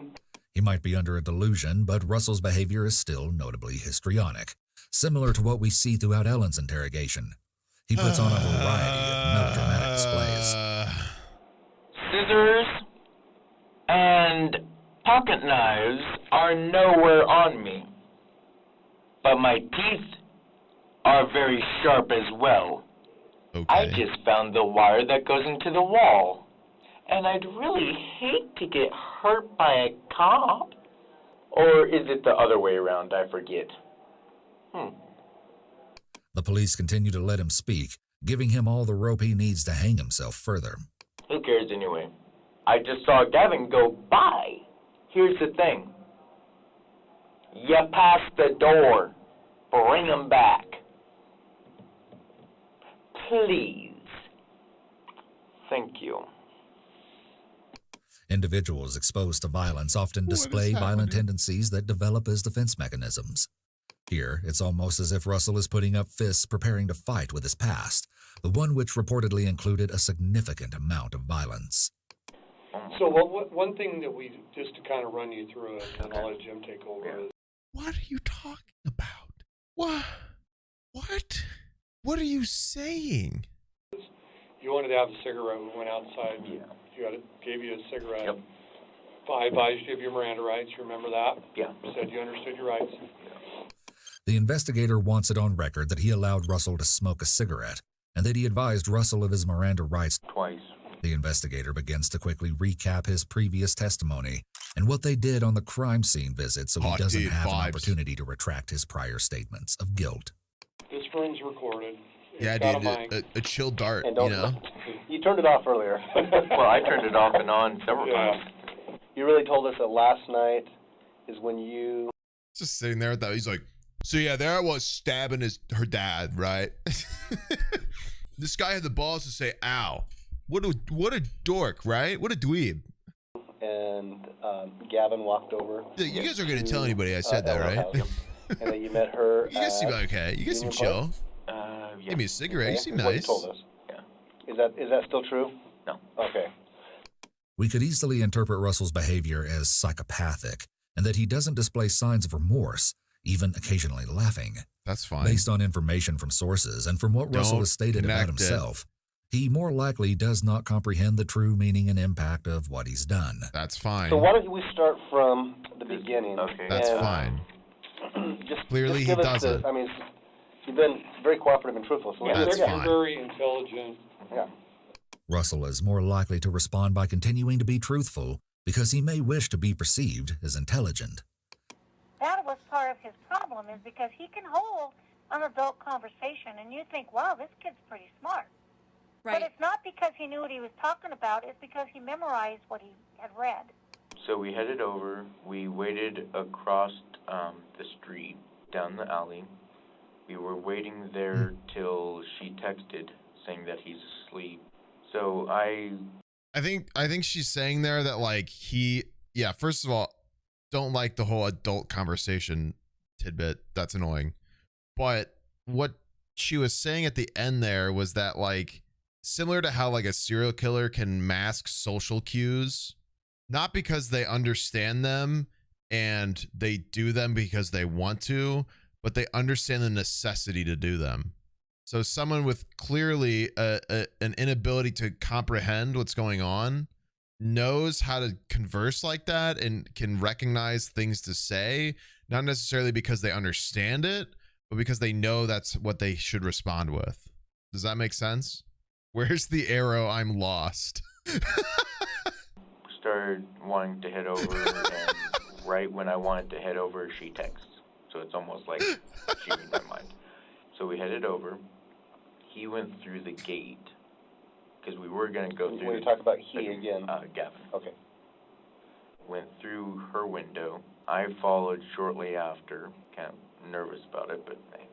What's the timer for speed Got all the runs? bags loaded Yeah, they're out, trying to get a and confession she said that PB. She's going to grab the keys. We're trying to get a pull the sub car 10. around while Gavin Sub 10 first degree confession.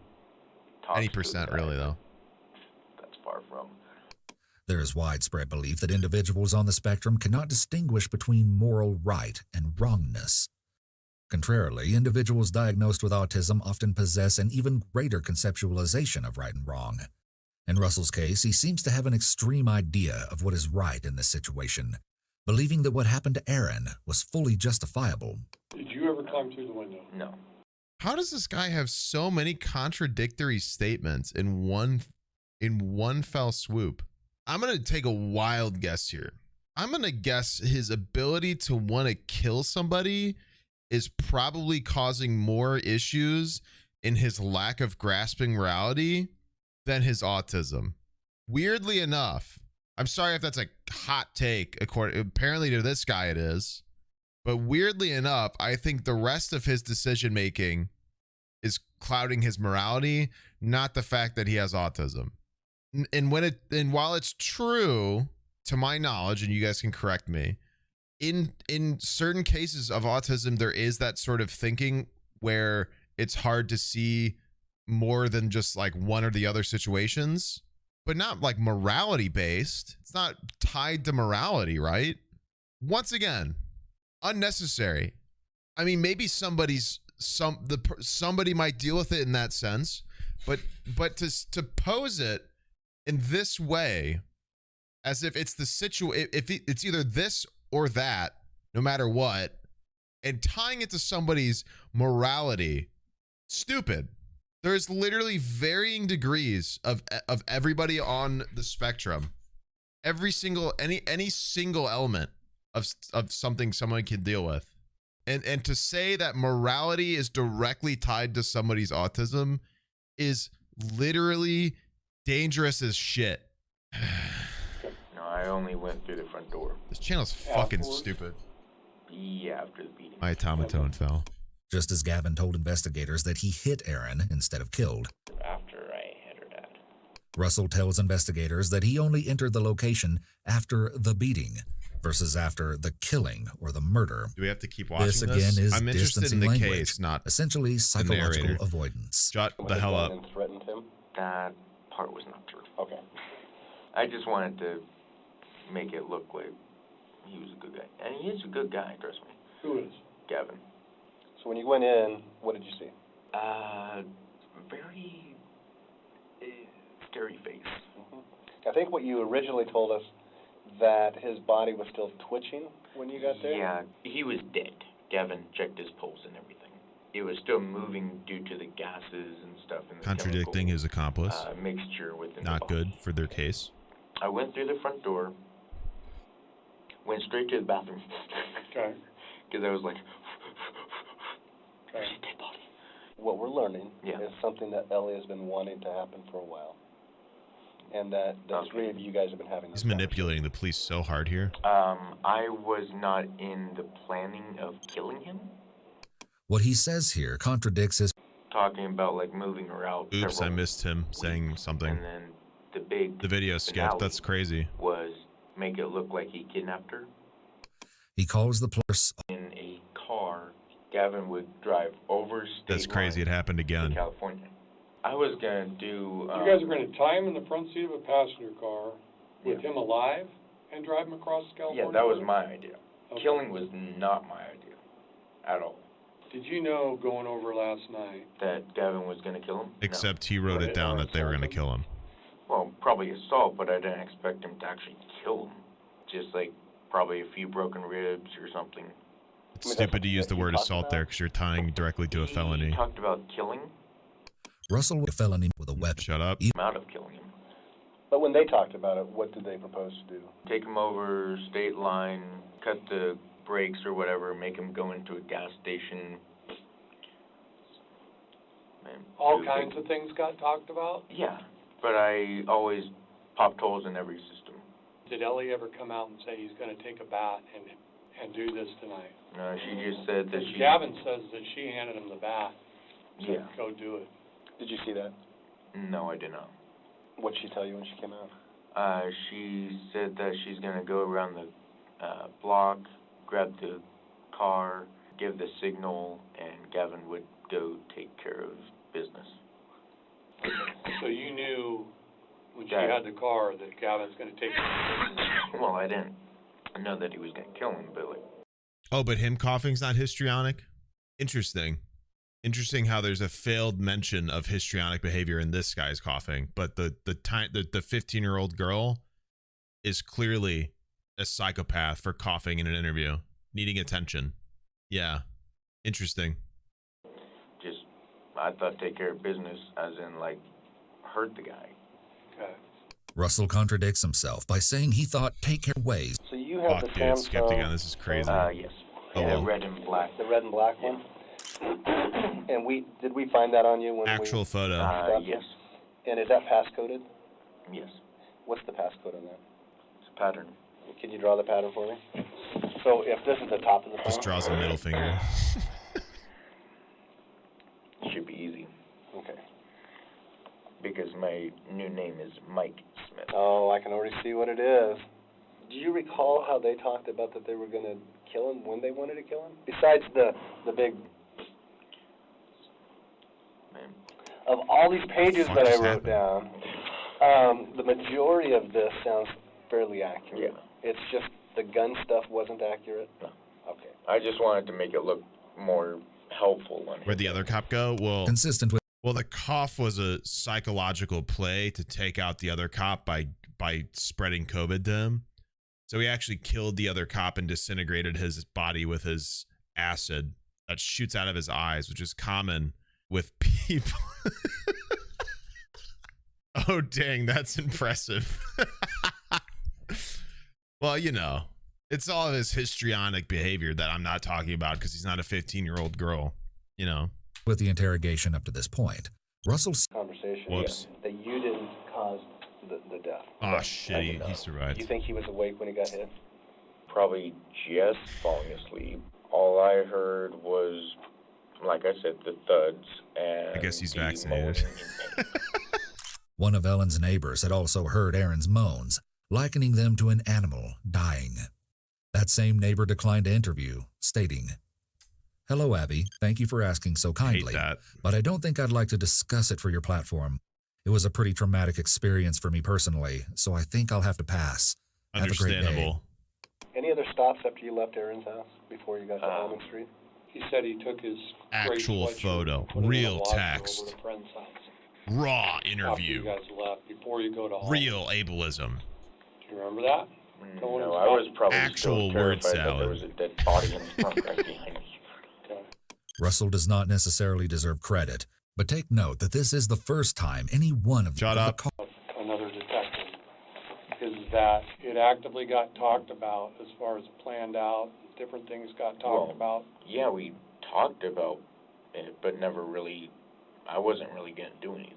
Kind of like I could say I'm going to punch a cop, but that doesn't mean I'm going to actually do it.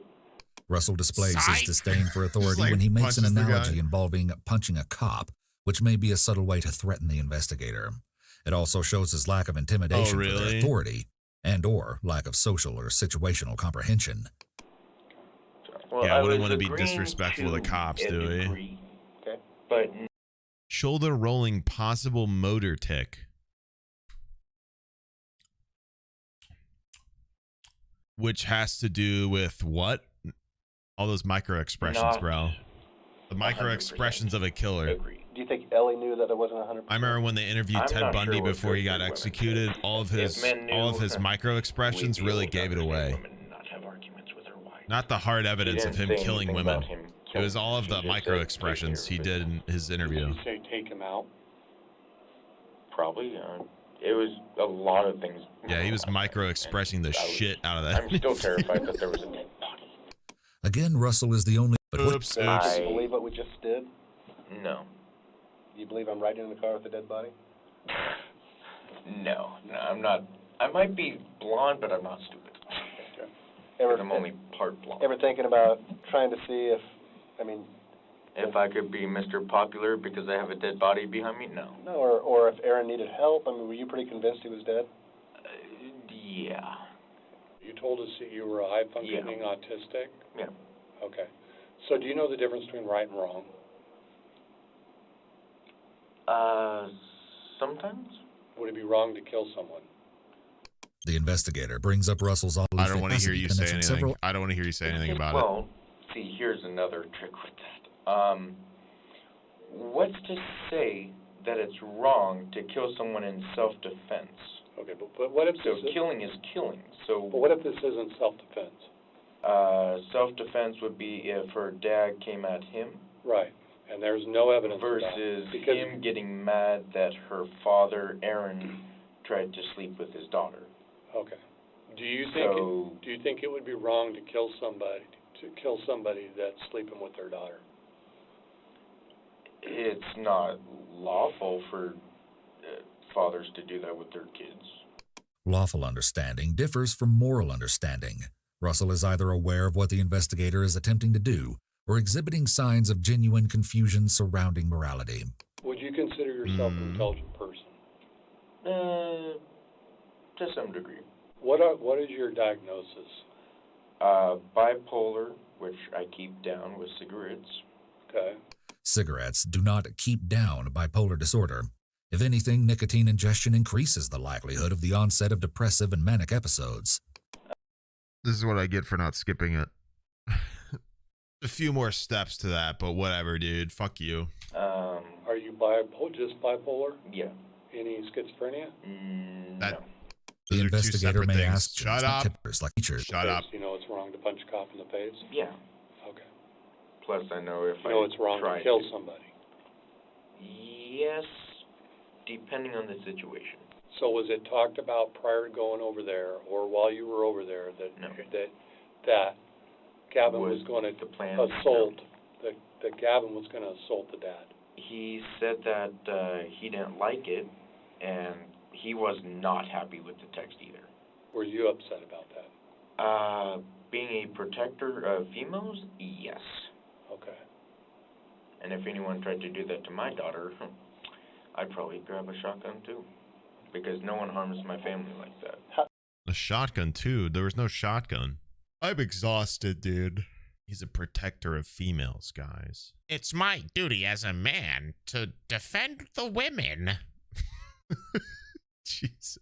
It's so annoying to me that this narrator is like clearly convinced that his autism and bipolar have like a hand in his behavior when this dude is clearly just fucking stupid. It has nothing to do with either of those. It's exhausting to hear. Were you upset about that? Being a protector of females, yes. Okay.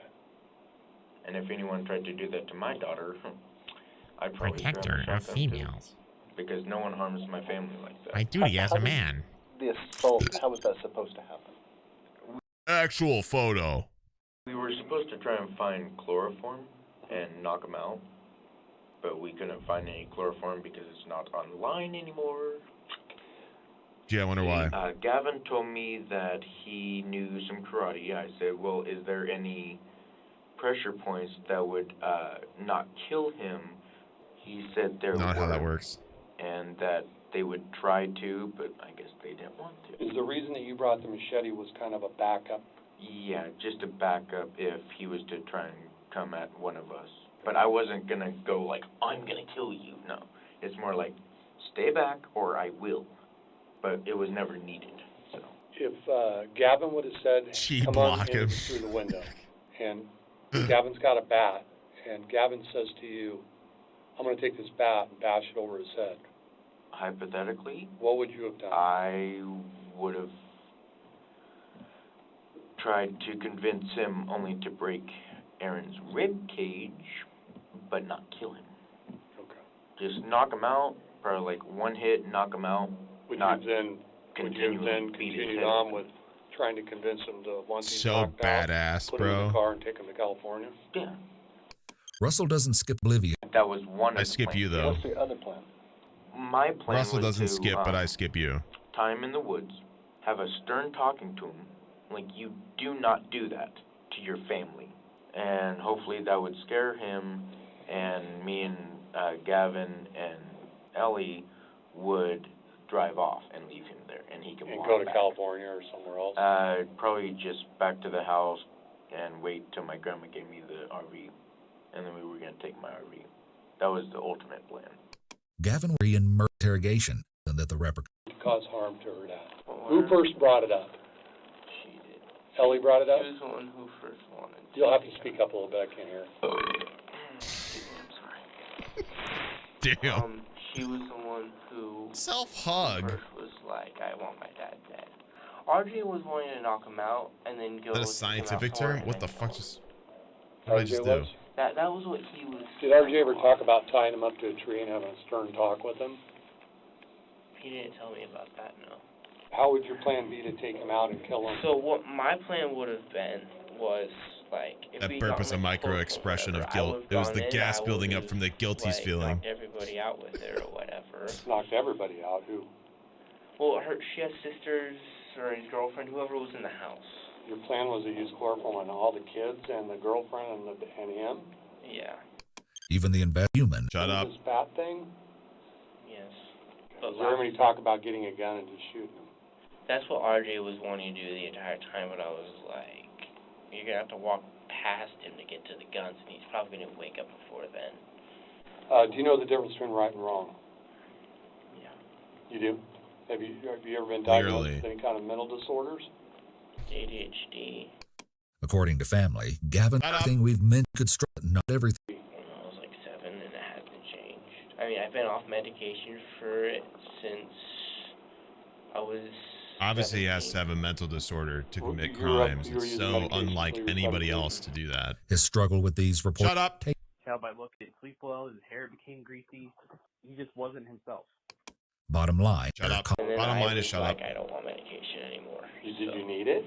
I didn't feel like I needed it, no. And I've been I messed up big time, and I know it. Oh, You really? guys going over there and getting her bags. When did it start? Well, I really passing through your screwed mind up, that guys. I you're only gonna killed a take them man. out? I really screwed the pooch Well, on this. Right, I understand that. Note how. Note how you are getting skipped. Shut It's up. gonna go down. I'm gonna go assault.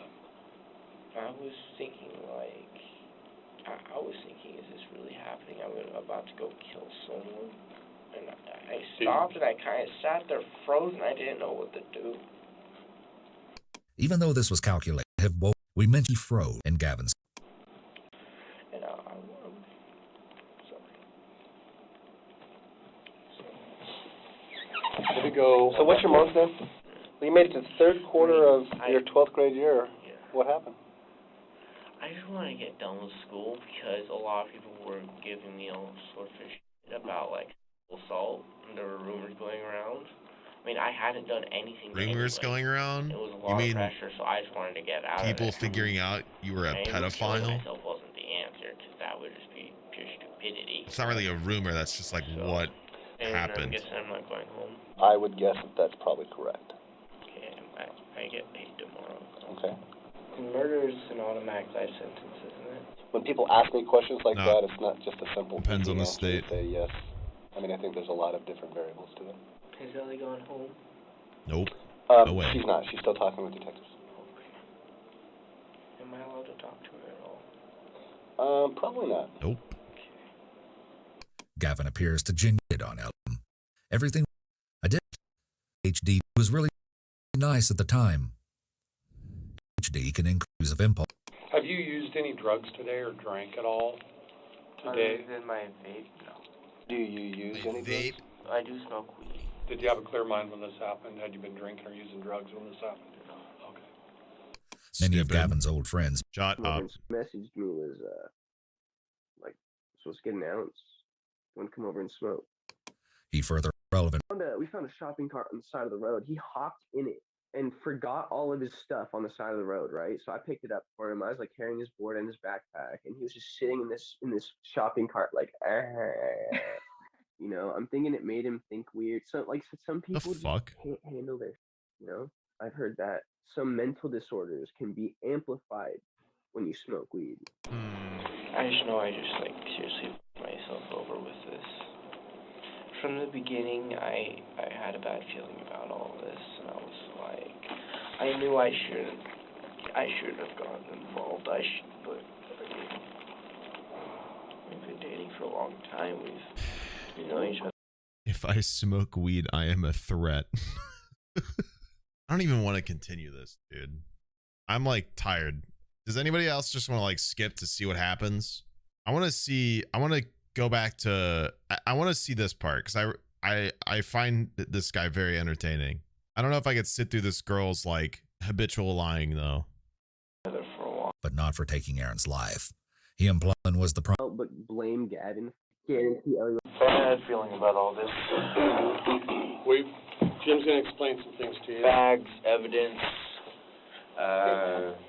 Probably handcuffs are going to be coming next for all three of us because what we did, well, I didn't beat the crap out of them. You told me that you spent a lot of time in the watching and doing detective work stuff. So Yeah. this is a search warrant, okay? Gavin's property? No, this is for your body. I'm just going to explain that to you. Because part of what we're going to collect... I have nothing on me except for my clothes. Okay. Mike, part of what we're going to collect is DNA samples. And that's... I'm bullshit. Here we see a more It's not just like my not homework. bullshit, but By my dog, which I never had. So, Mike, I ate my let me own explain food. something to Mike. Because a judge signs a search warrant saying that we're going to collect... Oh, DNA. so a judge? Judge signed it. Yeah. Yeah. What stupid judge said that? So let me read this to you, okay? It's long. In the Circuit Court of the State of Oregon for the County of Jackson, search warrant, you are hereby commanded to search a certain... Commanded. And Russell Pierce Jones, date of birth 7/11/95, who are currently in police not custody. 7/11. It's 7/1. 7/1/95? Okay. Okay. You're gonna have to tie me down in a straitjacket to get my evidence. Okay, and that may happen. Okay, you've been very Of course, I cooperative. tend to talk out my ass. Just try not to stick your finger in my mouth. I will bite it. You're gonna have to force me to do it. Okay, we will. I mean, I wasn't being serious. She had 4 guys hold my arms and legs down, and so she thought I was safe enough to put her hand close to my mouth. Let's just say she needed rabies shots after I bit her. Don't bite me, please. When's the last time you slept? 3 days ago. Wow. Yes, the thing that we can all Individuals who give have each other, bipolar we- disorder you know. struggle to sleep, Sode. Maybe Shut stand right up. there with your back against that wall so I Yeah, can we- take some pictures of you. Try not to get my face. Common thing that humans give to each other is rabies. Yep. Come on. I'll get your good side. Stand back against the wall and face me. Back towards So back true. against the wall and face me. Okay. Arms Do I down have your to side. hold this on? No. Arms down to your side. Don't do that, please. Yep. Actual photo. And turn and face that way for me. Bit check. You don't have to hold your mouth open like that. I know. Okay. Turn and face. I just feel like I'm like at school with the photos. My cat's all...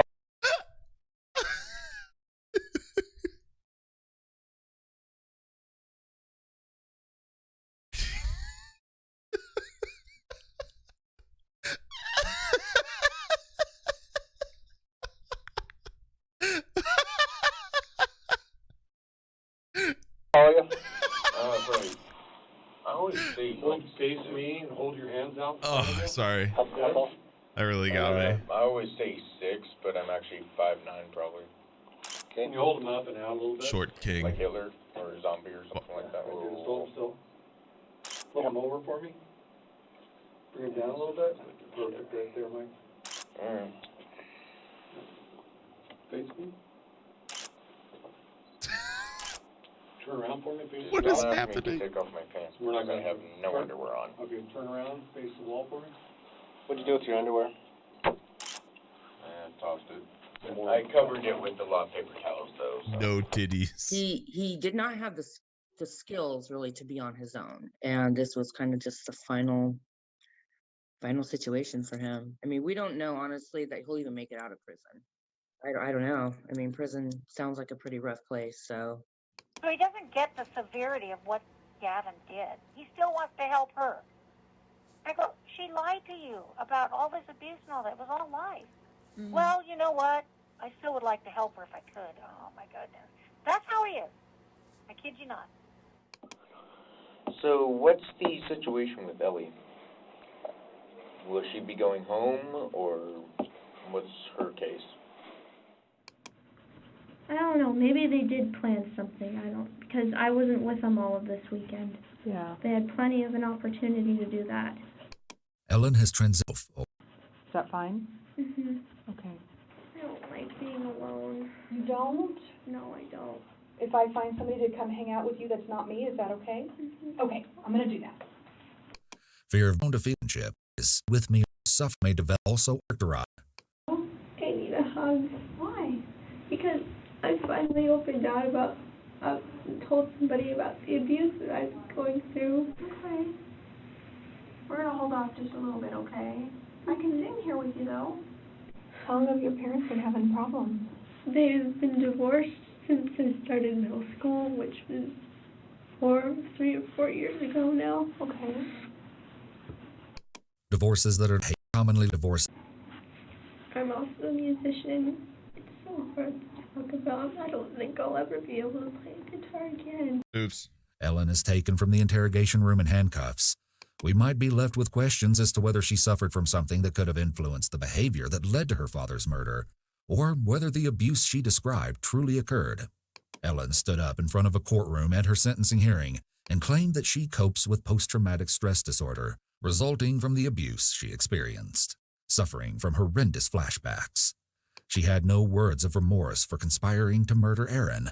Rather, she shared that she had accepted Jesus Christ as her Savior. In addition to thanking her legal team and youth ministry, she looked across the courtroom at her mother and grandmother and thanked them for their support through tears before reading the quote, "Even when the world throws its worst and turns its back, there is still always hope."